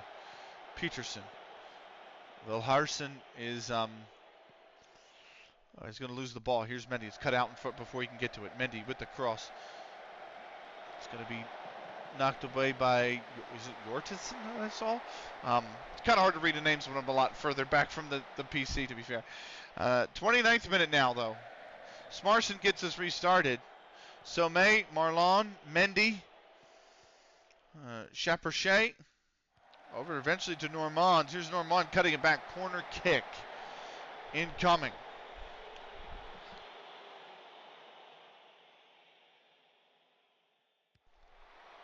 Mendy whips it in. And again, Smarsson is ready is equal to the task. He will boot it forward. Fleury heads it down. Rochelle. Pernin. Mendy. Cut out by Hermansson. Peterson loses it. Kinty. Sommet. Chaperche. Mendy. Mendy bringing it forward. Mendy looking for Normand, and he's missed the goal wide left. Good ball movement from France there. 31st minute. Highlight Central. It's always going to be this way whenever it's a huge underdog. Sommet. Normand. Normand trying to bring it forward. Iceland's done well to keep France off the score sheet in the opening half hour. Still a lot of work to do. Marchand. Sommet. Fleury. Marchand. The whipped in cross forward. Normand can't get to it, or Normand can't get to it, and it will be a corner for the French yet again. Mendy to take it. And Smarsson comes up with it. 33rd minute now. Oh, that's not a well hit goal kick. Normand is just pushed off the ball. Still France come out with it off the clearance. Chaperche goes for goal, and that was not far off. Smarsson caught out by it, dives to his left, and gets a hand to it at the last minute. Mendy with the corner, and again, it's right into the hands of Smarsson. So the corners have not been particularly very good for the French here. Agatsson loses it. Here's Merlin. Ularsson. Or is it Ulfarsson? Comes away with it. Augustsson. Is that Portson? Hermansson over to Juliussen. Juliussen bringing it forward. Agatsson. Oh, he's had a chance. I'll tell you what. That's probably the best Iceland have looked all game. Corner for Iceland here. Hermansson's going to take it.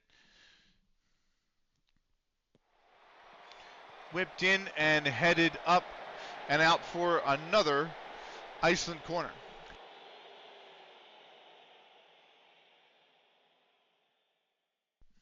Hermansson takes it near post, this time headed up, not out. Getsson has come down with it, but it's right into the hands of Laurent. He boots it forward. Here's Peterson. Wilhelmussen. Chaperche. Pernin. Was cut out by the French. Here's Sommet. Having to be careful when he goes all the way back to Laurent. Kinty. Chaperche. Rouchel. Mendy. Mendy's got to be careful. Good to keep the ball. Soumet. Good tackle, but still falls to the French. Normand. Merlin. And it's put out for a corner off a good save from Smarson. Smarson has been the hero so far for the Icelandic side. And this one's going to be headed away by Porstensen. Here's Rouchel. Rouchel trying to cut back. Rouchel, Marchand. Marchand, Sommet. Sommet goes for goal, and another save by Smarson in net from a shot outside the box.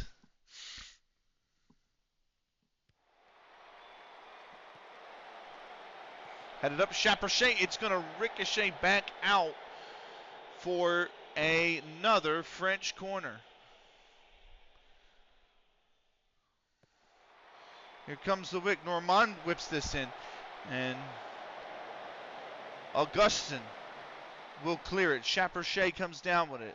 Marchand. Sommet. Kinty. Fleury. It's got to go all the way back to Laurent. And France will have to build again. They do not have another option. So,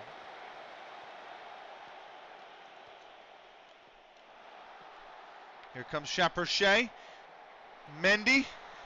Sommet off the bar. Off the bar. Wilhelmussen. Back to Olfarsson. And that's the end of the highlight. 41st minute. Here's Gestesen. Olfarsson can't win it. Augustin comes down with it. Hermarsson. Porsteisen finds Severson on the left-hand side. Severson's still going to come down with this. He's going to cut it back to Hermansen. Hermansen loses it to Marchand. Hermansen, the other Hermansen, comes up with it. Here comes the whipped-in cross. Kinty puts it out for a corner.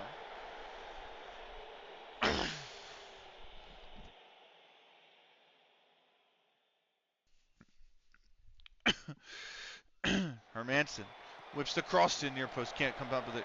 Juliusson. Hermansen whips another cross in, and Laurent comes sprinting out of the box, the 6-yard box, to pluck that one out of the air.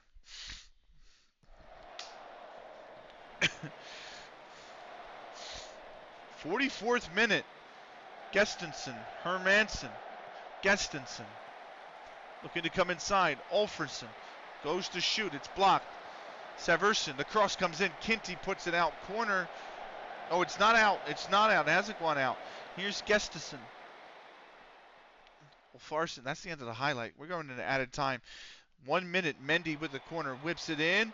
Punched away by Smarson. Chaperche.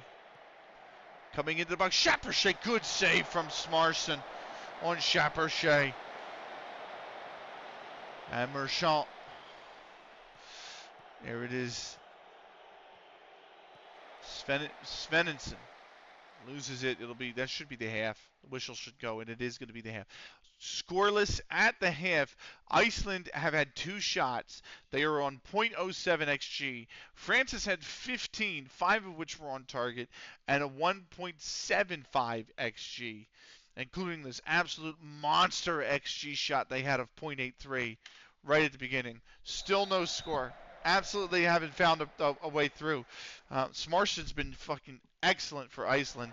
We'll see if they can keep it up because they have a whole second half of this French attack that's going to come at them. And that is an early through ball, and that is an early goal. Merlin off the highlight. VAR is called in, but seconds after the kickoff, and the goal is given. Seconds from the highlight, center back got pulled out of position off the kickoff, and all of that work that Smarson and the Icelandic team did in the first half, undone in a matter of seconds in the second half here. Iceland Trail, they're going to have to be more dangerous here. They've got to get a goal. They have to go for the goal. Hermansen here. Whips in. Oh, it was a good chance there. But they have a corner kick here. Here's Juliusen. Whipped in the cross. Cleared but not out. Now it is cleared. Mendy gets ahead to it. Foot race is on. Highlight is over. Pernin, Kinty. Back to Laurent. Kinty. Sommet. Chaperchet. Merlin. Flag is up on the far side.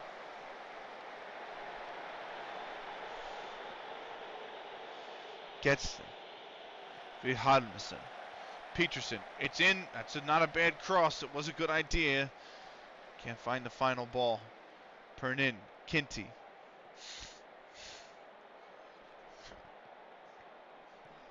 Pernin. Chaperchet. Pernin.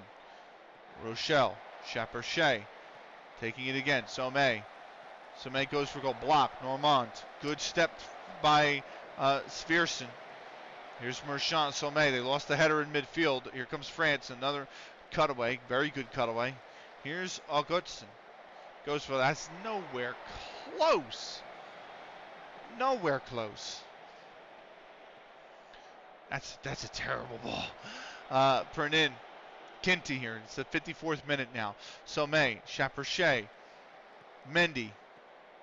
Forward to Merlin. Offsides is the call. It did look like he went a little too early.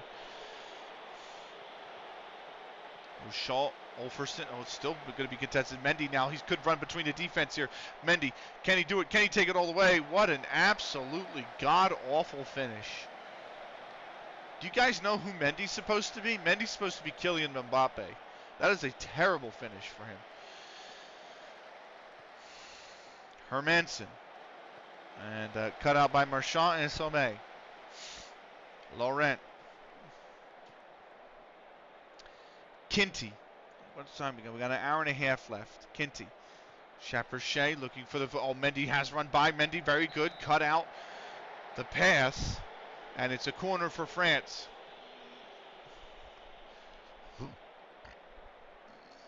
Normand. Whips this corner in back post. Headed away by Gertzen.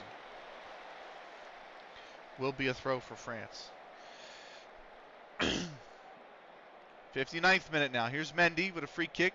In for Chaperchet. Headed on, but Smarson will have it. It's quite easily handled by him.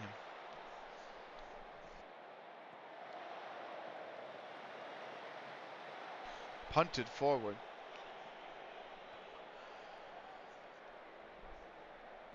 Pernin, Kinty, Fleury. See, that's the thing. It's punted forward, that ball, by the keeper, but there's no, it's not towards anybody. There's no contest for the ball. Here come the French inside, and that's a big tackle. It goes out for a goal kick.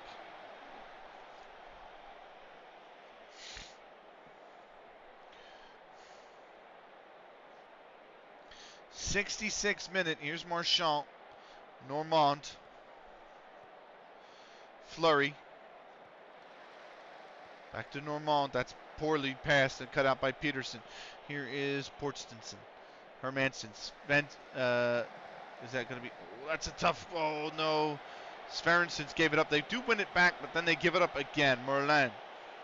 Fleury. Sommet. Normand. Fleury. Rouchal. Kinty. Pernin. Forward for Chaperchet. Chaperchet for Merlin. One touch. Merlin. That's not good. That's not good. Good enough finish. The ad starts in 90 seconds, by the way. We'll pause for the ads. Here's France over the top. Pernin. Olfarsen. Hermansen. Sverrisson. Sverrisson bringing it forward. Can he find the cutback? Good. Not a bad ball. Doesn't get all the way through though. Moshan cut out. Now Sversen's out of position. Normand here. He's trying to be held up in play. Merlin over to Merchant. Now out of position Iceland. They've got to track back. The defensive midfielders got to go over. Mendy can't win it down. Somé, good save by Smarson. Normand. Back post. Headed away by Gertsen. Here's Chaperchet. Vilhelmsen comes away with it. Cuts back inside. A very good ball. Augustin, can he finish here? Augustin, the shot is blocked. They can't come up with a second ball. It'll be Francis again. 73rd minute. Here's Gertsen. Long flat bullet flow. Vilhelmsen. Hermansen. It's a penalty. It's a penalty. The ref did not call the penalty. I didn't hear the whistle. VAR is being called in. He's going to the TV monitor.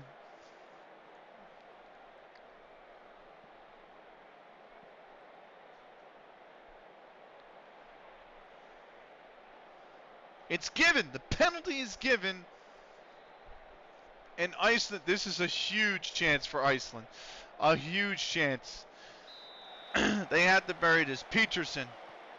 He has buried it. Victor Orn Peterson has leveled the match for Iceland. The Minnows have drawn level with France. I don't believe it. 15 minutes just over and stoppage to play though. Plenty of football left. Can they hang on? It would be a big point. This is the group of death. They need to get a result against France or Germany if they want to have a hope of getting out of this group. Here's Mendy with a free kick. Is he going to go for a goal? He is. Smarson's going to grab it out of the air.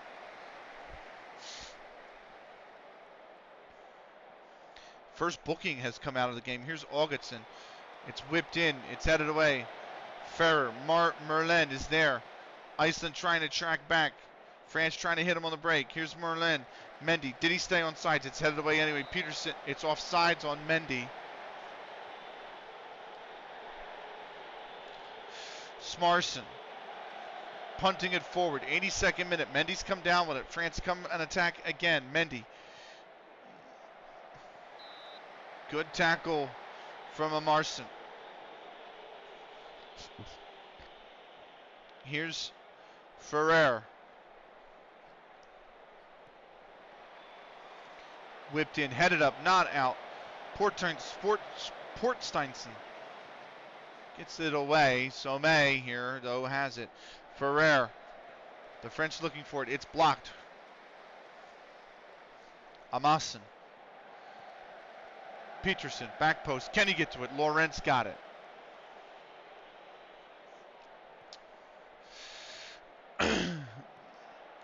A game is on an absolute knife edge. Mendy with the ball forward. Really good between the lines.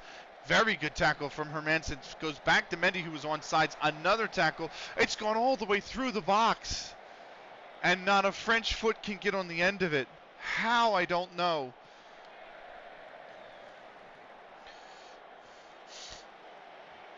Bjornsson. Amassen. I didn't see that name. That attempted pass forward cut out by Penin. Ferrer, sorry. Sormé from Leroy. Portsteinson. Severson. Hermansen. Augustin. Magnussen. Severson. Augustin. Peterson. Forward. Good run. Amassen right at Laurent. 58th minute. Mane is on. Leroy. Somé. Forward. Mendy. Did he stay on sides? No, yes, he did, but he didn't find the back of the net. That's probably the best chance France had to pull the winner. Still time, though. Still time. Ruchal. Forward. Cut out by Bodversen. Smarson forward. Magnussen wins it. Rochelle wins the second header though. That's a good clear by Port Steinson. Here's Ruchel, Sommet, Mane, Desiden. Cross comes in, Mendy! Oh, that's just wide. Oh, my word. Final minute of the 90. Magnuson here. Stoppage time's not been announced yet. Juliusen, oh, he's knocked off the ball. It's a free kick.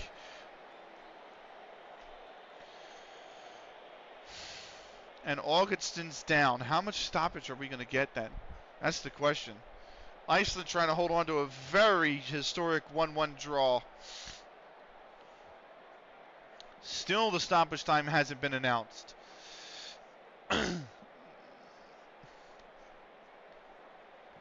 5 additional minutes of added time. Hermansen with a free kick here.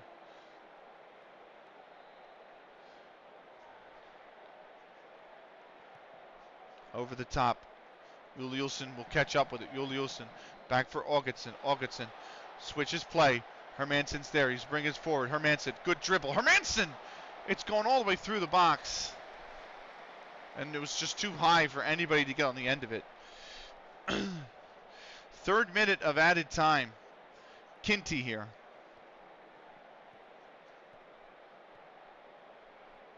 Ruchel. Mane. Desiden.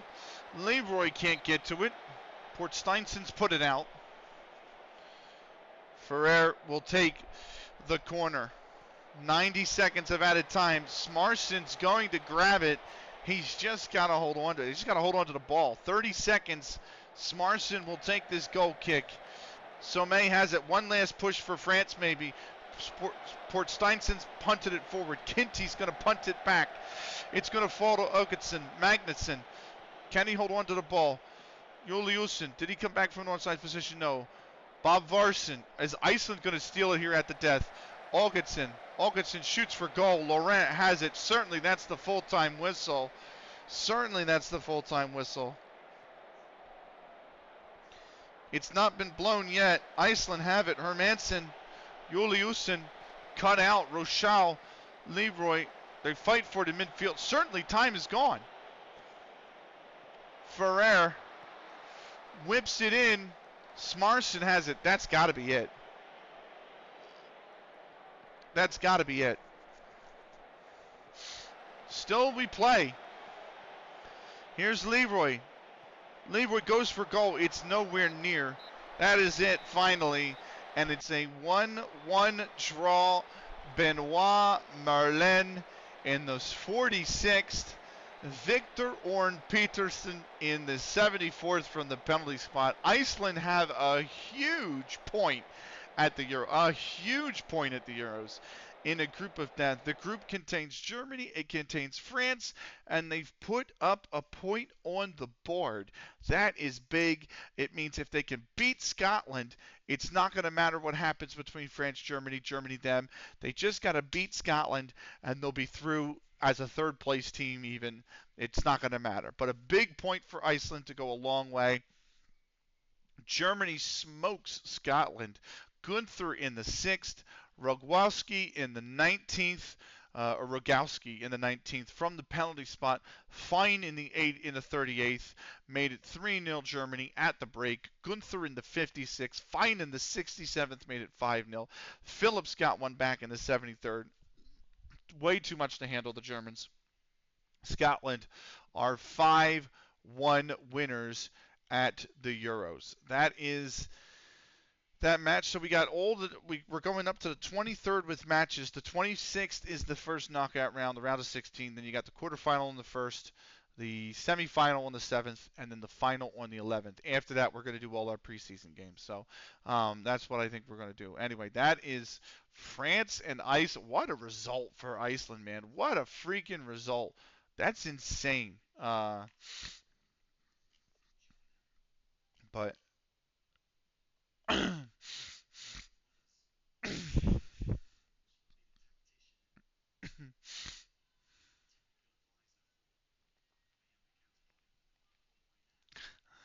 nice. So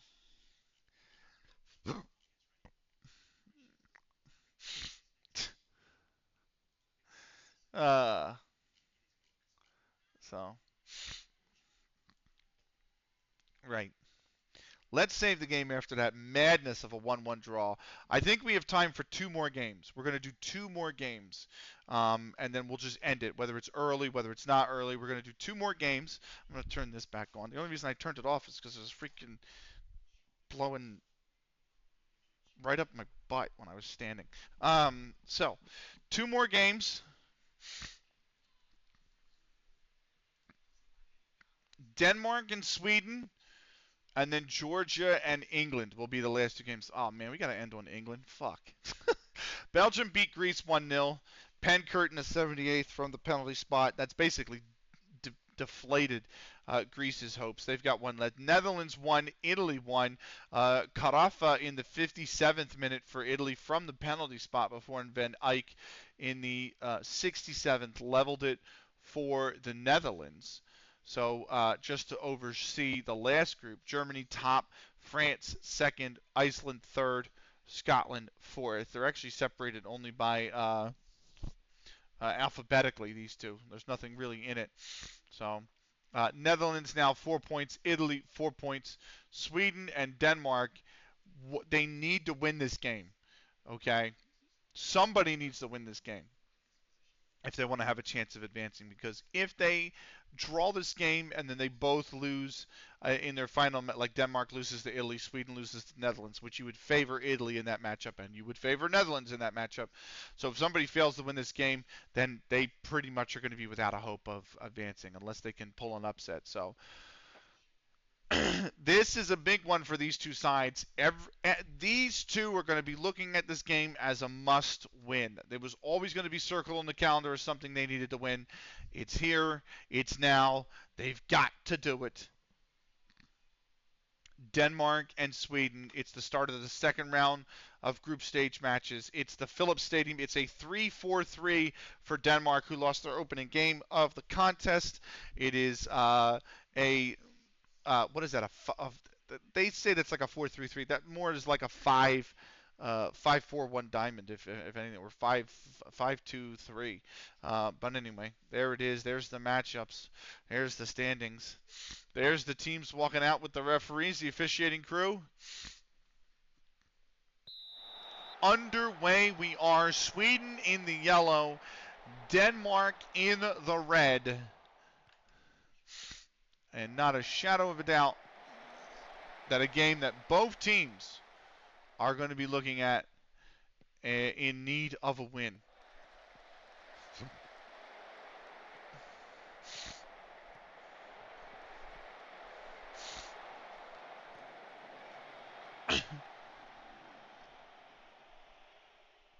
So,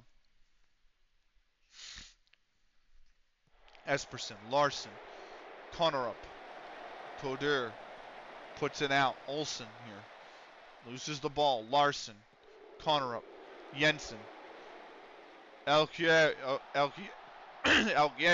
Jensen off the post. It was tipped. Bettelsen. Sorry.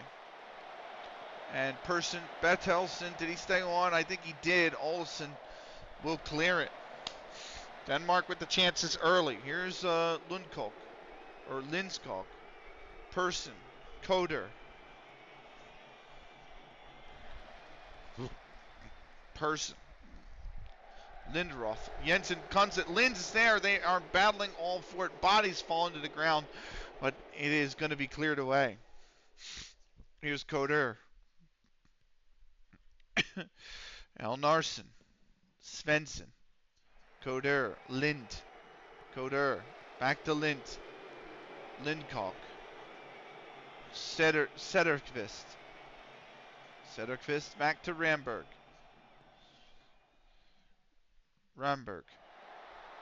Elkjaer tried to take it off of him. Lindskog, his pass intercepted by Connerup into the highlight. Not a lot of chances. Really drab game so far. 2 shots, only 1 on goal combined in the opening half hour. This is an awful game. Sweden playing a lot through the middle here. Here's Larson. 36 minute now. Larson to Larson. Corner up, Jensen. I didn't even catch the name. Jacobson. Elkier can't. It's too heavy a touch. He's offsides anyway.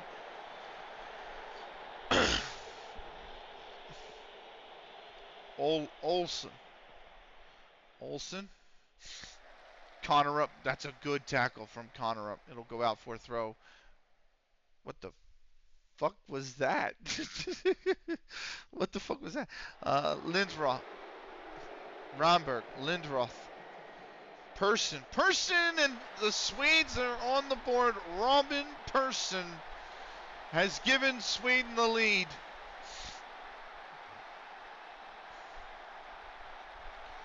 The Danes are in a lot of trouble. 41st minute.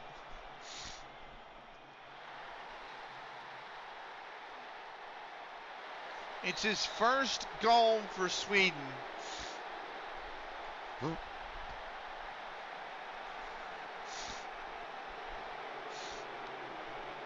Cederqvist. Lindskog. Sorry. Half time. Sweden 1-0 up on an absolutely fucking god-awful match. I mean, this is not a good match at all. 3 shots combined, only 1 on target, and it's the goal, I think, right? No, one shot on target for each. 0.18 and 0.02. What an absolute horrible match. Anyway, Olsen. It's found Ramberg, but Bertelsen has put it out for a throw. Here's Larson, sorry. Well, back to Larson. Connor up. Larson. Shack in for Shack. Larson. They're spelled differently, though.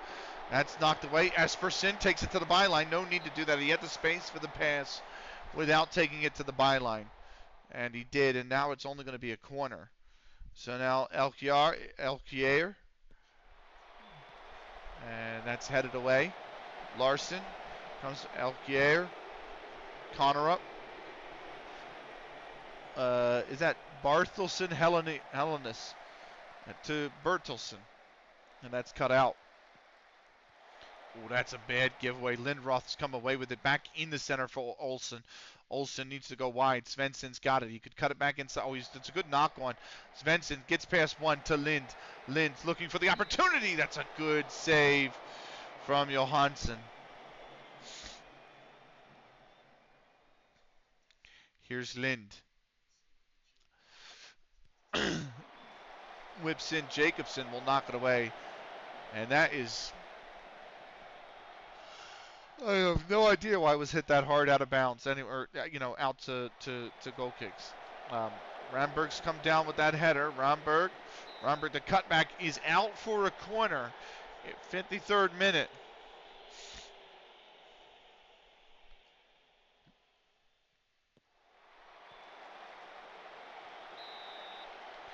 Denmark. Coder is fouled his man, so it'll be a free kick the other way. Lindskog. Bertelsen has come down with it. Here's Bertelsen. Now on the right hand side. Cut back for Lassen. Bertelsen. I don't know how you say it. I didn't catch the last part. But Inarsson. Coder. Lindroth. Cederqvist. Lindskog. There it is. Bertelsen. Hellenius. Lindroth. Connor up cuts it out. Connor up. Jacobson. He's got an option on the right. He's found it. It's Bertelsen. It's run out of play. And Bertelsen's offsides anyway. 55th minute. Cederqvist gets us restarted. That's a good ball over the top for Olsen. Johansson's just won the foot race. Really dangerous. But good keeping in the end. Here's Svensson. Back post. Cederqvist can't come up with it. Here's Jensen now to try and bring it away. Elkier. Cut back inside. Jacobson, and he's just missed. He decided to take it first time. And just missed on the back post. Cederqvist. Einarson. Coder. Cederqvist. Lindskog. Romberg. Bertelson's cut it out. Connor up. Back to the keeper, Johansson, who has to boot it forward. And it not to any Dane. Dane's really struggling here. Cederqvist. Offsides on Olsen. And so it'll be a free kick for the Danes. 2 shots, only 0.1 XG, despite 49% possession. Just not really that good enough going forward for Denmark. We are going to keep on going on. No bookings or anything yet. Here's Elkier. 77th minute, whipped in, headed up. Oh, it's come down for Christensen. Svensson cuts it out. Larson shot block. Larson, back post Nelson, and he can't direct it towards goal.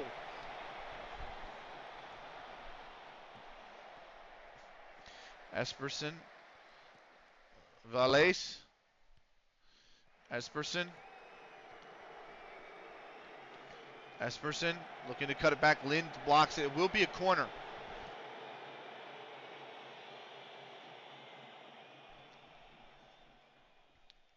Christensen.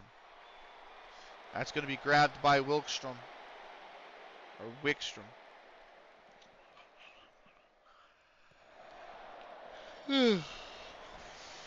Espersen.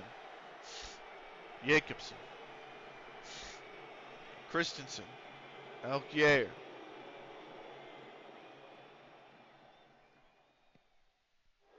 Cut out by Ramberg.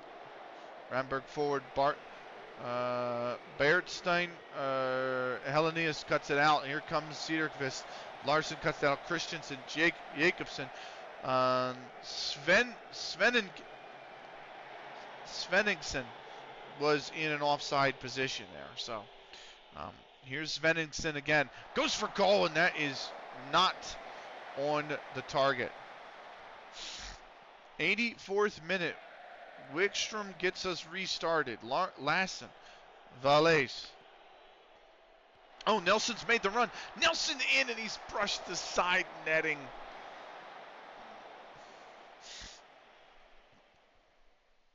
Here's Svensson.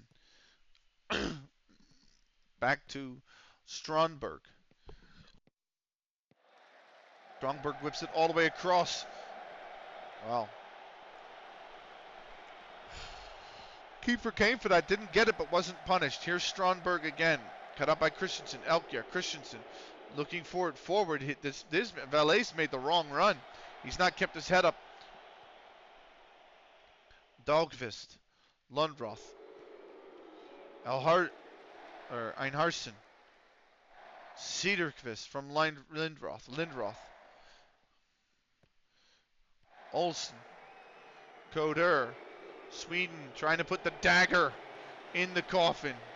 Remember, a draw's not really good for either of these sides. It would almost eliminate these sides unless they can pull an upset in their final match. Denmark have Italy. Sweden have the Netherlands. Johansson will grab that out of the air. Final minute of the 90 now. Here comes Nelson. Dahlqvist, but Christensen comes down with it. Elkier offsides.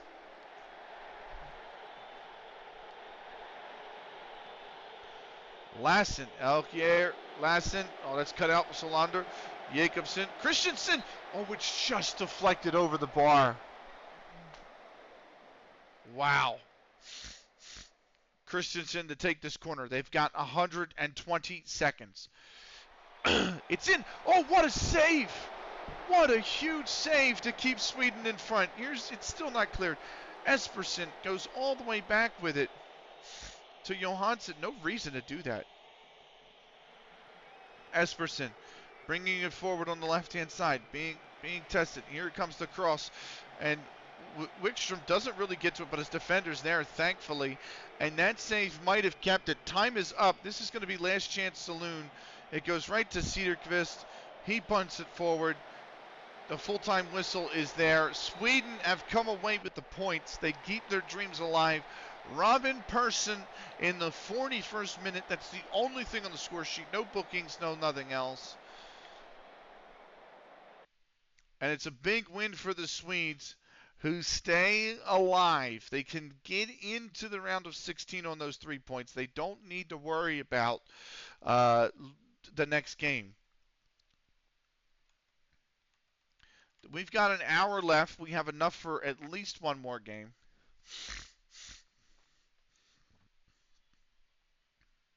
England, Georgia is next.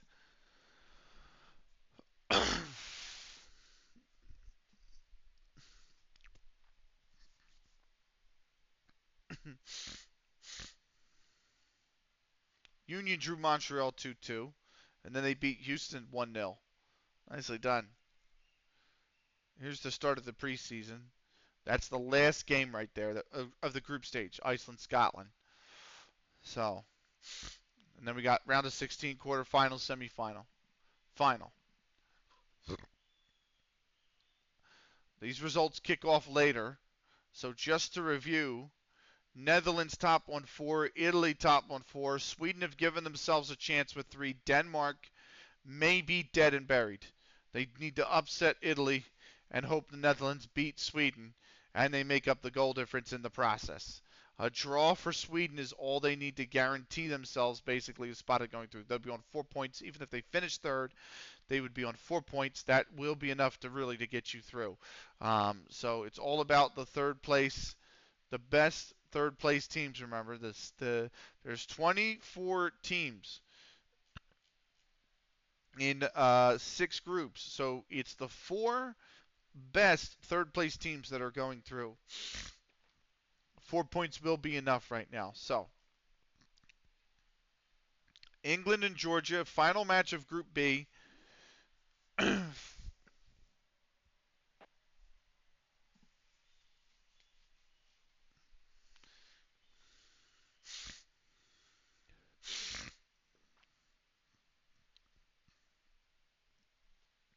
Georgia, no pushovers. They've been here at the Euros before. Georgia 2-1-1 in their last 4. They line up at a 4-4-2. England 2-0-1 in their last 3. They're in that 4-3-3. There they are. Georgia losing by 1-0 to Belgium. England scooting by Greece 2-1. Those were the opening fixtures. There's the teams. We are underway here now. We're about to be underway. Georgia and England. Georgia in the black. England in the white. Underway between this Group B matchup.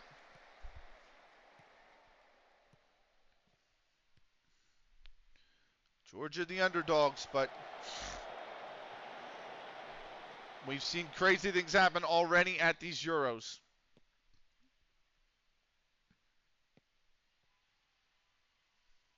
Kickoff highlight over. Here we go. 4th minute. Dickinson to Kelton. Merteshvili has cleared it. Chikobava has lost to Townsend now for Tucker. Collier. Radcliffe stayed on side. Radcliffe back to Hayes. Woods back to Hayes. Trying to break through. Oh no! Chikobava's come away with it. Chikobava, can he score for Georgia? Oh, and he's missed the net. Oh, bad. England get absolutely bailed out of that one. He's missed the net. He had a breakaway, and he's missed the net.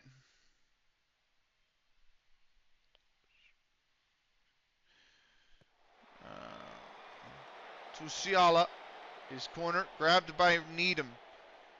Needham is not Jordan Pickford. Jordan Pickford's done for here. So Townsend. Brand new keeper for England, actually. Collier. Maybury. Kelton. Tucker, who has been booked. Makashvili. Cheketiani. Makashvili. Chikobava. Makashvili. Mentishvili. And Mentishvili was offside. Rushiaya was booked. Dickinson, that's wild. It's Chekatiani who gets something on it from the wall, so it will be a corner. I thought it was miles over. It took a deflection. Here's Tucker. Tucker whipped in. It's headed away by Chekatiani. Ratcliffe, Tucker. Cuts inside. Tucker's offsides. Tucker is offsides. Here's Tucker again for England. 26th minute. Marketshvili, Chico Bavat, Menteshashvili. Tucker's taken an injury in that tackle, and he doesn't need to be subbed out. Actually, it looks like he did. It looks like he did get subbed out. Yeah, he did get hurt. First time pass. Here's Rukhaya. Rukhaya. Cross is blocked. It'll be a corner for Georgia.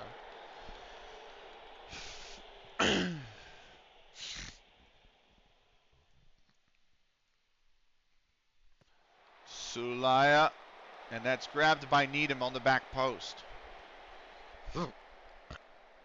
Here's McGraham going for goal. Now that's a deflection. That'll be an England corner.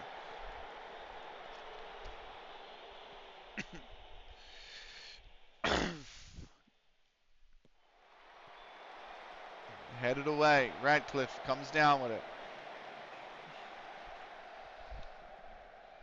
That's headed away again. Here's Murray. Kelton. Dickinson. Goes for goal, and that's a good save by Bokhashvili.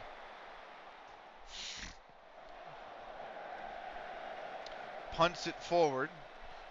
Maybury comes up with it. Radcliffe needs to hold up play. Dickinson getting pressed on the left-hand side. Dickinson trying to find it.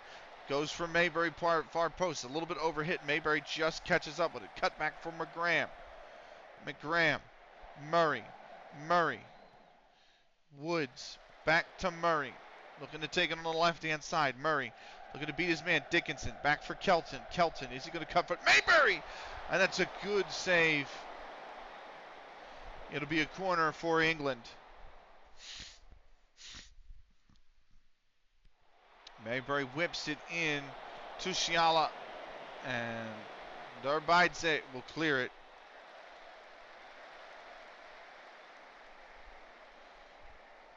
Into the 41st minute. Here's Chekatiani. Menteshvili. Hayes. Kelton. England got the ball now. Kelton looking for Dickinson on the left-hand side. Dickinson's going to find it. Dickinson cutting back inside. Finds Murray. Murray's got options. Maybe Murray looking to take it himself. And Bokhashvili with a save. Puts it out. England corner here. Murray playing like Marcus Rashford. And only going for himself there. He had options on the right for an early pass into space. Didn't take it. Here's Sulaya. His clearance is knocked down by Collier. Coming back forward on the right-hand side, Collier looking for the cutback. Finds McGraham. McGraham, Townsend. Townsend forward, Maybury. Maybury, can he turn and shoot? No, Murray looking to take it. Woods now has it. Woods. Collier. Collier. McGraham. Maybury turns and shoots. That's wide. We're going to have time for one more after this. Murray, Kelton, Radcliffe. 3 minutes of added time here at the end of the first half. Here's Maybury. Dickinson on the left. Dickinson. Cut back. Radcliffe blocked. Gogadze will cut in front of it. Block it. Here's Maybury. I forgot to pause during the last ads. My bad. I apologize. Here's Maybury. Maybury. It's finally cleared. Hayes comes down with it, though. Collier. Menteshvili will cut it out at half time. So Georgia with a huge opportunity in the one-on-one. 0.5 XG didn't capitalize. England haven't capitalized on their chances either. And it remains 0-0 at the break. Here's Georgia that will get us back underway. Gogotse. And this is our kickoff highlight, so.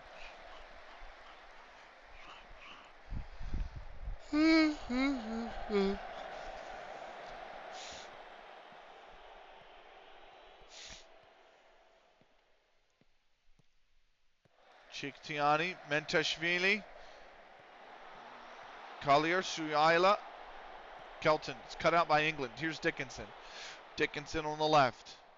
Dickinson doing a lot of the running. Cuts the ball back inside for Radcliffe. Looking for Mayberry. It's run through. McGraham's going to have it. McGraham, can he capitalize? The cutback, it's in. Oh, it's somehow punted out from about 2 yards. Here's Murray.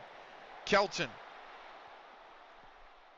He turns on it. Kelton can't get across, and instead he goes for the cutback. Murray's there.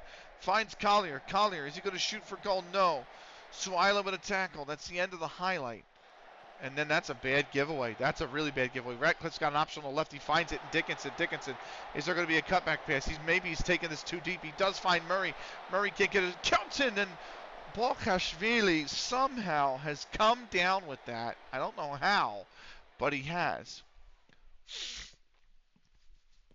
Here's Hayes. Radcliffe. Mayberry. Dickinson.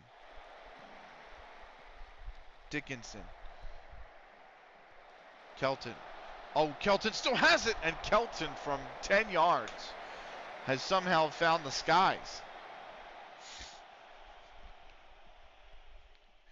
Is this setting up to be a smash and grab? We don't know. England still applying the pressure. Dickinson, Kelton, he could go for goal from here. McGraham, and that's a good save from Balkashvili.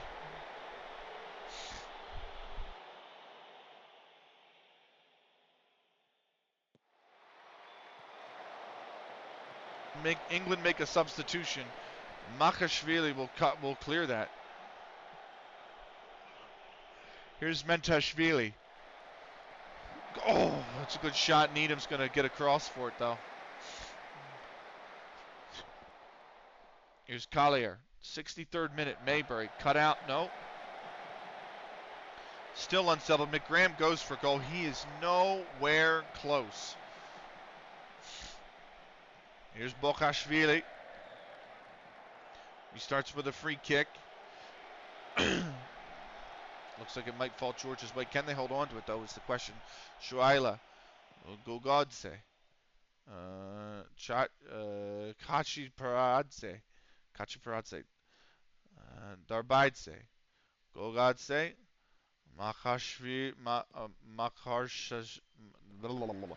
Makhsarshashvili. Chikobava finds Mentashvili. Mentashvili bringing it forward on the left-hand side. What can he do? He's got to find a cutback pass. Instead, Townsend puts it out. It will be a corner. Chikobava will take the corner. It's whipped in, and Needham will grab it out of the air.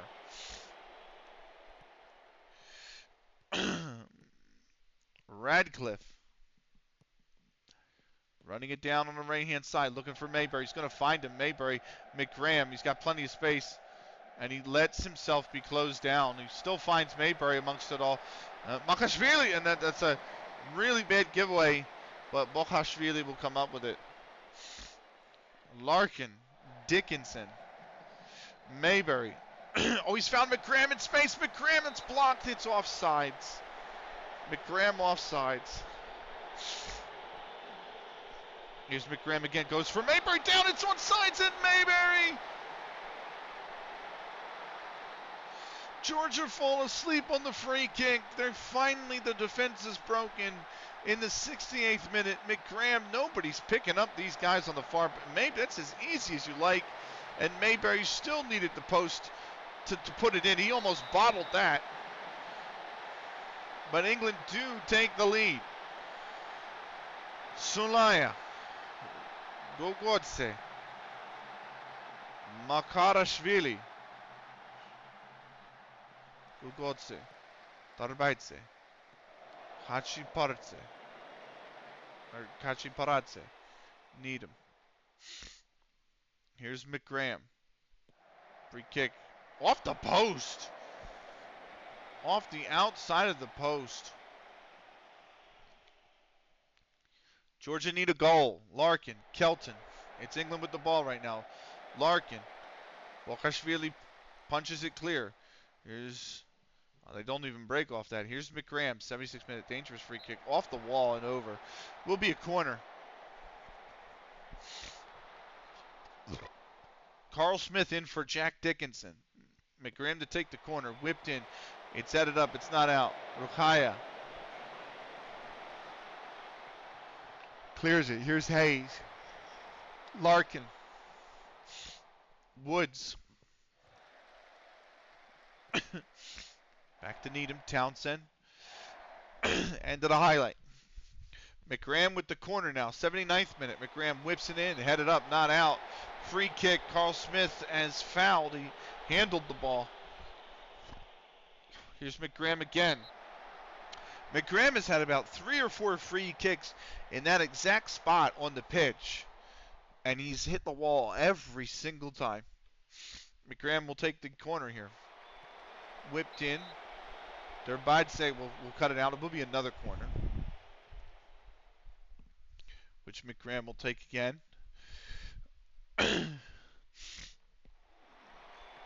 Oh, Kelton and Bokashvili makes a really good save on it. Georgia need a goal. They've only had 3 shots, 1 on target. One was the breakaway. How painful is that now? Not scoring on that breakaway. It could be 1-1. That's good. Whipped in. McGram will come down with it on the far side. Here's Maybury. Back for McGram. Kelton, and he's just missed. Kelton. He can't bury the game for England. 3 minutes of added time. Here's Georgia. Azandadze.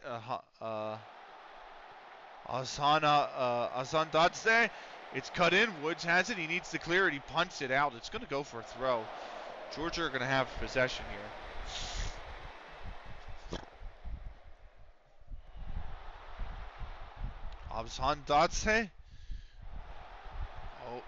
Merchantshvili. Can he score? Merchantshvili. That's a big save. Offsides anyway.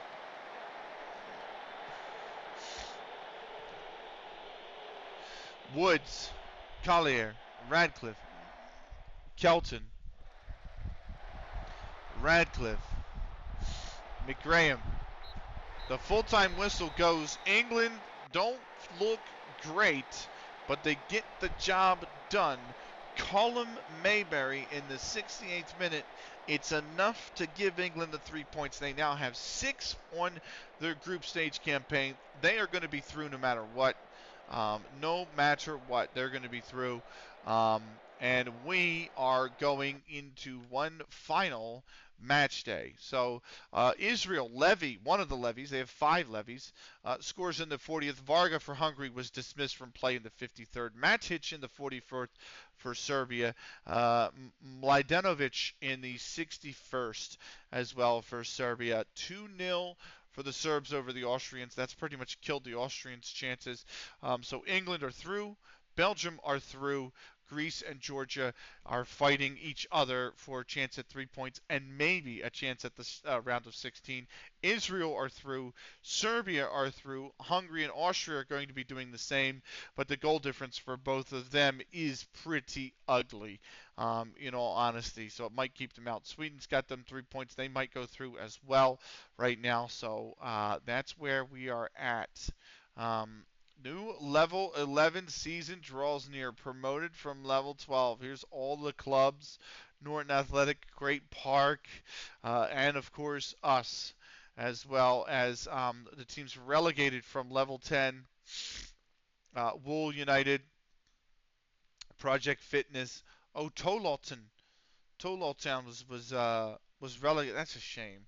Up the Lawyers. I have their jersey actually, so but there you go. So we're going to skip through. Wales-Croatia will be the final game for tonight, no matter what. We are going to make it the final game, Wales-Croatia. We'll come back tomorrow. We've got 6 games in the group. Sorry, we'll have 5 games in the group stage tomorrow and all of the knockouts. So round of 16, quarterfinal, semifinal, all of that jazz we will have tomorrow as well. And then hope that tomorrow's stream will pull us through the Euros and potentially into season 10 tomorrow. So, oh, you know what?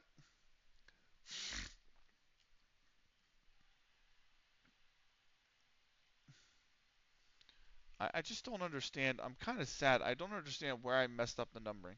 I still don't understand that. Was this literally the last part of the season? Yeah. So that made sense. And then this was 150,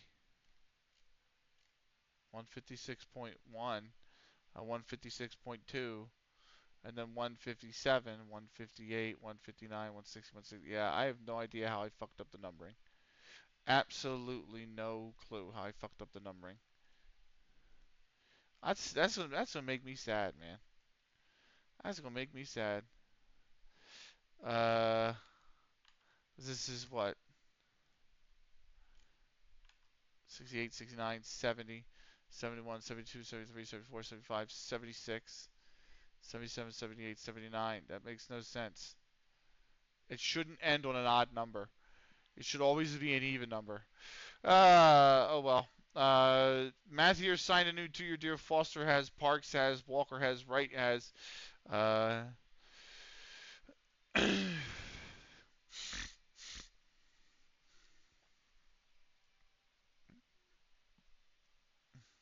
working with him. There you go. Question. It's been a few days. Can we talk to Snicky? Interaction. Can we talk to Snicky? Oh, come on, Snicky. Come on, man. Uh,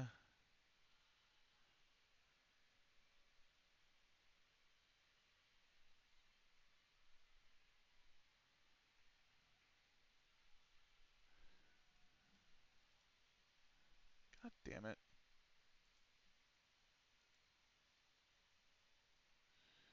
Is there no way I can actually like come out and be like, hey, hey, what I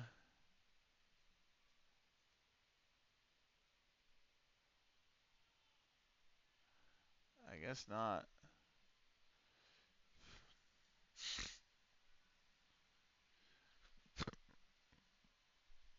Uh,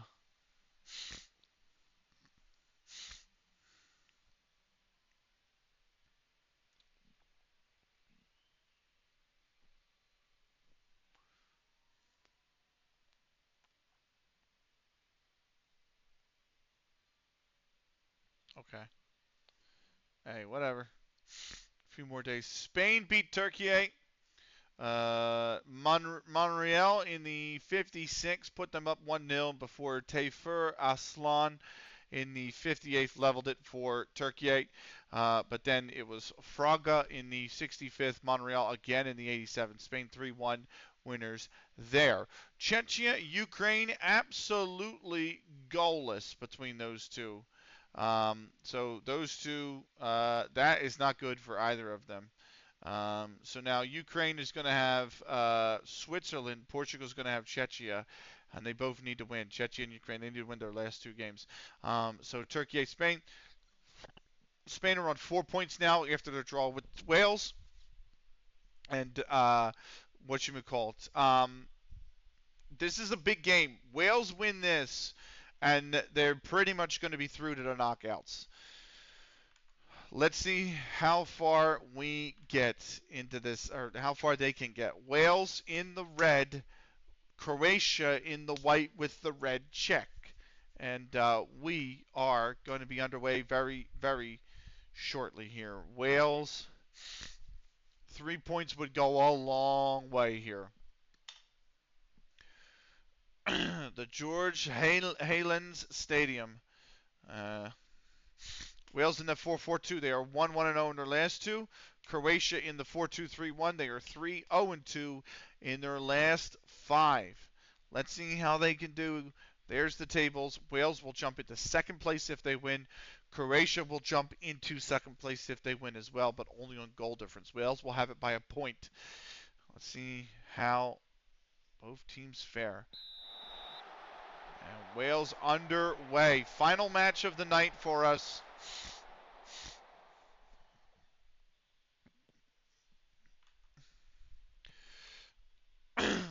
McDonald Ehrlich. And this is a kickoff highlight. Now we're into the real highlight. First minute, Mihailovic. Williams cuts that out. Here's Short. McDonald. Blackwell. Da Silva. Blackwell. Da Silva.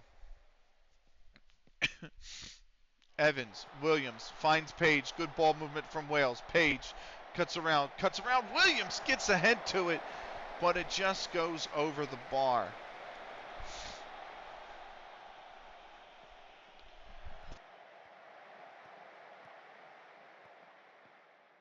Williams. Still dribbling. Page, it's in! Kyle Page from Hugh Williams has given Wales the early lead inside 3 minutes. And the Welsh have a very important lead here.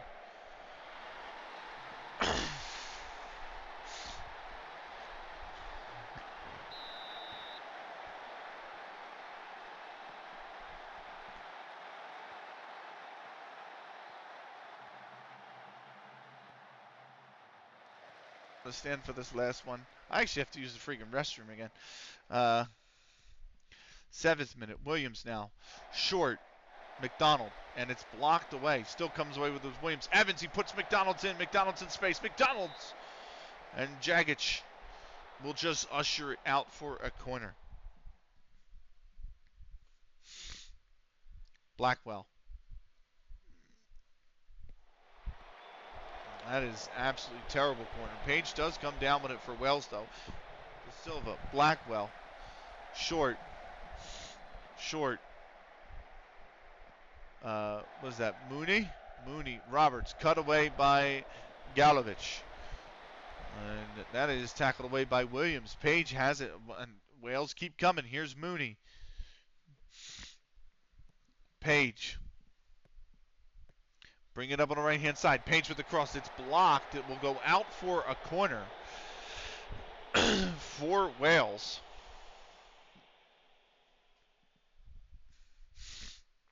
Blackwell to take it. Headed up, not out. Page comes down with it. Page, and he's given him a 2-0 lead. Kyle Page with a brace inside 9 minutes for Wales. And not only are they looking to score 4 points, or to end on 4 points here after 2 rounds of the group stage, they're looking to go top.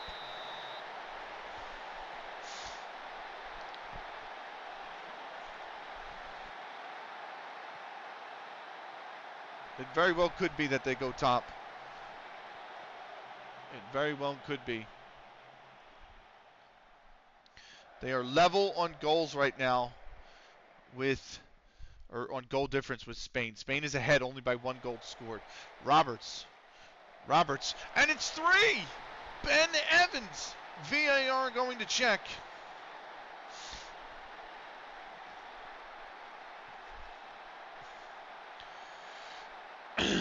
And the goal is given. And now, Wales are sitting top of the group above Spain. Can you believe it? Evans, really good ball movement from Roberts. Really good ball from Roberts. Evans. I was going to say he's behind the ball. He's behind another player as well, to be fair. Inside 12 minutes, Wales have struck Croatia for 3. Can you believe it? Shell-shocked are the Croatians. They lost to Turkey earlier, you remember, despite peppering them. And now they're absolutely getting blown away by the Welsh. That one's whipped in. Roberts heads it up. Runier. And that one is fired. Not super far off from that distance, but not a great chance. Knedsevic has been booked. Here's Roberts, Williams, Mooney, Williams, Mooney, Blackwell, Good looping ball on the right-hand side, but a run wasn't made. And Galovic comes down with it. Galovic, Juric, Mihailovic, Milnar, Runier, and that's clear. Roberts has it. It's going to be punted back to Mune just to help build. Here's Williams again. Williams to Williams. Shaq in for Shaq. Anyway, Williams, Roberts. Back to Williams. He might have been offsides. He stayed on, then the flag stayed down, and it goes behind for a corner kick. Wow. Blackwell whips this one in. Ehrlich. Here's Page. That's going to go out for a throw, actually, for Croatia. Yellow card for Milnar. Here's Williams. 22nd minute. 22nd minute. Did I really just say that? 22nd minute. Knedzevic. Runier. Ehrlich. Knedzevic and Runier's put it over.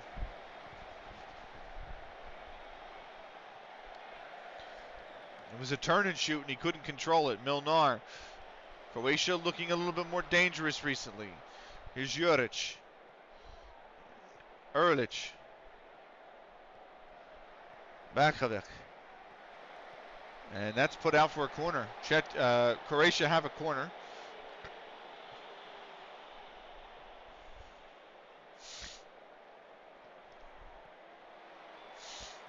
Whipped into the back post, cleared. McDonald's going to run away with it. 28th minute now. Galovic with a throw deep in the attacking third. Milnar. Mihailovic. And Evans has cut that. He's going to absolutely punt that clear. Get it away from danger. Galovic. Knedzevic. Runier coming in the cross that goes all the way through. It's going to go out for a Welsh throw here.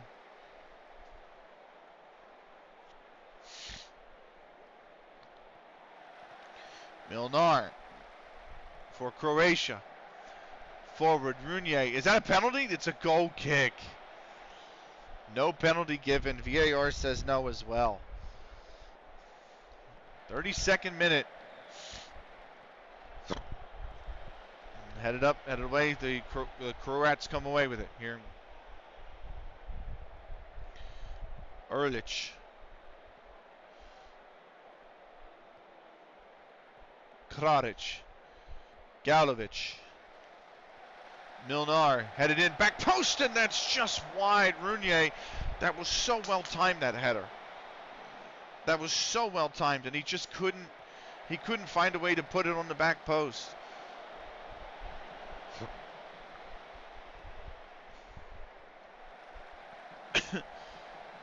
Short heads it clear. Here's Ehrlich. Cuts back. Juric.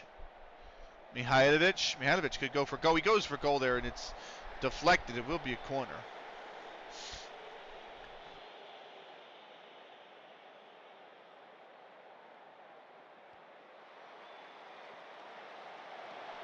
Headed back in. Jones has got that one. Almost at halftime here. Depending on how much happens in the second half, I could squeeze another game in, but I'm not going to. I'm telling you right now. This is 100% the last game of the night. So here's Galovic. That's a good cross. Mihailovic comes down with it, and he's hit the side netting.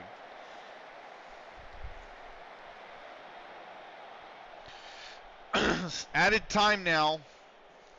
Just about. Here's Page.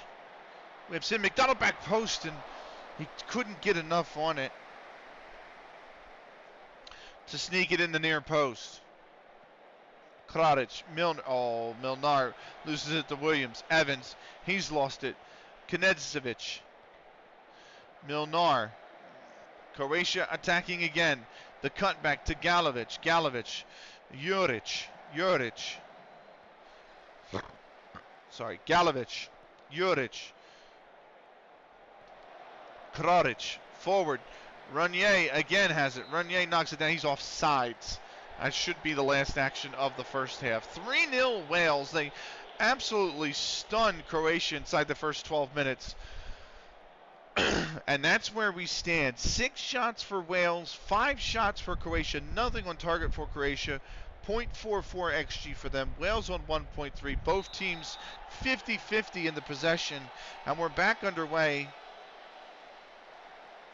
with the second half of this one.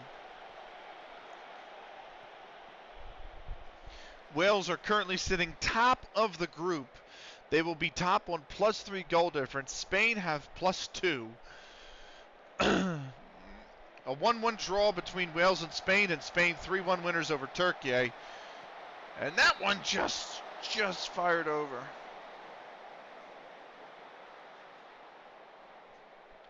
Fuck. This is shredding and I need scissors. I'll be right back.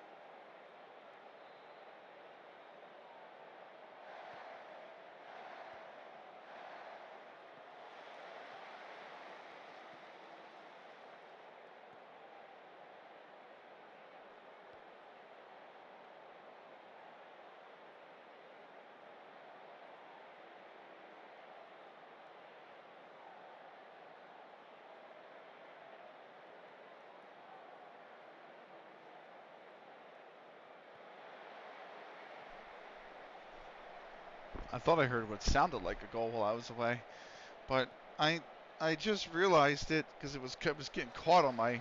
It's not. The threading at the bottom of this is coming a bit undone. Like there's thread, so you can see like here, which isn't the end of the world, but I was like, let me cut all the. It's like peeled all the way around, and then it was what do you call it? It was just hanging like down here, like it was hanging like down this low. So I was like, you know what? Let me just cut it. Let me just get rid of the excess string. So okay, 3-0 still. 77th minute for these two sides. Wales trying to hold on. They win by 3. They go top no matter what. Oh, that's a really bad pass. And Mestrovic has scored. They're not going to be top. Jones with an absolute shocker of an error. I mean, what was this from Jones? Also, what's going on with my frames? What an absolute stinker.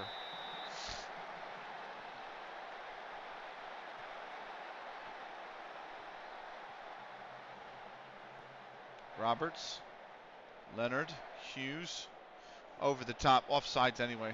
Roberts slides out, Williams comes up with it. They score again, they go back. I am back, surprised you're still streaming, went to grab a snack and eat, been lurking in different streams. This is the last game of the night, Thomas. Welcome back, by the way. Iceland drew France 1-1. Oh my God, what a goal. Kneckovic has pulled 2 back for Croatia. Wales, bang, bang, bang.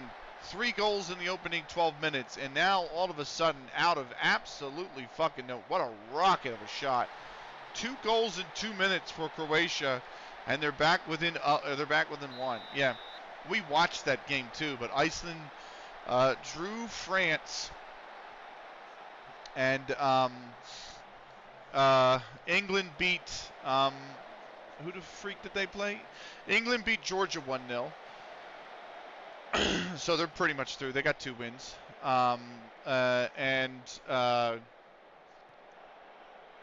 Sweden beat Denmark 1-0. So back post, Williams puts that out.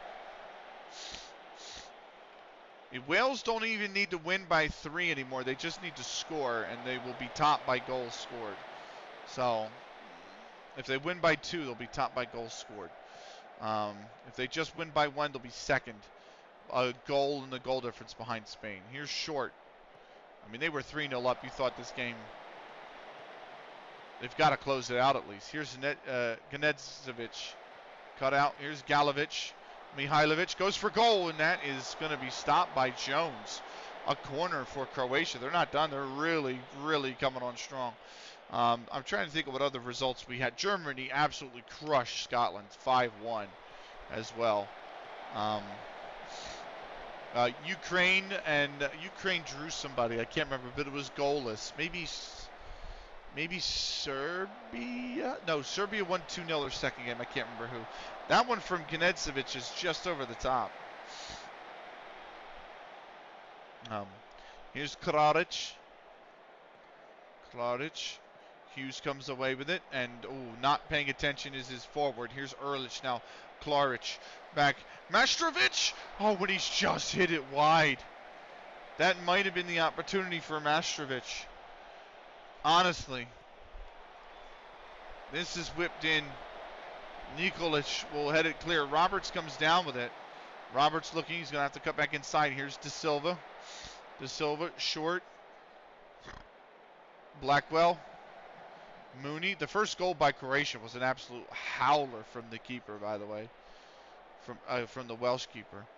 Sjogren on. Added time. 90 seconds left. Roberts. I mean, it was a howler. Klaric wins the... Leonard. Blackwell forward for Roberts. Mihailovic. Gnedzevic. Sjogren bringing it forward. Sjogren goes for the absolutely spectacular, and he's not close. This is Klaric. They've got to pump this ball in. They've got to pump it in. They do pump it in. Back post. Can they win the header? No. Certainly the full-time whistle. Brakovic. Pierce wins the ball, and Wales have held on for the 3 points. Kyle Page in the 3rd. Kyle Page in the 9th. Ben Evans in the 12th. It looked like it could have been a rout. Mladen Mestrovic in the 78th. Vladimir Gnedzevic in the 79th with a spectacular strike. But not enough to pull Croatia back from the depths of defeat. 3-2 there. Ukraine drew Czechia. That's it. So where are the groups at? Let's look at the groups real quick. This is where we're going to end the night. Netherlands top, Italy second, both on 4. Sweden's got 3. Those three countries all looking great for the round of 16 right now. Denmark look potentially dead and buried. Again, they have to beat Italy and hope the Netherlands beat Sweden and hope they make up enough goal difference to finish 3rd in that group. England are through on 6. Belgium are through on 6. Greece and Georgia are going to play each other in the final game. If they do, imagine losing to Wales. Shake my head. I know, right? If they draw Greece and Georgia, they're pretty much both going to be out of the competition. Israel, top of the group right now. Serbia is 2nd. Hungary is in 3rd. Austria is in 4th. The goal difference there makes you think that Hungary is going to play Austria in the last game. The goal difference there makes you think it just might be too ugly for either side to advance, to be honest with you. Spain on 4. Wales on 4. Turkey on 3. So Wales are pretty much guaranteed a spot. They're pretty much through at this rate. Wales will play Turkey in the last game. Spain will have Croatia, so Croatia might be dead and buried here. And then obviously the games we have, Ukraine and Czechia split points, but Ukraine has got, I think, Switzerland last. Czechia's got Portugal, if I remember correctly. Is that correct?